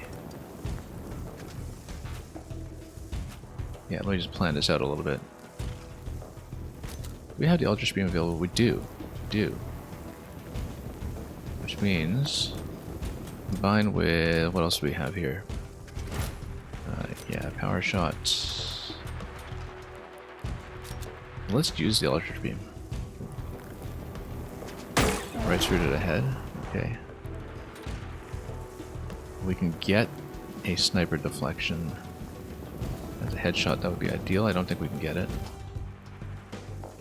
But maybe from a different position. Like up here, but then we'd lose focus. So, you know what, let's just do it from this area. Just try to knock him down as much as we can. And just pummel him. Yeah, so we'll try to go wheel and deal up here. And then, yeah, it doesn't get me in position. This is a problem in general, is that we can't get a good headshot in this turn. How am I both shielded on fire? Exactly, yeah. Your first run took 35 hours, but you did not play on veteran, just a difficulty below, yeah. Yeah, and like I've been saying, you know, I often take like probably 30 to 50% longer when I talk on a stream while I'm playing and explain my tactics and so forth. Also because I take so much time to configure the party. And yeah, we'll almost certainly finish today in this session, I think. I want to stay on long enough to see the end, given that I think we're, you know, possibly one map from the end. We need to fight the Kraken, obviously, and there's going to be the water battle that we've been told about, but we might use a reactivate on Tristan, I think. Might make sense. Because then we can really pummel. Do we have cover to blow here? Not really. But we have rockets galore. Free action. Let's do everything we can. We're not going to get the kill, I don't think. So we should maybe stop burning.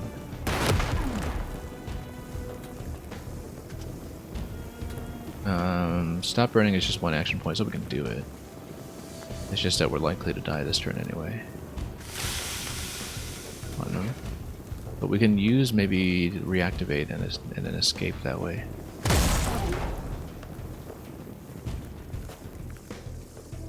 Depending on how close we are. Let's do sidearm and charge in. She'll get iced a little bit, but...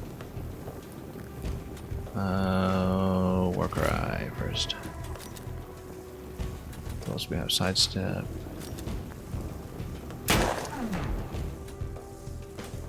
Do I have double down available? Yeah, I do. So let's go double down on defensive charge. Down to 27. Still a little bit off from what we need. Yeah, I don't think we can get it. Double shots on cooldown too. Wheel and deal will get me pretty far, but again, we'll still be shooting into the bag. Unless we get like a good deflection going, but it's hard with flanker.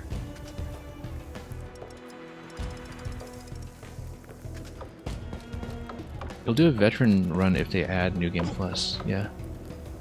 I know they had New Game Plus in the original, but I didn't play that way. I found veteran very balanced from scratch, actually. I mean, it was a bit of a rough start in the first world, where I did have to retry some maps to get full reputation stars, because we did take a few casualties before I picked up any repairs. But once I kind of settled in and the characters, you know, were properly rounded out, we've just been full starring every map since. Usually on the first try. Pretty much always in the first try, actually, ever since World 3 or so. So I've not been too concerned. Let's do perfect aim anyway, in case we can get some kind of deflection on the head.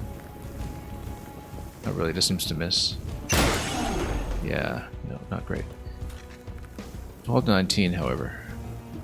Per target, there is no armor on this guy.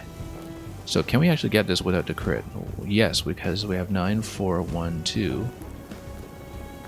The only thing is the SMG spread, but if we just fire a bit low, I think the SMG spread shouldn't be an issue. And if we get up close, then if we get up close, we lose focus. Can we do it without focus? 9, 4, and 1 gives me 14. We need focus, so we need to hit with everything. We'll take him. Okay.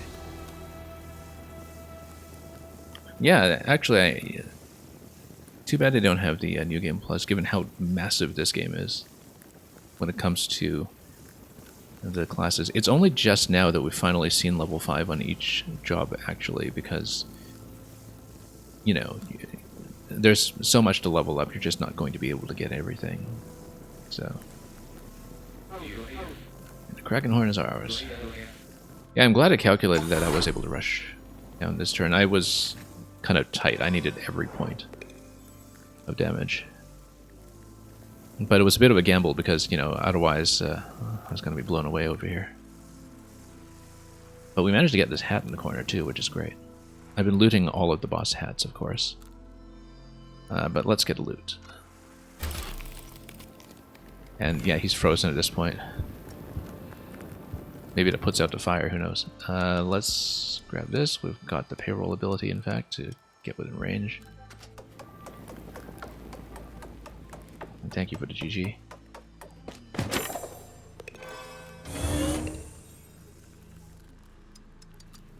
But yeah, I've been very happy with this game. It's been an absolute blast. And it's one of those where, you know, the later you get, the more fun it is. Which is always nice. It's not repetitive or anything.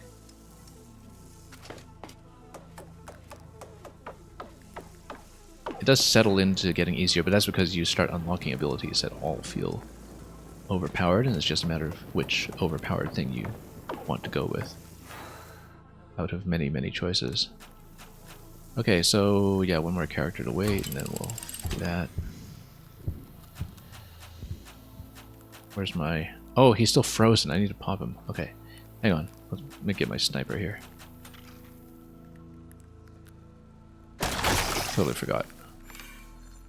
Whoops, sorry about that. Let's just get him out. So, yeah, the tavern reward. So, I forgot to pick it up before this map. I have all stars in Atomic City, and I forgot to pick it up before I entered this map, and I noticed, like, on my first turn here, but I decided to play through anyway. So. If it... Oh, yeah, because I guess if it's an XP bonus, we just weren't able to make use of it this turn, which is too bad. But let's evacuate. We actually have one crew member left to use. I don't know if we want to take them in a solo map. I don't think we necessarily care to do so unless there's a class that's very easily within reach. Yeah, good thing we got Harvest on her. Too bad we're just short of flanker on Tristan. I guess we needed that XP bonus. Here's the Kraken Horn, and here's the Crown of Reckoning. So, there we go. 100% plus XP. Wow, okay. Yeah, we totally should have used that for this map. Because I guess otherwise you just don't have any time to use it, right? Like, it's the last bonus you get in the game with almost nothing left to do if you've been clearing up to that point. Unless you just want to replay tons of maps. For their own sake. But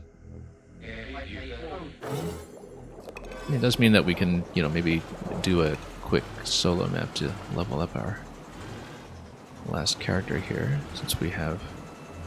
Oh, how come it doesn't show me the crowbars available? I guess after you clear the boss it does... Oh no, it does show me the crowbars available. So... Or crow... Is it crowbar? Crowbar, yeah. So maybe we can get the bonus, except I think when we return to the Sanctuary it's going to trigger the story sequence automatically, but we don't need to end the day necessarily, so we'll just try it. We're not going to end the day if we can avoid it, but it'll trigger the story at this point. Because in terms of 12 bounty, we'll just grab money, and if I were to level up Crowbar with a solo run... Probably sniper, I don't know. We'll see. I don't know if it'll be worth it.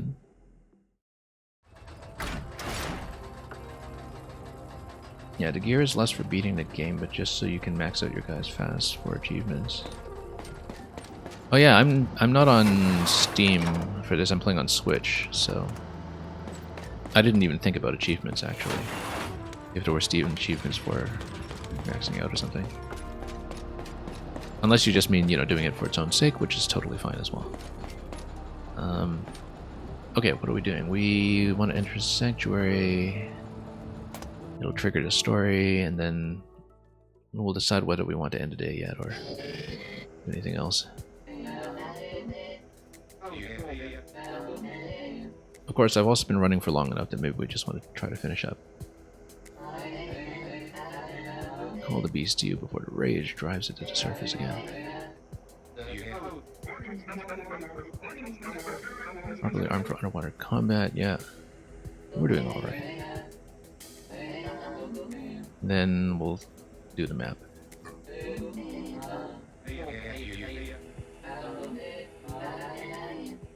East of here, and you'll dive down the chasm. Yeah, we know where.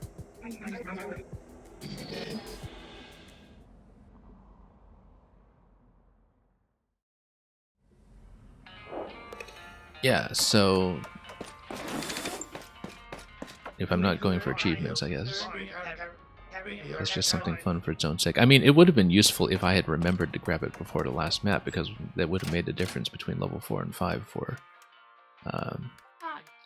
one of our characters here, like, you know, giving him flanker 5 for the penetrating shot. But that's okay, it's not a big deal. Let's grab it. So yeah, 100 XP. Really should have taken it earlier. That's okay.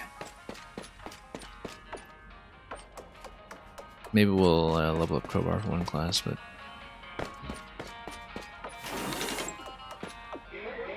resilience of your kind continues to surprise me, Captain. Yeah. Again, I don't know if we'll bother. So I'm not really even going to spend the bounty on that. It's just 3 or so. Like maybe we'd grab grenade 5 or something, but we already have better grenades. So it's just a matter of, yeah, I don't know if we'll bother spending the time to level up one extra class of Crowbar then. Because that's the only thing I do. And I've been running for long enough that I feel like we should just finish. Instead of super optimize the whole crew. When, yeah, reward isn't really going to be worth it here. Anyway, let's talk to the bartender, grab some cash, and get out.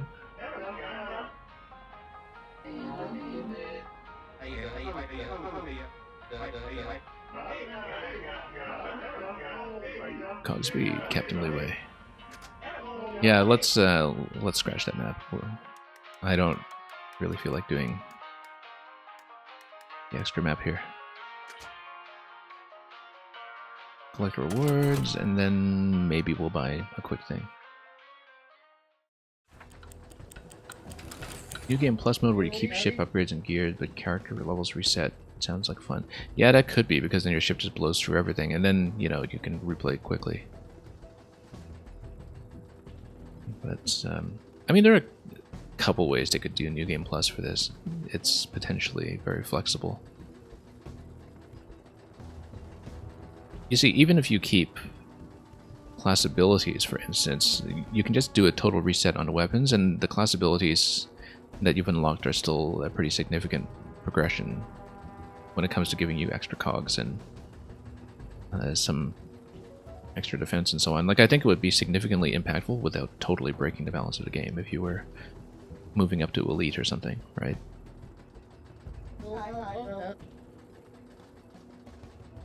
Particularly because, you know, unless you're really grinding away, you're not going to see everything you can with the class combinations by the end of the game.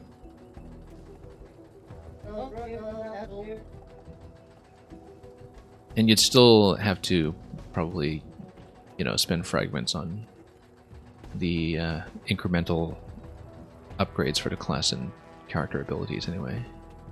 I think they could balance it in such a way that New Game Plus would be fun. I kind of think like it's something that may be patched in eventually, in fact.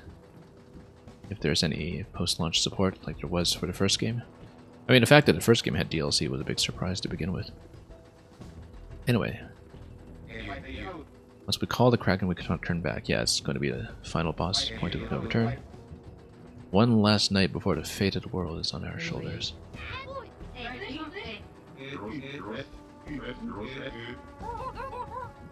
Alright, let's try to finish the game. We might buy an upgrade for the ship or something. I don't think we really need upgrades for the party at this point. We've got far more gear than we know what to do with.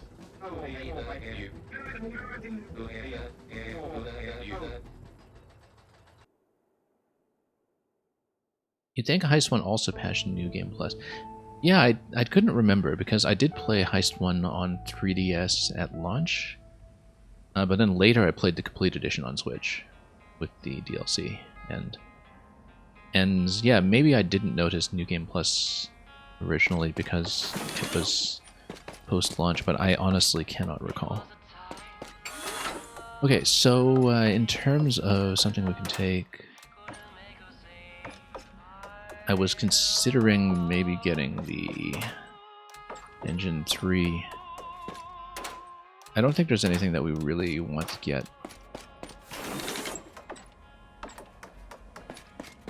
Other than that, I mean, you know, obviously the speed bonus might be good defensively, and if we want to upgrade a sub, that's the way to go.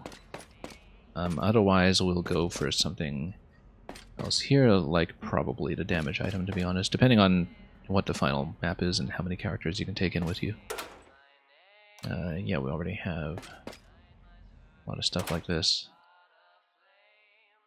I mean, you know, we already have one of these, but the more the merrier, perhaps.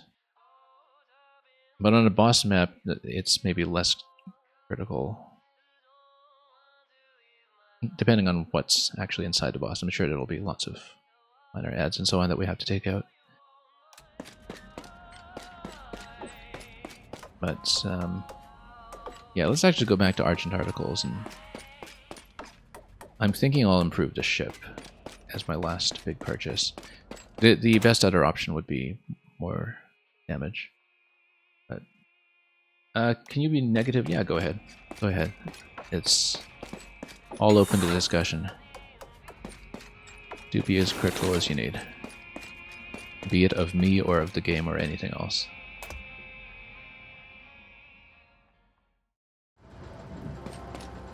And, yeah, let's crack open a map and let's check articles. Whereas we are equipped for underwater battle, but I just want to check here. We actually have far more cash than we know what to do with. We just haven't been selling items recently. I think the engine 30% was here. You love this game and the story is pretty good, but you honestly dislike how it falls to a trope of disabled character gets their disability cured to represent character growth. Oh, you mean with the extra arm and everything? Yeah, yeah, I totally understand. I think that's generally something pretty controversial when it comes to how disabled characters are handled. So, because it's not like Captain Leeway makes much use of the arm anyway, right? It's there for precisely one mission where Leeway rescues the crew, and it's otherwise completely inconsequential to everything else we've seen. So I totally understand. Yeah, Engine Booster 3 is going to be that 10% speed upgrade. We might use it just for the evasive power. We've got so much gear to choose from at this point that we might as well just take it. I mean, in terms of the party, the +1 damage is the most useful thing, but like I said, we have one already. We barely have room to use it. So let's just cash in. And we can always sell things that we really want to get the extra titanium, or the extra weaponry, rather. So, because we do have more than enough we can sell.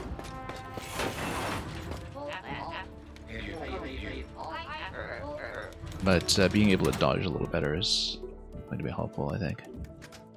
Yeah, otherwise, you know, it feels like we've really powered this thing up, even though we didn't necessarily stack one weapon type, which might be more item efficient.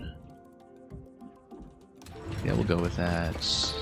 Oh, you know what? We'll take the 1 damage just in case. Let's sell some items and grab the +1 because we can. Oops, wrong way. Let's almost do this. Let's mess around a little more first. I don't know what kind of loadout we'll want to take, so I'll grab it just in case we feel even more overpowered. And I've got more than enough to sell at this point to grab something that costs 1,000. But we'll just sell something off. We'll need to sell off 400 words, so we've got so much stuff. Let's sort things a bit. And sell off some of the lower tier. Yeah, we don't need any of the plating 2 at this point.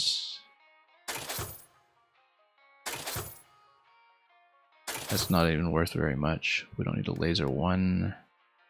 Unless we want to stack it later or something. No, we don't need a lot of this stuff, actually. Don't need any of the machine gun stuff or the +1s or anything. Yeah, these are not remotely useful at this point. We'll keep the +2. Well, I mean, we aren't going to use it. It's late in the game. Never actually did use the micro torpedoes. Or some of the other surface weaponry. Yeah, no room for some of the engine boosters. I actually didn't plug in the O2 tank that we had, but that's okay. Let's keep some stuff in case we decide to reconfigure and stack it. But how much do I have? 820. Let's sell off another 200. Probably just one of the big guns that we have. Since we have 2 miniguns. But yeah, I've got too much stuff, basically. Oh yeah, we can just sell off weak grenades and these sell well. Then what else do we have? Something for 100. So I'm very, very disorganized here. We're going for scopes and places as well. Oh yeah, let's just get rid of the grenade for it. 996. Okay, let's solve one tiny thing that we don't care about. Like the scarf. And then let's grab this. I don't even know if I'll use it, but might as well have it handy. Okay, now I've got almost no money. We've upgraded everything we can with fragments. Let's go. Yeah, I mean, I guess the scarf is, you know, this irreplaceable special item, but we never used it because we already had better protection by the time we got it. So it was sitting in my inventory completely unused. Okay. We could have, of course, picked up a little extra money just from, you know, a crate on a map or something, but we don't care. Let's dive. Kraken's Lair. Grab some air in a Kraken's Lair. And let's blast this thing. So this will be the ship boss. Final boss of the ship combat. Make sure we know where the air is. And then story segment? Yeah. Point of no return. Let's toot our own horn. And then there we go. Oh yeah, that's fine. Fought this kind of boss in everything from Pikmin to Devil May Cry. This exact kind of boss. Just not underwater. But, you know, the kind of serpent fragment boss is very much a classic trope.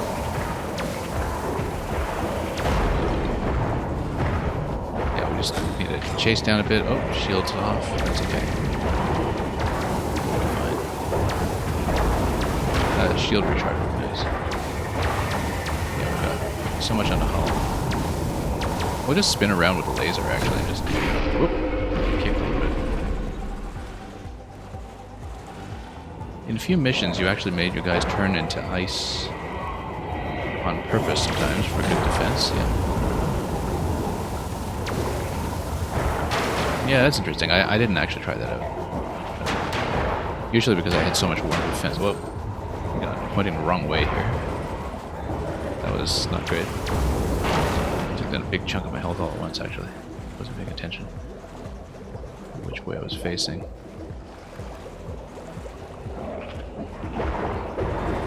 Okay, let's torpedo this. Just keep flying. Or, well, sailing, I guess. Just tucking with a laser. Spinning around with a laser is good. I just need to remember which way I'm facing when I actually do it. Oh. Too close here. I sometimes spin the wrong way for some reason. Oops. There we go.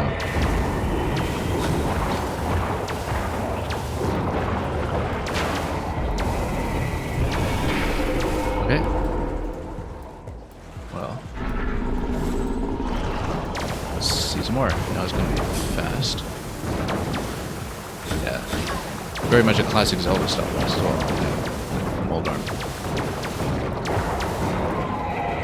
Take it out segment by segment. And maybe not step on the clouds too much. These little projectiles are always a pain, but okay, down to about 50%. We need to be a little more careful here. We're starting to get chipped. Of course, there is that heal back to 25%, but we don't want to get that territory. Let's chase a little bit with the lasers. Can we? Oh yeah, a lot of these segments are down at this point, so it wasn't auto-acquiring the target. Let's just get some air whenever we can. Yeah, head is still shielded until we take down other fragments, I think. Whoops. Bumping a little too much here. Is there anything for me to shoot?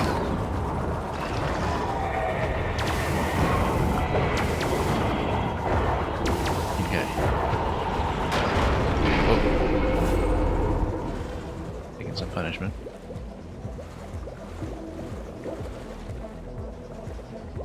Maybe we should be doing more about that head. Oh, head's open.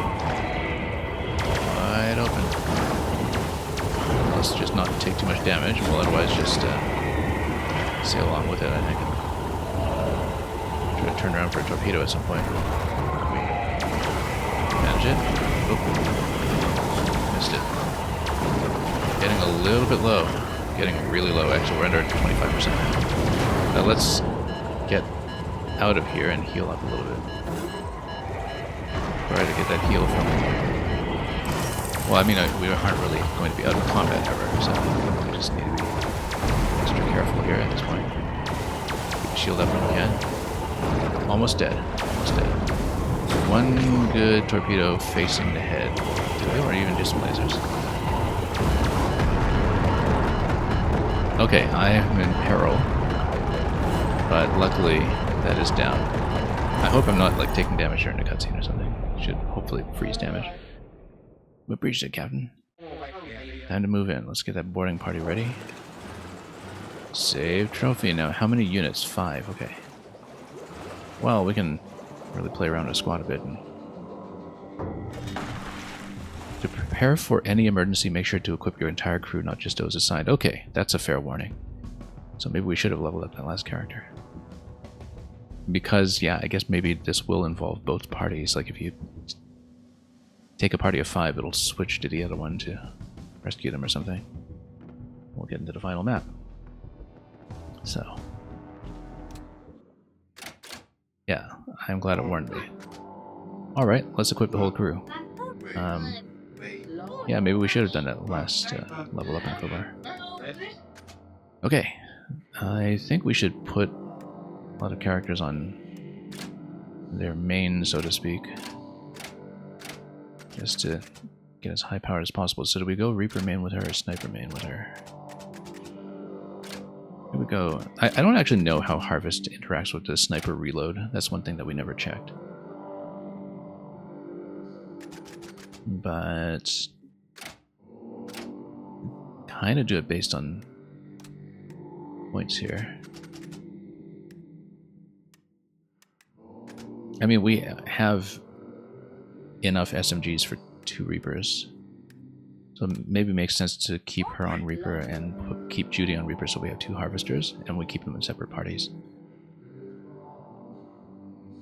With more or less the same setup that we had before. But we'll definitely, yeah, we need to configure this a bit. And get some characters back on their best classes. On their best behavior.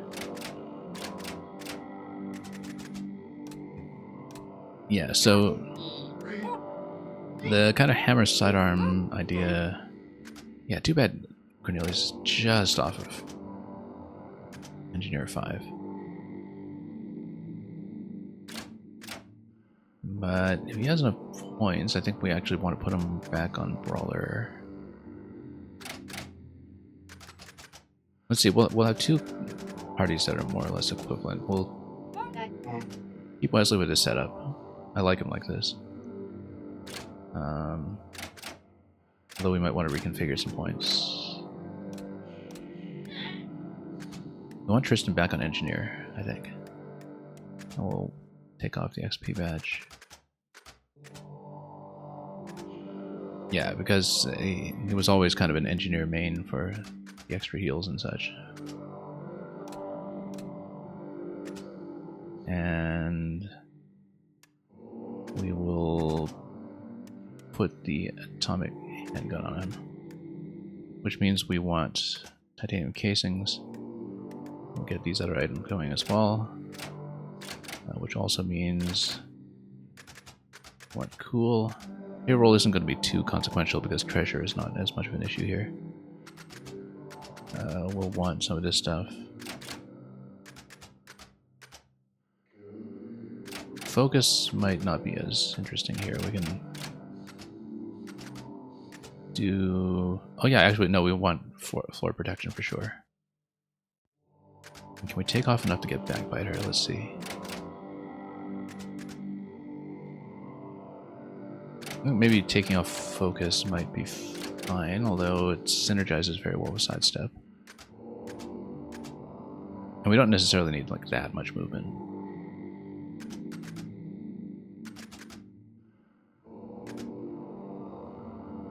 Maybe. Backbiter might not be as critical on him, to be honest. So let's see here. 1 point remaining.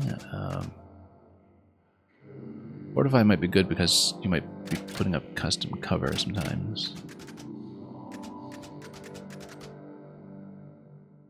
Yeah, as much floor protection as we can get is great. Armor penetration is really quite good, though. And we'll keep this as is. Unless we want to move focus over to Backbiter and then spend the other point somewhere else. Yeah, I feel like Backbiter's going to be better for that. And then we can maybe take off 1 movement to grab payroll or something, or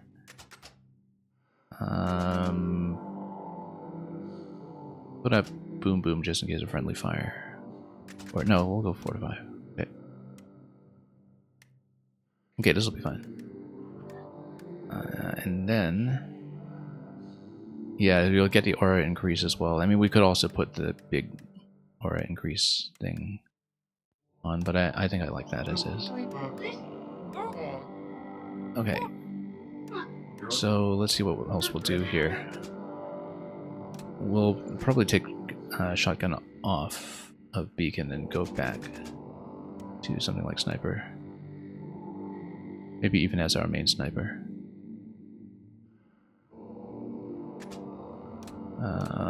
But let's consider this. Daisy's going to be on Reaper. Judy's going to be on Reaper. Daisy can go cog chain.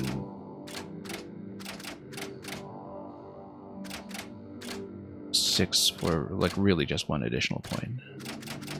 If I wanted. That's just for smoke bomb. Otherwise, she just has everything filled in. We don't really even need payroll. I think smoke bomb would be better for this. I mean, payroll might give you some extra movement sometimes, but yeah, because we can do cog chain 6 if we have one available, but I don't know if it will.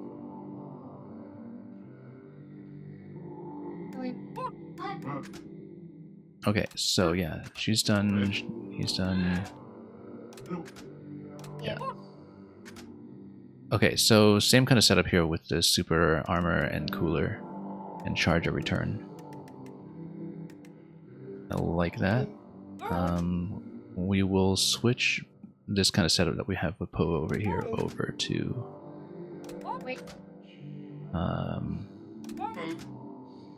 Cornelius. I think the difference is that Cornelius doesn't have sniper, so the free sidearm might not be as good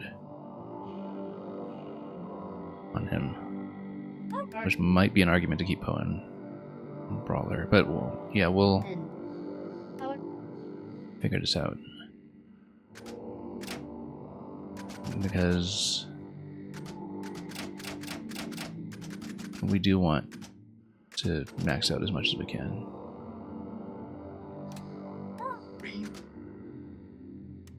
Yeah, we don't need the stuff like this.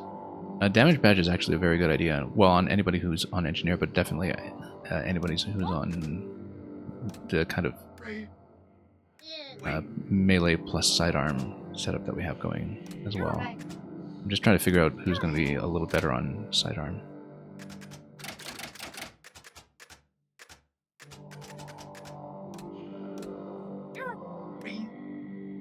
I think we're going to... Yeah. Well, the nice thing about Poe on sidearm is that Poe has floor protection, which might be good. And then we've got gloves and cooler. I think we'll actually keep this, and we'll put Cornelius in something else. But Cornelius only really has engineer, and we don't have another good engineer weapon other than just the lower tier one. We might still go with that though as our secondary, because otherwise we're going, you know, this other triple shot, but which with damage is kind of a little better than this handgun.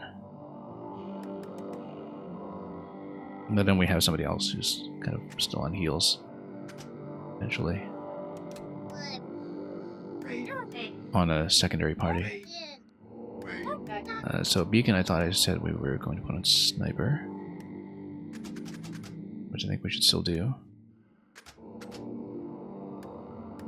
And we don't need a scope necessarily, but we will want some other things. I'm assuming that we won't necessarily need payroll on this, but you know, we could be wrong.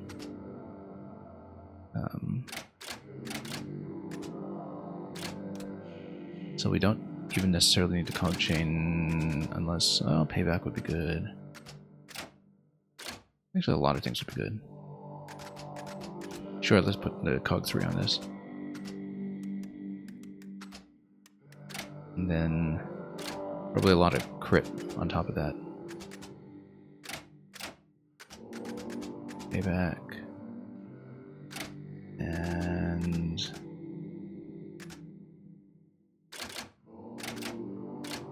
yeah, fortify could be good. We're often behind cover.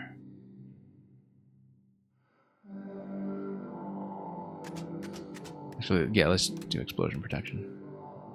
And then we'll put some of the crit stuff on. If we can. Maybe even go precision scope, but let's see here. Critical rounds, and precision scope would give you the critical damage as well. We'll see if that makes sense. And then quick sidearm is pretty good because of free action. Gets you out of trouble. Just considering this carefully because we've got so much to choose from.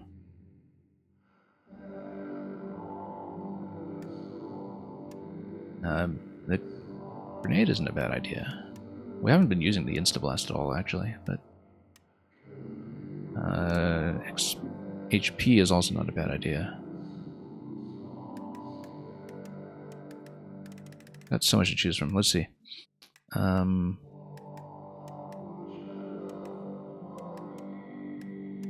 Yeah, well, generally have pretty good defense.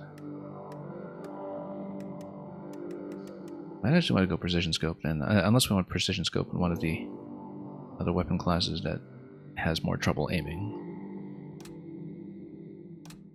Which may be the case. Like, you got plating on her, you got plating on her. Yeah, actually, atomic SMG with high-powered scope, we should go put a precision scope on this instead.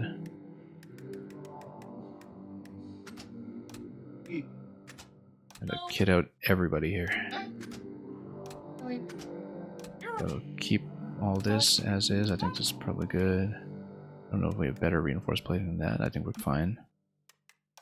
Yeah, we'll keep a lot of this set up. Let's see. She's plugged in at every point, so that's fine.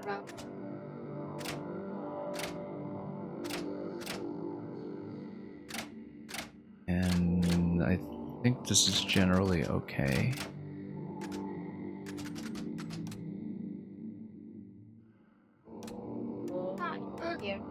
Although focus is actually pretty good with the sidearm strategy that we were going for.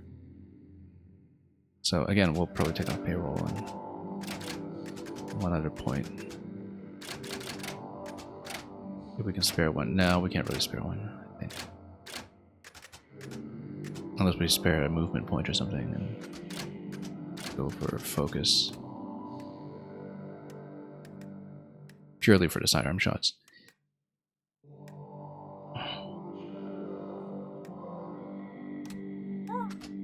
Yeah, warm gloves are good. Yeah, titanium and tri-shooter will be fine. And probably put some heals on him as well, in fact. If we have more, like repair 3, would be good. Maybe the distance heal. Like that. And we've got more than enough to plug in.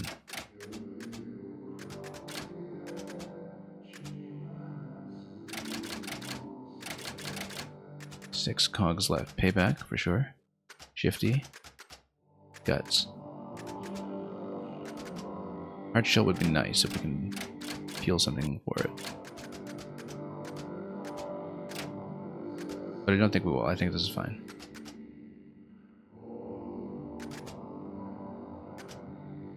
Yeah, Shifty's just too good. Crowbar. Let's figure out crowbar in a bit. We need some shotguns for sure. We don't actually have any shotguns right now. Considering that we have some pretty decent shotgun weapons, in fact, maybe we should switch somebody onto flanker. Instead of having the two engineers here, maybe it makes sense to put Poe back on flanker, Cornelius back on melee. And then put Sola on engineer instead. Since Sola does have the attack bonus. Which would help with a tri-shooter, yeah. That might be better actually, yeah. No, let's shift this around a bit. So this setup will go over to Sola.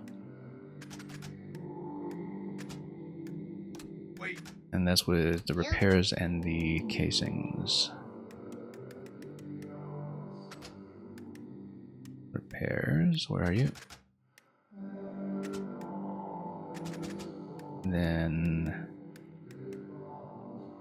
this one here. And then we'll plug in some points. We've got more than enough points actually, we've got so many. Can't even use them all. 4 cogs left because we haven't even leveled up so many classes with this. So, not very efficient, I suppose. But it is what it is. I mean, this is the last character we picked up, basically, so... Okay, in that case, we're going to switch this atomic hammer build over here. And switch a bunch of stuff over, like warm gloves and cooler unit. Gloves, where are you?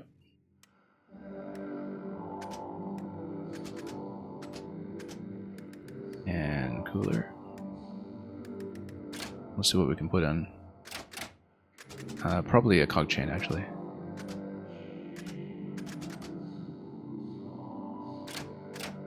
One, two, three, four, 5 points. Yeah, reactivate for sure. Yeah, let's actually just plug in a cog chain. Cog chain.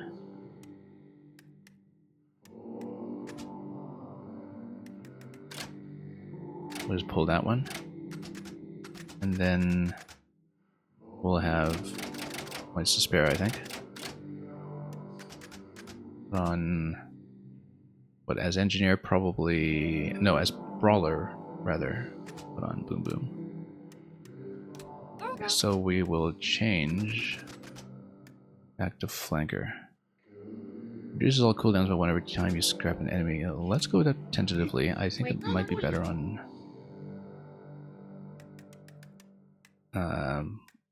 Well, let's see.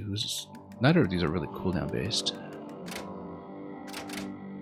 But then we can get, you know, perfect aim almost every turn or something.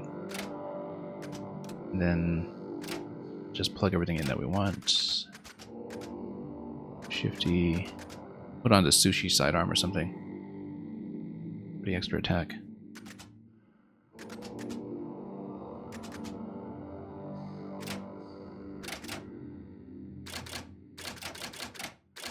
Yeah, for flanker, focus is a little less critical. As opposed to like hard shell plus sidearm, but again, we can always put on a cog chain and cover for the rest.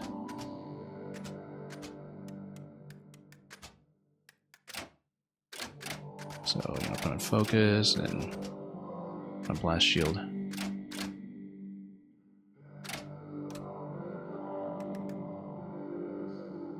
Okay, cog chain. Let's see here.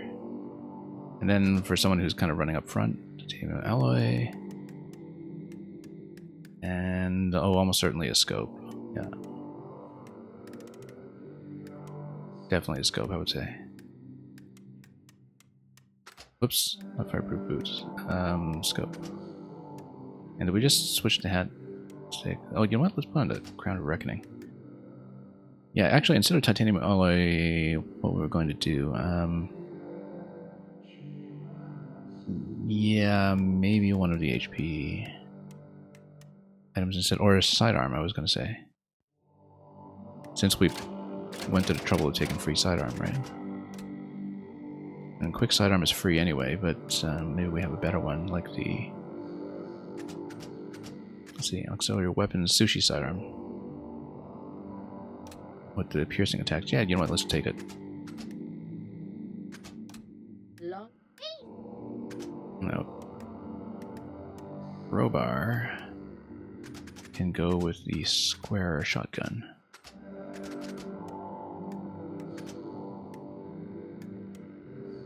And then, yeah, I guess this still works.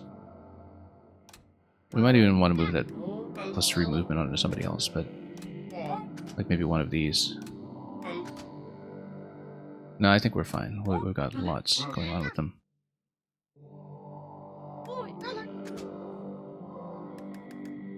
Critical rounds. Do we have the precision scope on anybody right now, or... Let's see here. On Daisy. Oh yes, that's right, because of the Reaper weapon. Do we really need that many scopes for sniper for level 5? Probably not. Let's do something for damage instead. Or even, you know, box of sidearms. Although we won't have a free sidearm. But... Oh, actually. Because of the cooldown reduction on atomic shotgun, it makes sense, instead of sushi sidearm, to be going box of sidearms. And here... we might be able to go sushi.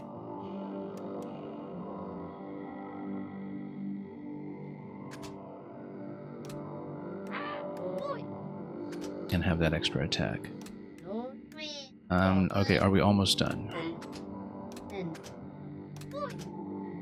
We want to make sure we have the right kind of setup with crowbar. Oh yeah, and lots of job points to plug in here as well.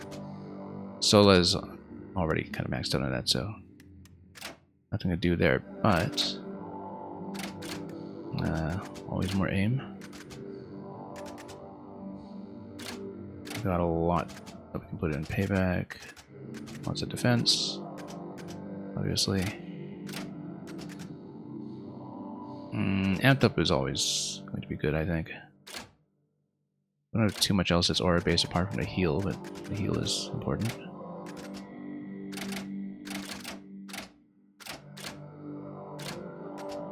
Let's go with that. We're being much too fussy about this, but you know. Are there good items that we haven't really used yet? I guess we haven't used the armor or the aura boosters, for that matter, which are pretty good on things like the engineer. Might even be better than having the extra repair, in fact. Simply because of how many aura effects we might have at that point.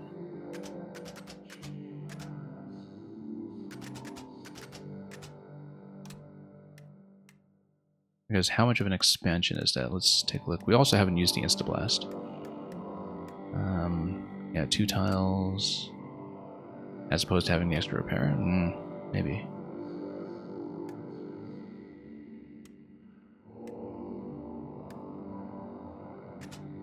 Yeah, let's do that. Okay, so how are we doing? Decently. I'm just wondering if we want to put that grenade on anybody.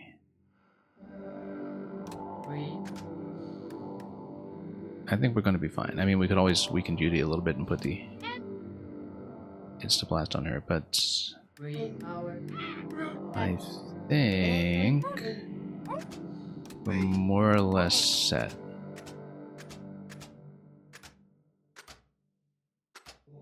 After taking forever on this. Then we'll finally do the boss map.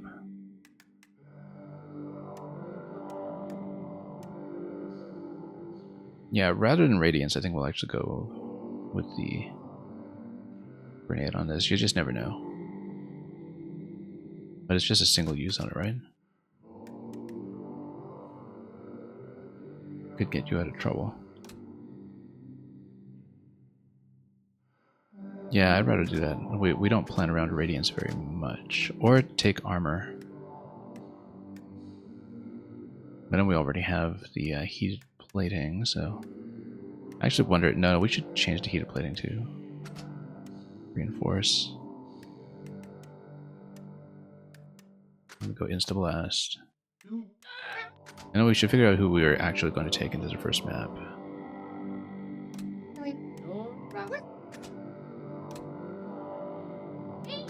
Or maybe go Sushi sidearm here. No, that's fine, that's fine. Let's keep that. Okay, then we'll figure out how to split the group. Basically, all 6 classes represented. Only 1 sniper, oddly enough, even though I do love playing snipers so heavily.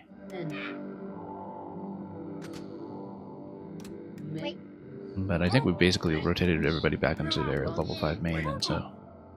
Okay, let's do it. Scrap the Kraken, let's see who we're taking. We're taking Daisy, keeping Judy on reserve. Wait, let's clear first. We're taking Chimney, Kristen, Beacon, and then we have to kind of monitor the composition of our other squad. It'll be these ones down here. Oh yeah, we should take one of the flankers then. And then have Wesley with the grenades in the second squad. Kind of to counterbalance a sniper, like that would be the difference between the two. Maybe that makes sense. In that case, let's maybe take Crowbar as, I think, the comparatively weaker flanker of the two. So we don't just have a single A team. Alright, let's go. Let's finally play this. Last map of the game.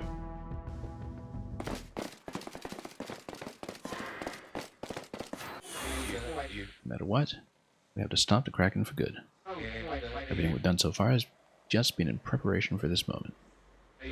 Just trust in your skills and be ready to do what has to be done.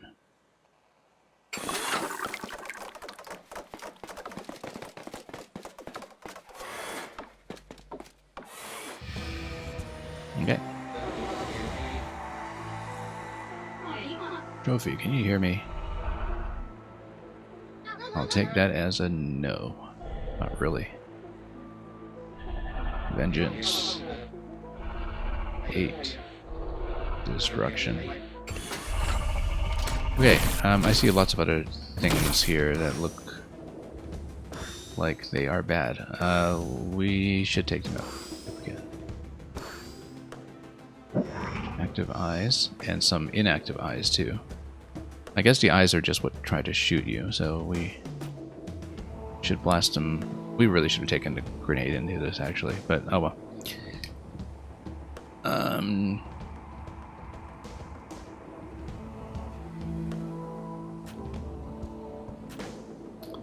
Alright, we should take these out as quickly as possible.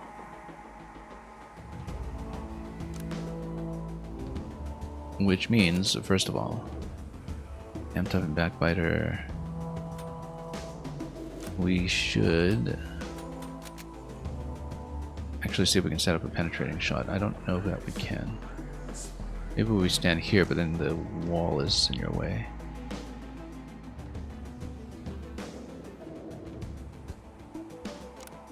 And regardless, the double shot might not do enough in that position, so let's see here.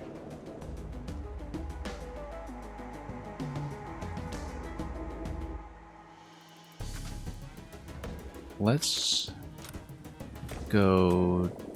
yeah, we don't want to use double shot just yet. We...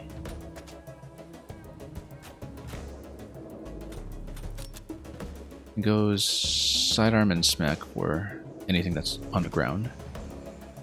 It makes sense, in fact, to go for the one in the corner here. Just wall out of the way of everybody else's projectile. And we'll get the charge every turn.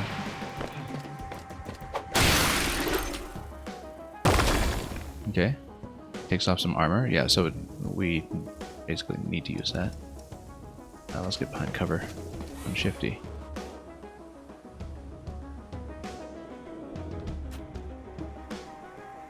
Now Beacon can do quite a lot with this sidearm. And should maybe go sidearm just here, and it actually even penetrates. Which means we should actually reposition the Beacon and try to get a good sideways shot. Or perhaps even one from below, like from this position. I'm trying to arc up here. I don't know if that angle will work.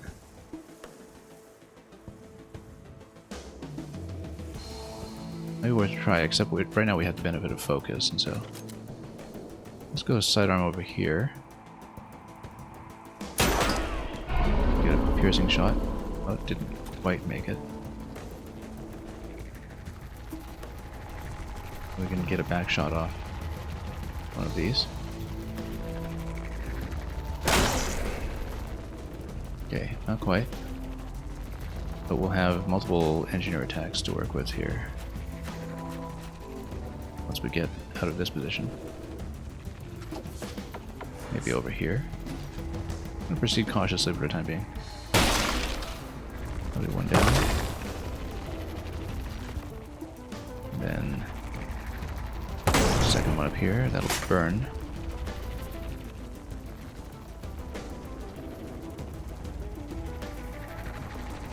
Possibly we can get some kind of deflection for the third one. Well, we'll just pop that one right now, just to eliminate some uncertainty.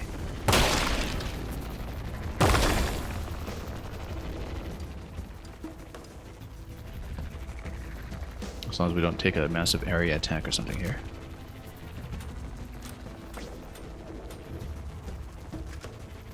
Yeah, penetrator's on cooldown, which means that we can always maybe try to take it from here. With a shotgun, though, it might not be very good.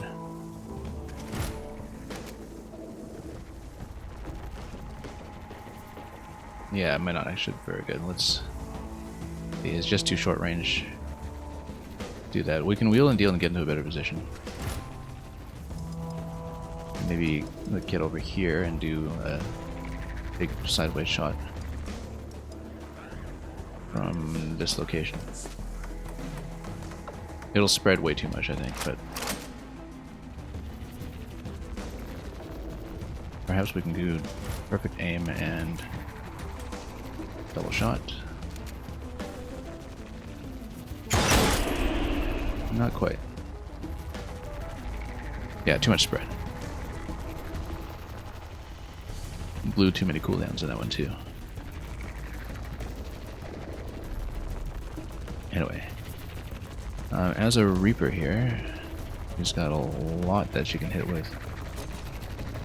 Rim Reaper. Yeah, for anything that's like way out of position, we can do that, but we won't need it this turn, I don't think.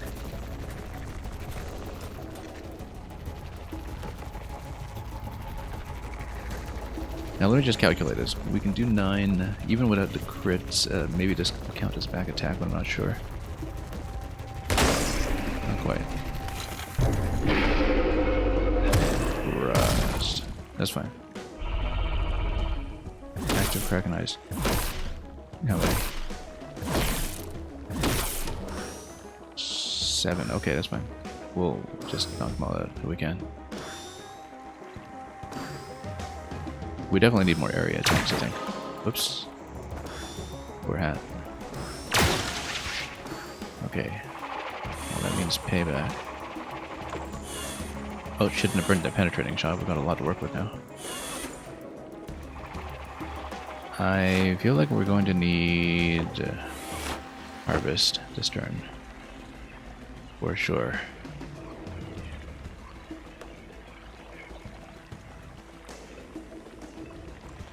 That will need to get into a good position for it. But that we also want to maybe damage some things preemptively before that happens. So we can start taking things out. For example, we can move over here. The thing is, do we prioritize eyes or prioritize enemy clusters? I think we prioritize clusters. Because you can get Backbiter perhaps on, you know, like shoot this one up here. We can aim for it. Oh, no, that we can. Maybe come here. I mean, it's kind of okay. Not entirely goopy. Come up here, sidearm up, and then charge into something. I wonder if you can still actually get enough damage off to sidearm here. With Warcry, yes you can, if we're concerned about that, but I think we have enough depending on whether this counts as back attack. No, it doesn't. That's okay, somebody else can chip that down. Let's go defensive charge on this unit here.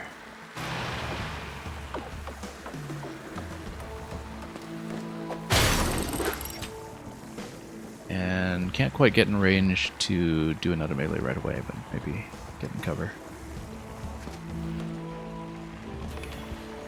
Yeah, we're not mapping this out as meticulously as we often would, I suppose.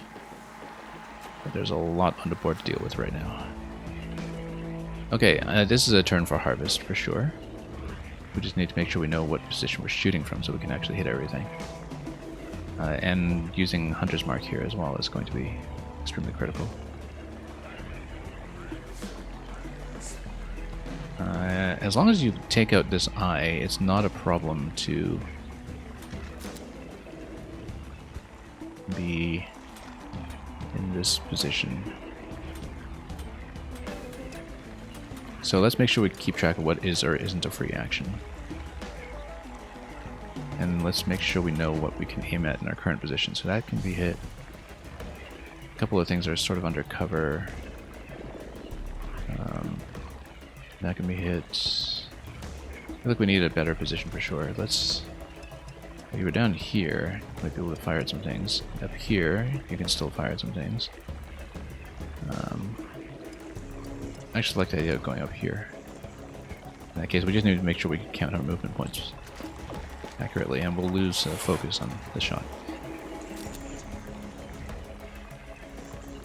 Stun gun is free as well.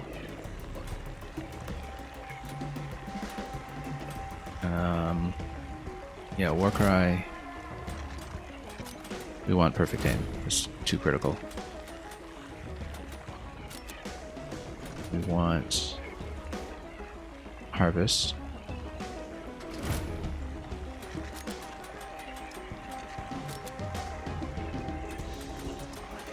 Okay, we're going to do plenty, but we need to be fairly exact about it. Yeah, as you can see, this might actually miss down here.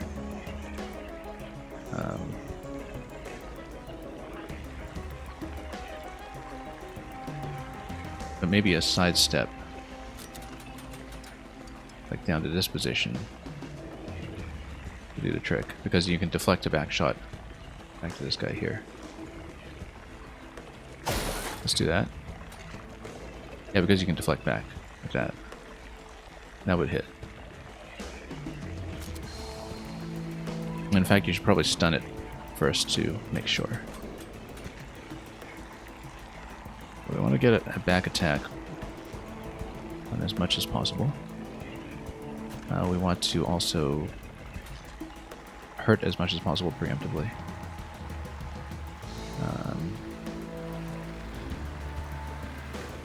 This is going to be a little tricky, because we do want to hit this guy up here.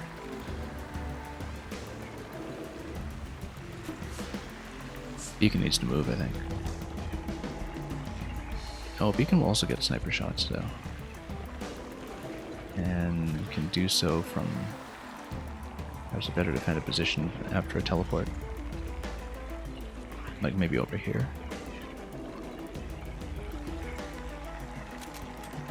And we'll also have a grenade available. Oh wait, wrong character. Beacon will not have a grenade available. Let's scram like over to a better position to work from. That can still hit things.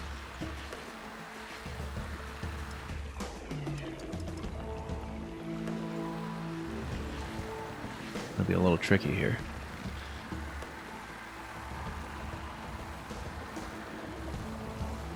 Maybe off to the side here, so we're bunching up in the aura, and then we can still have a pretty decent reach, even though we're way out of range of a couple of critical things. But we can hit something like that with sufficient damage. I'm just adding this up.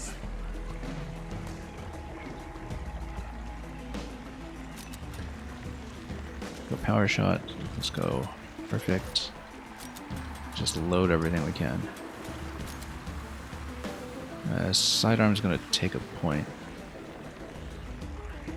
But a piercing attack, it's going to be potentially good. It's just that we've already used a sidearm. We're going to be overspending it. However, this shot here might actually be able to do some work. Good. Because it actually mostly takes this one out. Then let's see what we can do here. We want the hunter's mark. Take this one out. Which means we want to do a preemptive shot on it now. This is not a good place to stand, really, but we can maybe get up here and fire down. Ideally, though, we try to shoot a bunch of them at once. Like, if we're here, I think this is actually okay, because not much is going to hit you directly. But we don't really know that. The idea, oh yeah, actually you get a beam right in the face. That's not good. Maybe we can reposition that, though. It's the perfect aim. Whittle it down a little bit. Definitely one of those. And then, yeah, just chip this one away too. Used to problem a little bit. We're in a position now, though, where he's going to get hit by this guy. Actually, both of them are going to get hit by this guy if you're not careful. But then, instead of burning harvest right away, we can use this attack here, which should do enough. And then will give me an additional attack off the benchmark.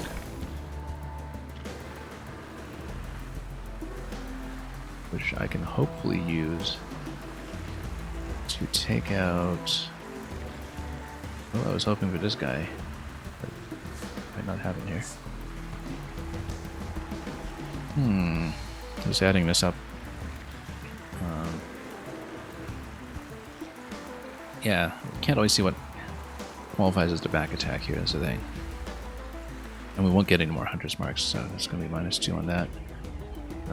Let's see what we can hit. That will be actually meaningful as a target.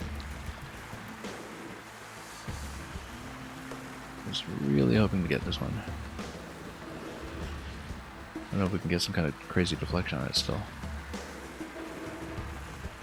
Maybe not. Tasty got away with it. Like trying to do a floor deflection. Not quite. Just a little ways off. Okay.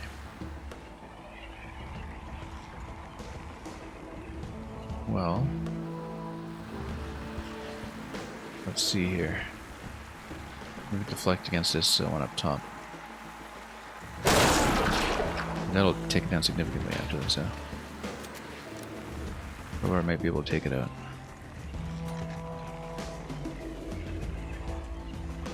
As for this one, yeah, actually we didn't need to burn all these cooldowns on this turn, but the stun gun might still help. It's a free action in terms of being able to take out an enemy for me.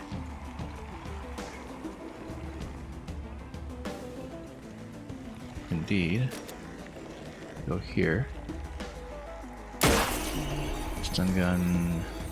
Yeah, it's not going to do enough here. I was hoping to deflect against the back or something. We might want to guarantee a kill somewhere first. Oh yeah, we need to take these two out too.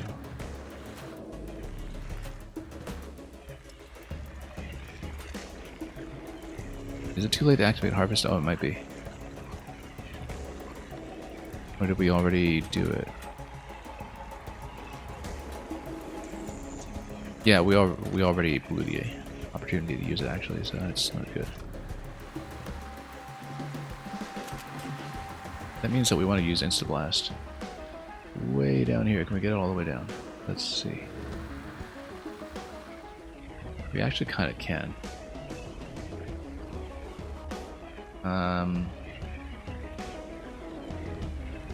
We want to do a super range attack up there.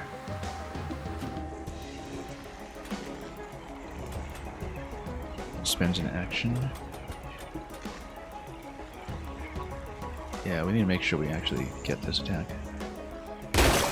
Oh no, that's bad. It's not gonna kill. Unless we go for grenade plus shot. over on this side. Maybe we can do it. It's going to be a very distant shotgun blast, though. I'm going to park here instead.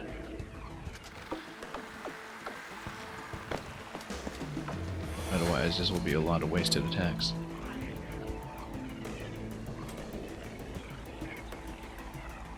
Yeah, we'll actually have to burn a grenade on this, like 3 damage here, which is awful. We have double shot available? We don't. Okay, we messed up this turn quite a bit, but we might as well roll with and see what we can do.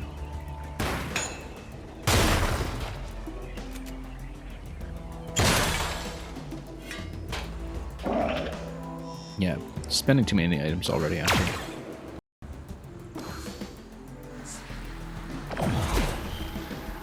Okay, this guy's gonna drop the totem. That's okay, we can take him down. At least.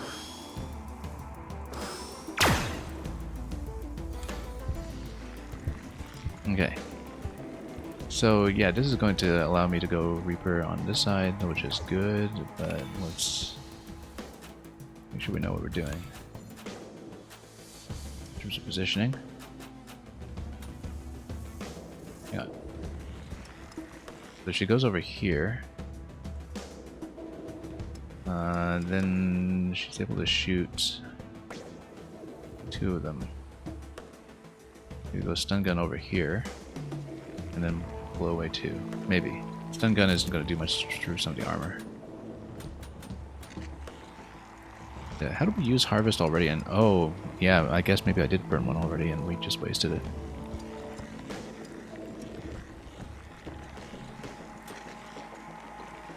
Yeah, we need to. Well, we need to get out of here first of all. But Grim Reaper can actually snipe any target.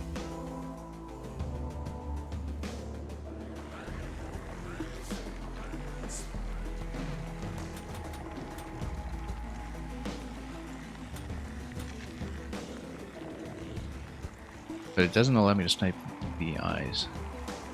That's important to know. Maybe we just stun it further and then try to knock it down this way. Not quite there, and we got rusted.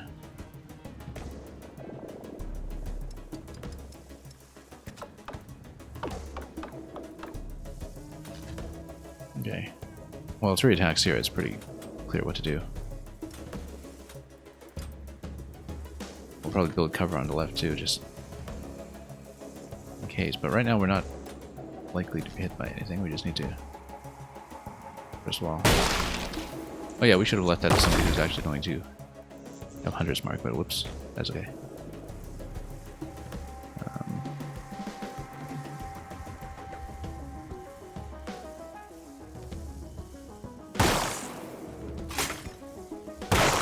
Okay, let's just do that.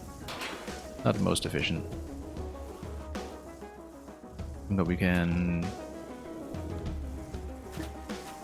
where is she? Sidearm. Over here. I'm gonna chip that down a little bit.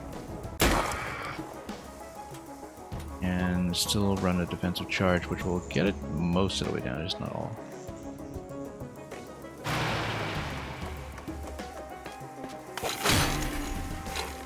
And yeah, unfortunately she's not going to get to the other side, which I was hoping she would do, but never happens. Okay, Crowbar has 1 attack available, with 9 to 10. It would make sense to take down the eye. If we can. And this will be amped up too. Good. Blind Rage.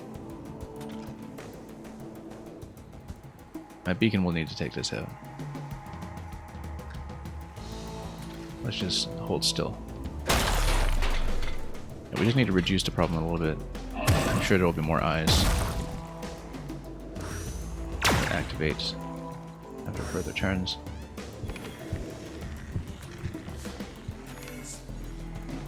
Okay, now we need to start rushing things down, I think.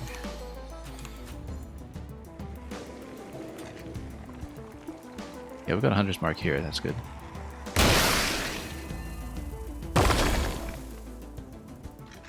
I should have actually chipped this one down first. That's okay. Actually, we'll get that. Unstoppable Fury. What else do we have on the board right now? Actually, nothing. We just need to burn down a boss. So let's do it. Yeah, you can sidearm, but you can't really get anything else there, so let's do that.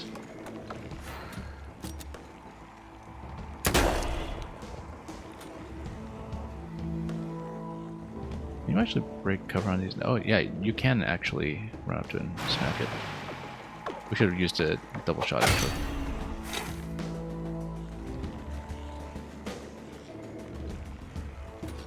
Okay.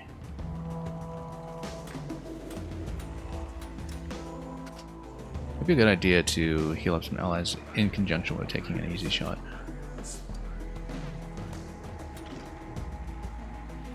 And indeed, if you come down here, you can, well, I don't know, we'll see.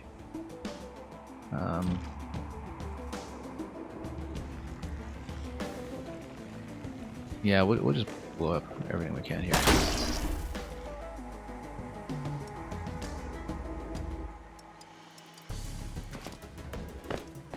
I'm sure eyes are going to come up again, so.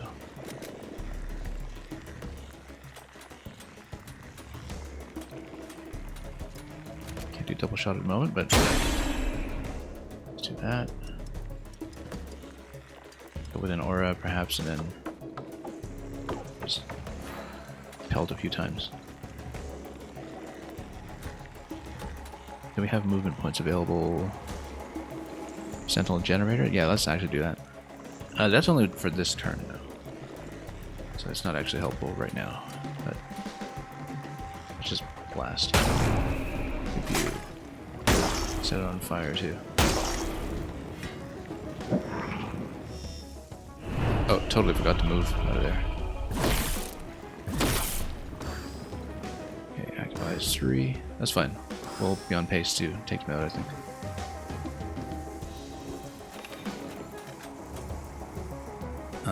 Yeah, I can't use that. We need to chip one down. Cooperate a little bit on this. When it comes to incoming damage. Yeah, drop him down for a moment. Get that one down. That one down. Let's just make sure we get this shot properly. Okay. Yeah, walk her down somewhere safe. And take the same kinds of shots accordingly. With a friendly aura. So, stand up over here, that's gonna get a shot. Oh, should have done a second one with the mark too. Because I don't think we'll have enough to work with here. Can't even hit that, so never mind. We'll just hit this one. Good. And can she get a proper shot from this location? Not really, isn't going to deflect well. We can still maybe get a good deflection over here. Try to see if we can... Oh, that works. Almost. Yeah. Gotta watch the sway here. Yeah. Kind of a big miss, but it's okay. Let's shoot this down. Alright.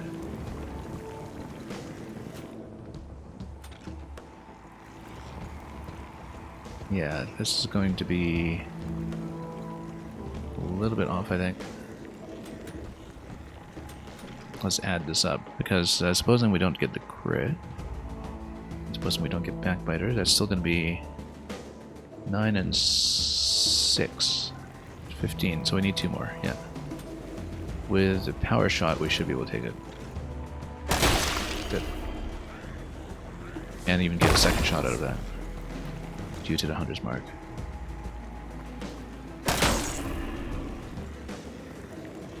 Okay. Might as well do the double shot this turn then. Is this on cooldown? And unlimited.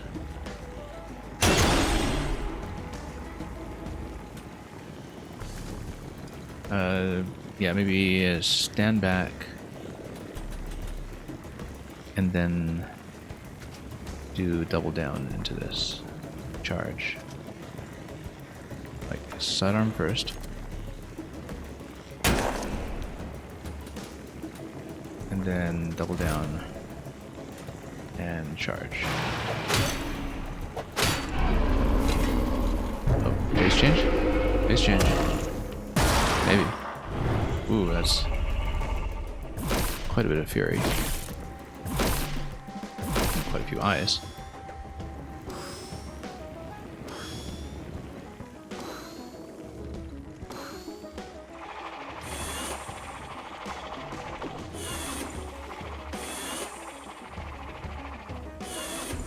Wipe them out, etc. Yeah, that's fine.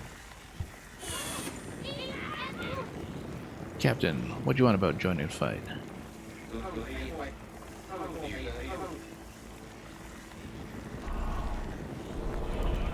Well, I don't know if Captain Louis is going to get much done for us here, but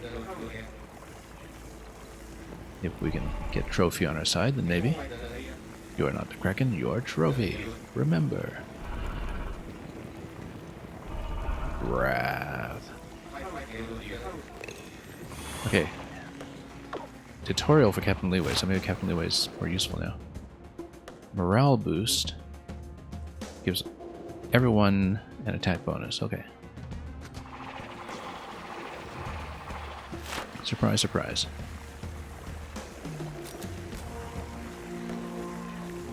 Attack damage for 5 for all allies. That's going to be very good actually, because in particular in conjunction with Harvest.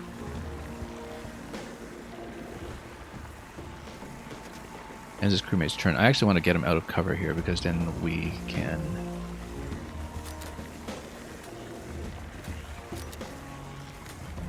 Yeah, I want to get him out of cover, because then we have a clearer line of sight on this side. So if there's a better place to stand,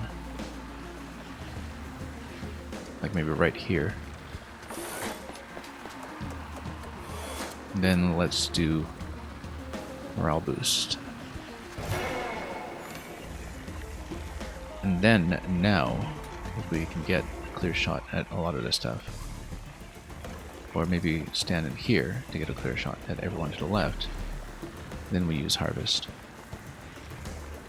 Maybe even sidestep there, if we can. Perfect aim. Harvest. War cry. We need it. Okay.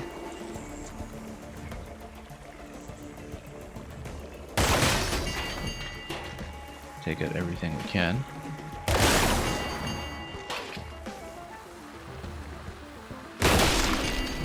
Good. This is going to solve a lot of issues here. We can continue taking these out. Oh, too bad. That's okay. We can still do it. Hunter's mark on this one, actually. We can get a decent angle on it.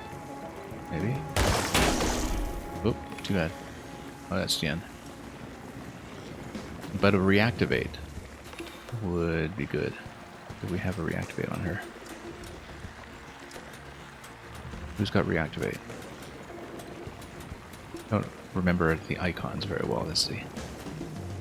Oh, Tristan's got reactivate, right? Yeah, we're gonna reactivate her. Because I wonder if she's still got harvest active, if so. Because if so, then she just keeps on going with a hunter's mark. And keeps on going on this side as well. Oh, too bad. Okay, good. And then the right side as well. A bit distant. Probably going to lose it at this point. But we can try. Yeah, that's fine. Because we actually are able to take everything out if we can. A decent attack power here to finish this off. Good. That de-rusts as well. Are we able to get that other attacker down on this side? Almost, not quite.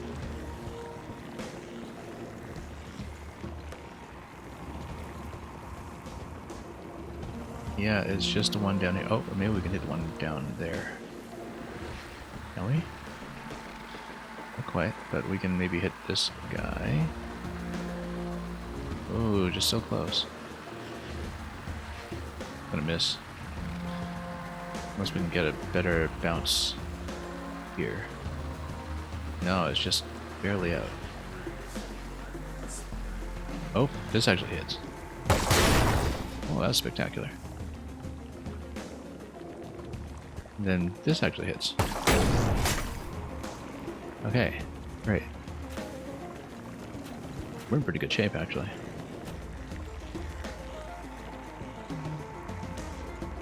Because morale boost, we should be able to hit this one down here.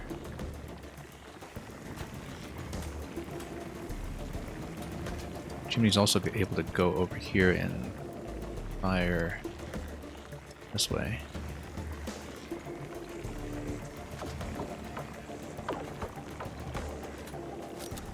And chip this down a little bit at least.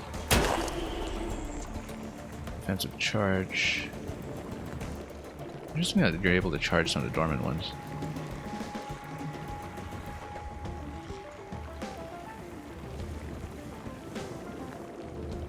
Let's see. Yeah, she might as well. Overkill, but we'll do it.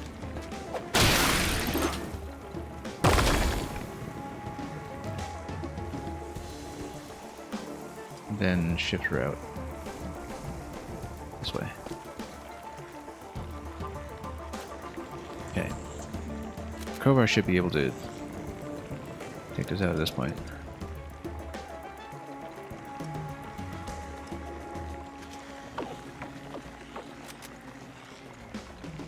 Good.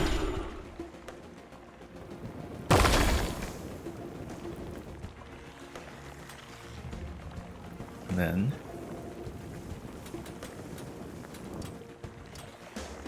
feels like we should have used that +5 in conjunction with some double attacks, but that's okay.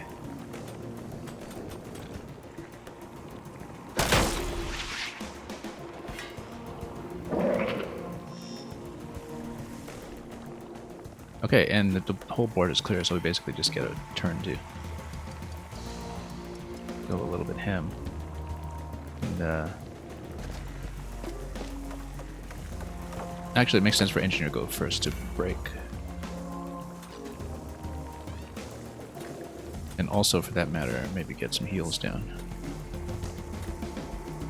Yeah, none of these heals ever, work as advertised when it comes to the ability that is supposedly going to give me a free heal, but that's okay.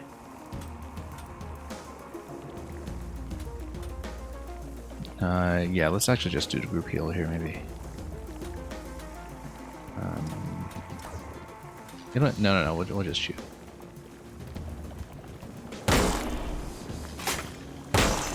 Because because I think I get 2 attack turns anyway.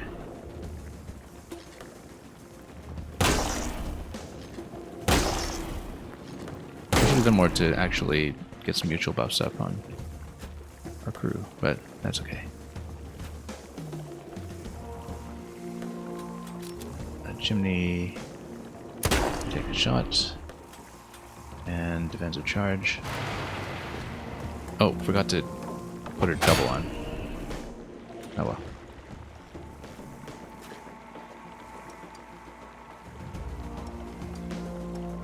These all look bubbly, but they don't give me a warning anymore. Oh yeah, because Crowbar is immune to floor. That's right.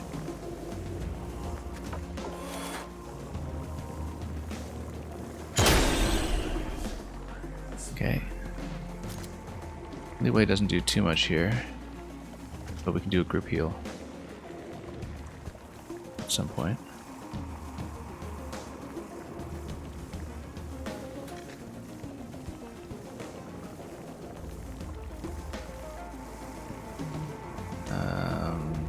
In a very defensive position, but one that's actually a little too defensive when it comes to actually trying to hit the enemy, so... Do we have a sidestep or something? No. Yeah, this is going to have too much spread if we try to fire this way, I think.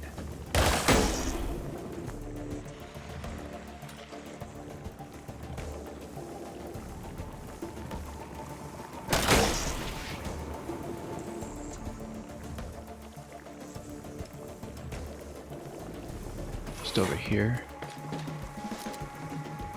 And everybody's just going to gang up.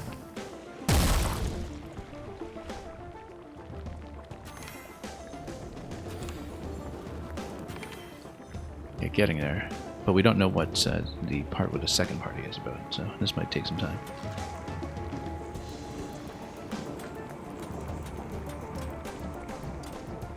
We have amped up. Yes, we do. Okay.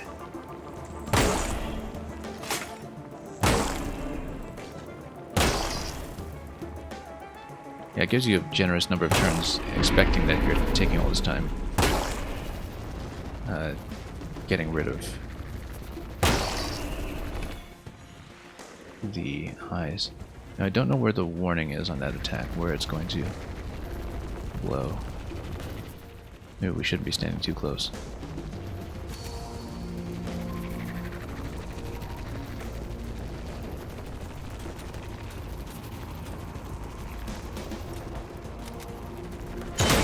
Okay, here we go. Daisy can get over here, I think. Get to a slightly better position.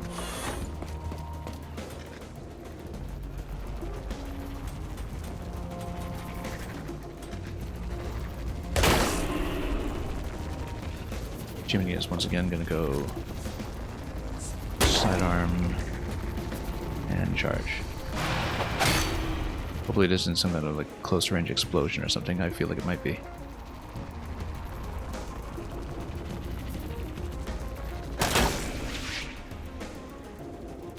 Yeah, rust is becoming a problem here.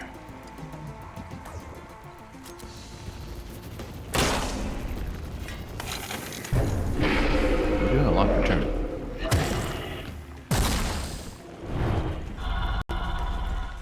Seven stacks rust. That's a bit of a problem there.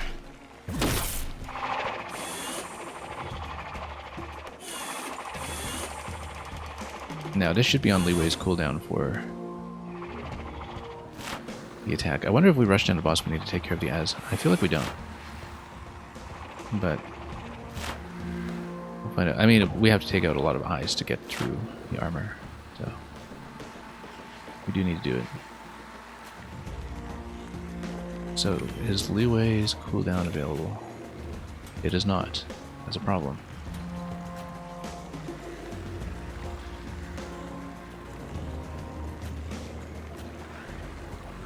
Well, Tristan's going to take some things down so we can get the Hunter's Mark on... what's her name? Daisy should group up here. to actually reach. Give Tristan some damage to work with here.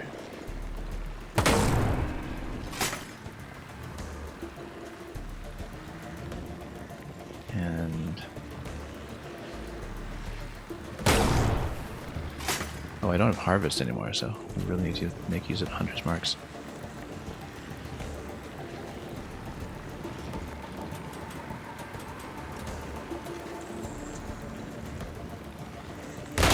Very good.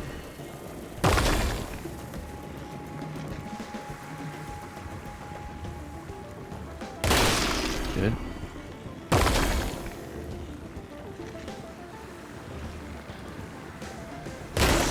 Missed.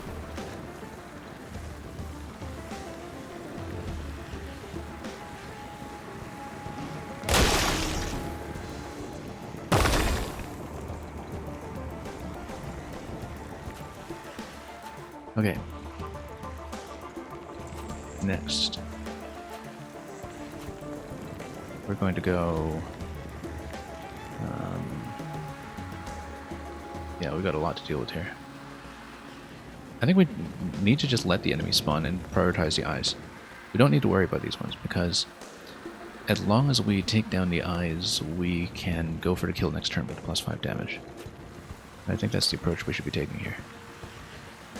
So I totally forgot that Tristan could have done more shots on this turn. That would have helped me tremendously.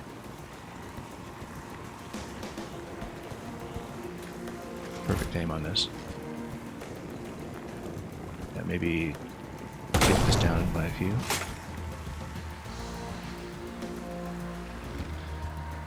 Yeah, definitely prioritize eyes, I would say.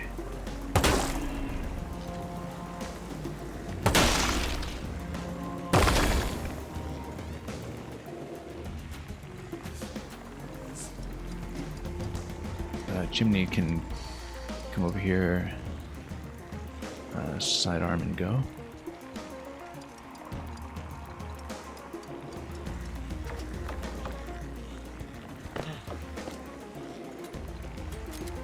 Actually, yeah, sidearm and then smack it.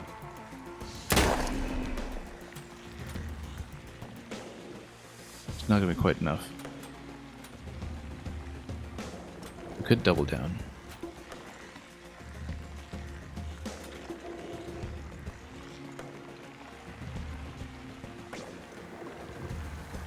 Or use this.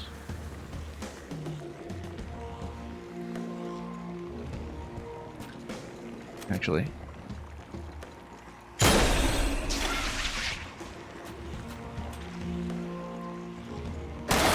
Oh, didn't quite do enough to get the rust off. Should have checked it. We need to heal that up.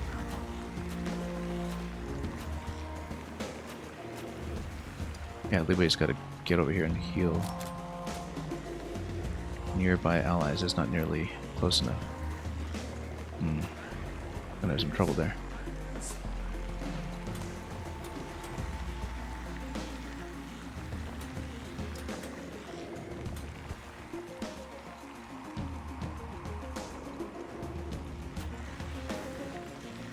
Actually, if Liwei hits over here,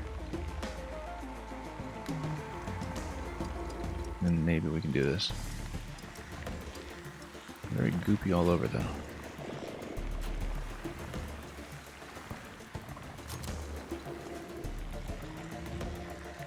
Or just points like this. Miss.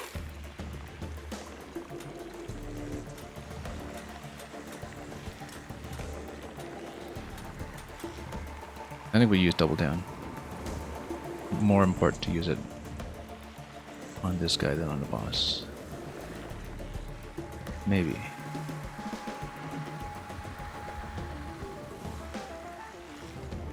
I mean, we'll take them down next turn, though. No, let's just charge them this way.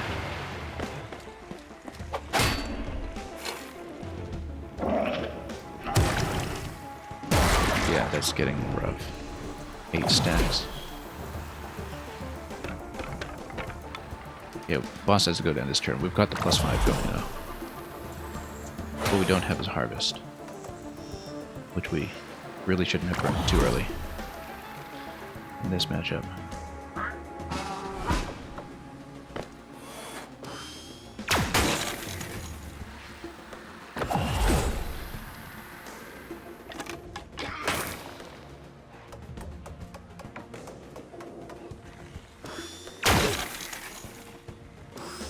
Got a couple of issues here. Oh, shield. Yeah, we need to take down that shield. Who's got the shield? Oh, the commander here. Okay, that's fine. We'll get leeway to activate morale boost. And yeah, Hunter's Mark is on the shield, so that's good because that means Daisy can take it.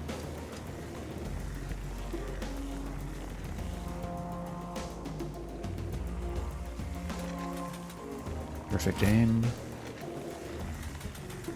War cry. We need to hit it in the head. Which means we need to go up here.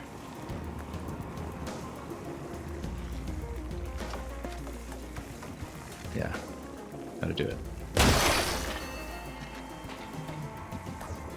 And hits the shield if we can.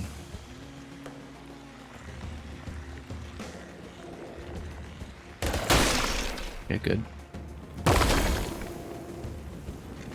Where are those remaining eyes? Totem down there, we should probably take it, but we hit this shield. That's even better.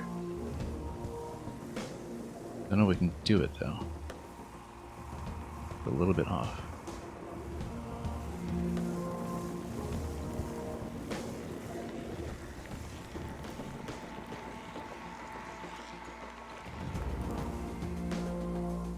Yeah, maybe we can do it like right here. Okay, close. That's okay. We can get up here, hit this.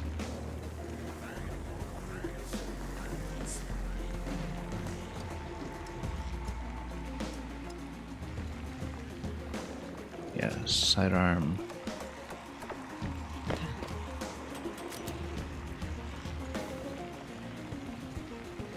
Miss. Double down. War cry. We have to take this down first.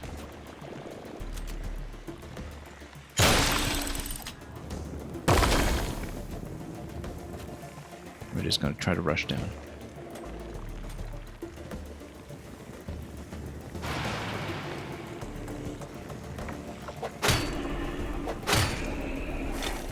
Yeah, with 10 armor, maybe that's not the best idea.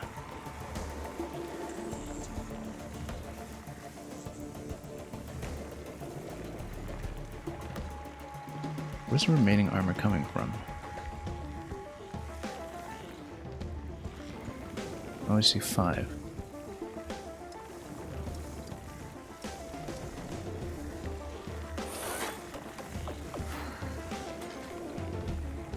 Okay.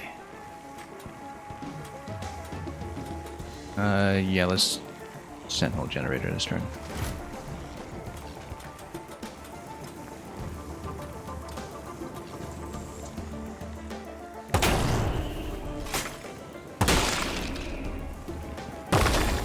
Don't see the last eye.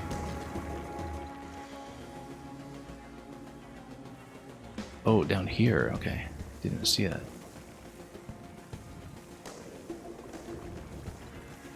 We should go for it then.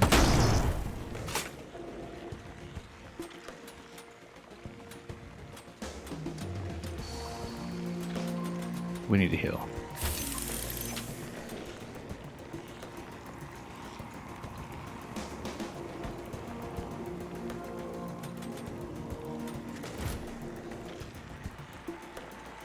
Yeah, I don't think we'll get the eye down low. We just need to hit.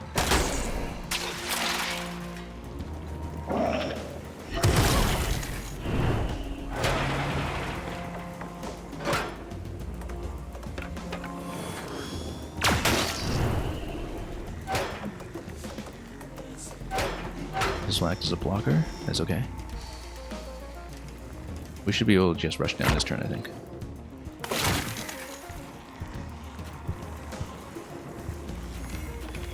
Yeah, just ignore everything else and just fire.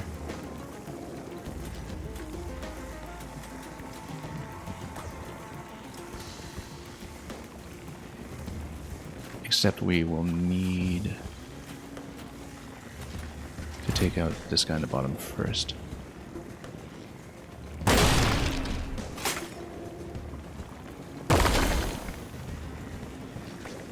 Just shoot him down. Hopefully everything else deactivates at the end of this. It might not.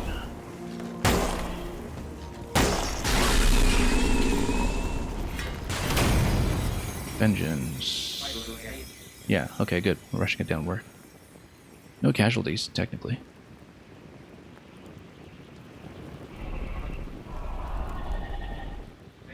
Phase 2 with the other party. This is a long map.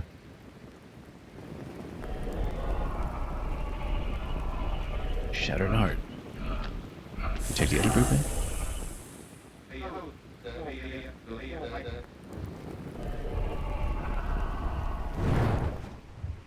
Okay, so how do we do it?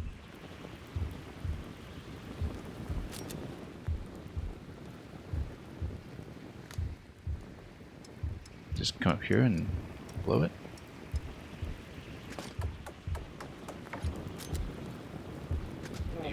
Thank you, trophy.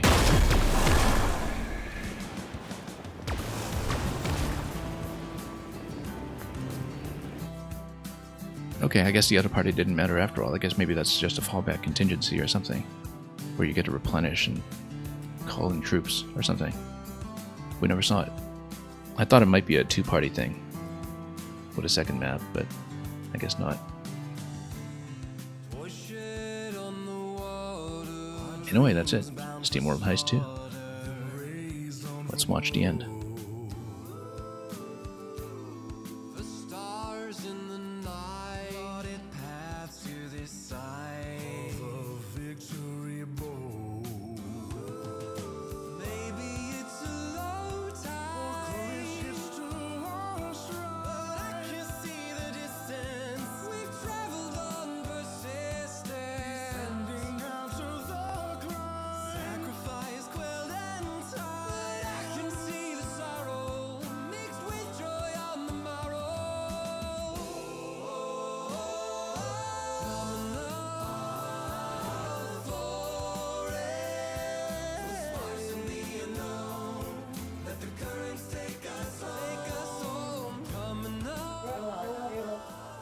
Okay, well, we got it done.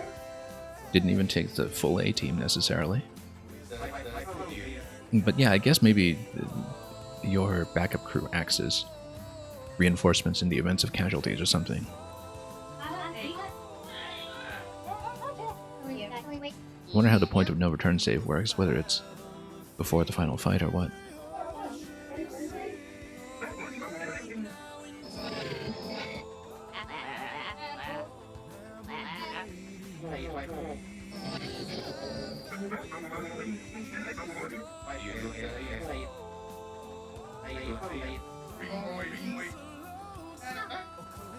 And everybody will just get their last word in.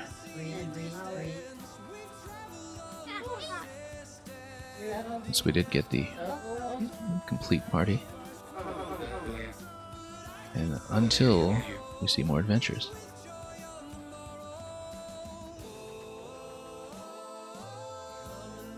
Now, we were informed earlier in the stream that there wasn't any kind of a New Game Plus unlock or something. Wow, that's actually a lot of dialogue. Let's see the dialogue and then get out.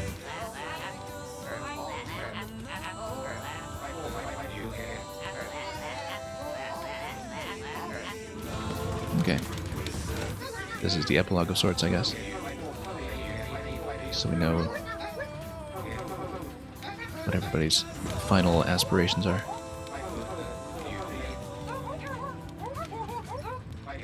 Rouse to Kraken for another round? Ah. That's a bit of post-game for you, I guess.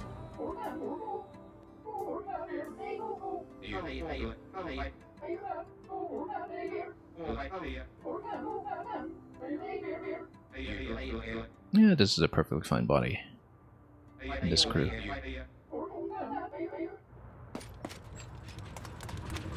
No complaints about just having a Talking crap. I love how everybody in this final scene does have their loadouts that we give them. Weapons and the hats.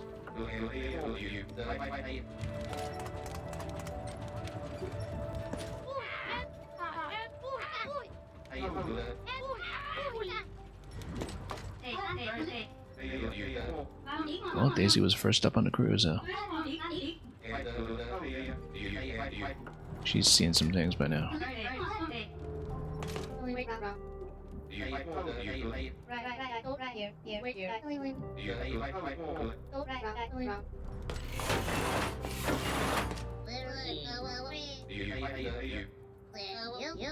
Yeah, not much more to say about it. We'll just read through it. See what everybody has to comment on.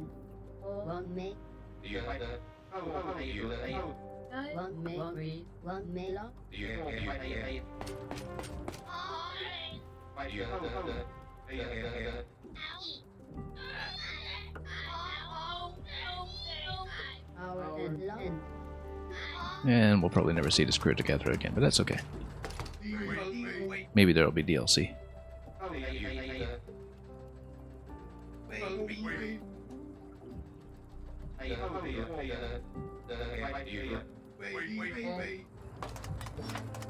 And then, yeah, we'll activate the map last. Let's talk to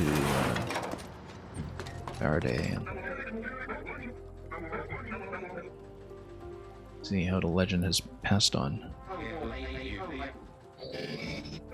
from one game to the next until they get back here. I mean, I'm sure Piper could use the arm that has already been passed down to Leeway.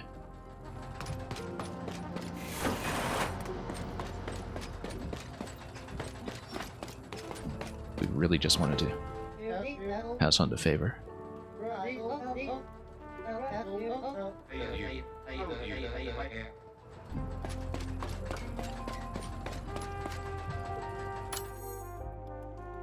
Your crew might want to talk to you. Yeah, no, we've talked to the crew at this point. We've seen the whole map.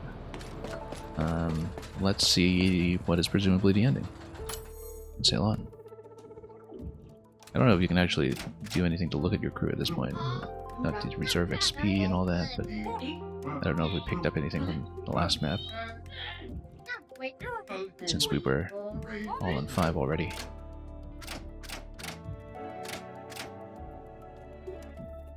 Yeah. Well, let's just see it.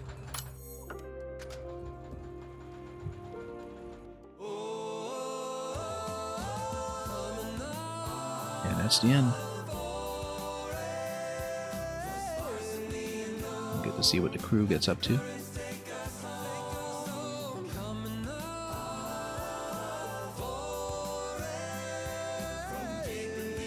I guess the atomics have been absorbed into Steambox Society, at least on this shard. Where you can still see the fragments of the remaining planets from far away. Oh, what a lovely crew photo. Let's save a shot of that. I haven't been taking screenshots very actively throughout this playthrough as much as I usually do, and that's maybe a bit of a missed opportunity, but let's just watch the end credits. So yeah, like I was saying, this is one of the most extensive tactics campaigns I can remember playing, and yet it didn't feel that way at all. It felt so much shorter. Of course, the gameplay of SteamWorld Heist, even going back to 1, was always notable for feeling very swift. Just lots of running around the map, very quick action, quick decisions. A lot of the decisional padding this time, of course, was added by just configuring the characters themselves for each battle. That took more time than actually doing the maps in some ways. And that's perfectly fine. That's just a consequence of adding so many layers of customization. I'm impressed at how well-tuned the pacing of the resource income is, actually. I mean, obviously it's very flexible depending on how many times people are going to replay maps to, you know, fully use their crew, fill in bounties per turn, or per day rather, and how often they have to go back to repeat maps to complete reputation stars. That's going to affect the resource income, but the fact that we on the very last day got kind of right over the line of fragments that were required to spend on everything. That felt very precisely paced. And ultimately so did the gallons income in some ways. I mean, you know, that's partly because we didn't really sell, and I'm sure we actually were sitting on a massive surplus by the end if we had bothered to shed a lot of that gear. But despite some initial challenges with keeping the crew alive before we got heals up and running in the first world or two, the veteran difficulty settled in very nicely, I think. And after a certain point, say past the beginning of World 3, when we could finally kind of skip ahead a little bit and get better weapons ahead of schedule, it was very clear sailing from there, and, you know, pretty much full stars, full objectives, almost every map from then on.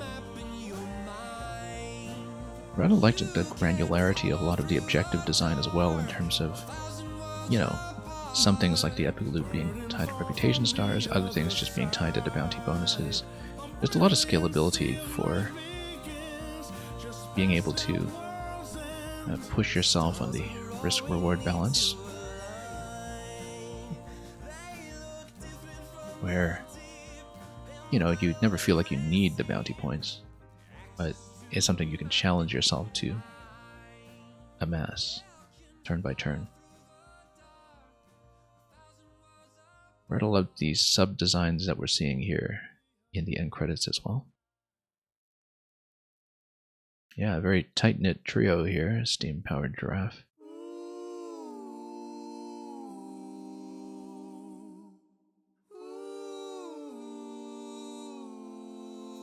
And with that returning theme from Heist 1 as well that we hear when Piper Faraday and Finn are once again on board.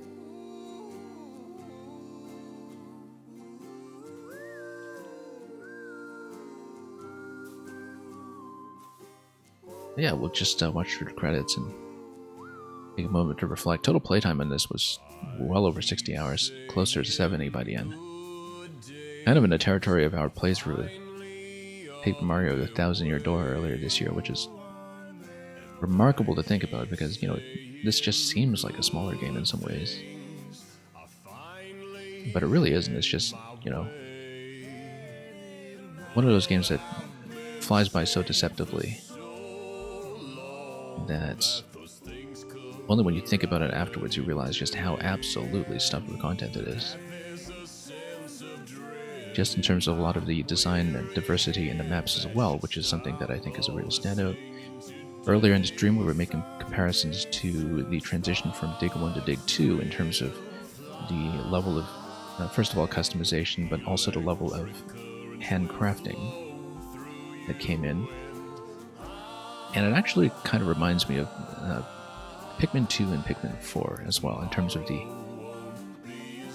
base mechanics being really solid, but then the dungeon design going from some of the semi-randomized tile assembly into something that's more fine-tuned towards very specific tasks that are being asked of the player. Where it feels like a very natural evolution, but one that well, it's totally understandable why it took nearly a decade between games to get the next one out the door. I mean, you know, the people at Thunderful, or formerly Image and Form, have always had quite a lot on their plate when it comes to this series. And we're very grateful to them as well for dropping by on one of our early streams and saying hello.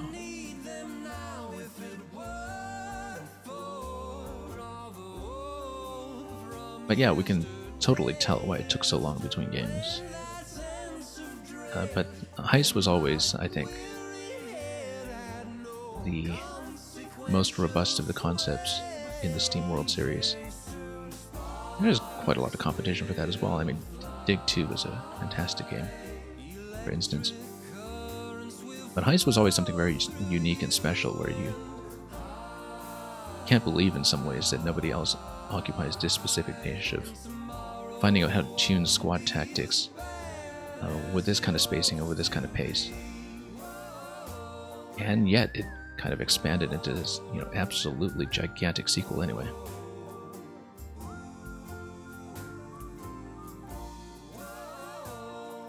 But yeah, what an experience.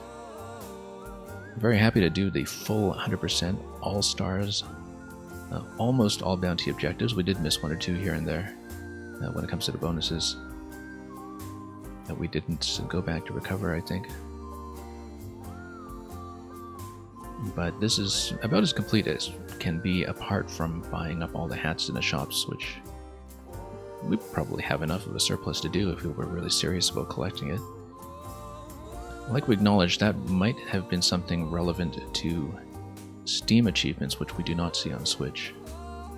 It had not occurred to me until it came up in conversation earlier today that that would be a disparity between platforms that does perhaps affect some of what you might want to go for in the game. But yeah, I feel like we really saw it top to bottom and got the most out of it. Managed at the very end to see what the skill trees were for every job leading up to level 5, even though we just barely cracked Reaper 5 today in the last few maps.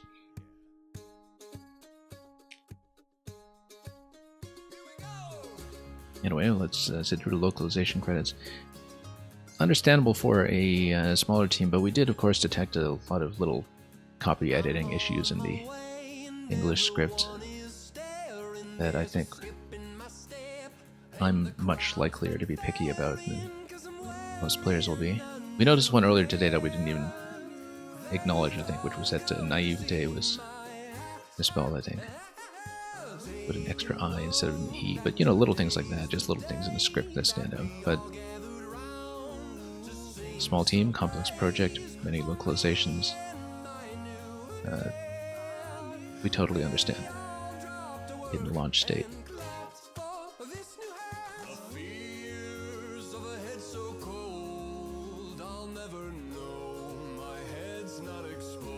Anyway, let's see the testers and the production babies scroll by.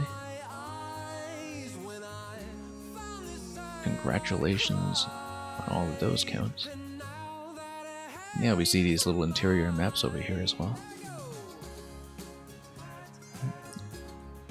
I guess so far what we've seen is sketches of the production art from some of the sub-schematics we saw earlier to some of the map interiors that are being sketched now.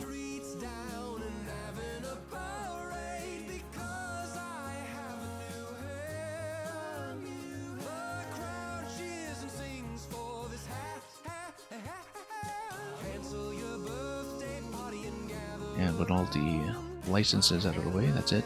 I kind of wonder if there's going to be an end-of-file stat screen. I don't know, given the structure of this game, if it makes sense to track total turns the way it did in the first game. Maybe it tracks total days or something. Oh, no tracking, actually. But it does mark a star for the completion file, the save located at the belly of the beast.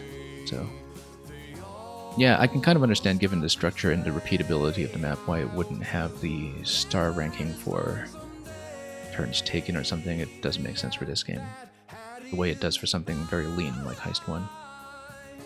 And because of the very granular customization of the difficulty, I guess it also doesn't necessarily acknowledge that you had a minimum of veteran, because anybody could have had just a custom minimum, right? So, anyway, what a whopping file time on this. 65 hours, almost 66.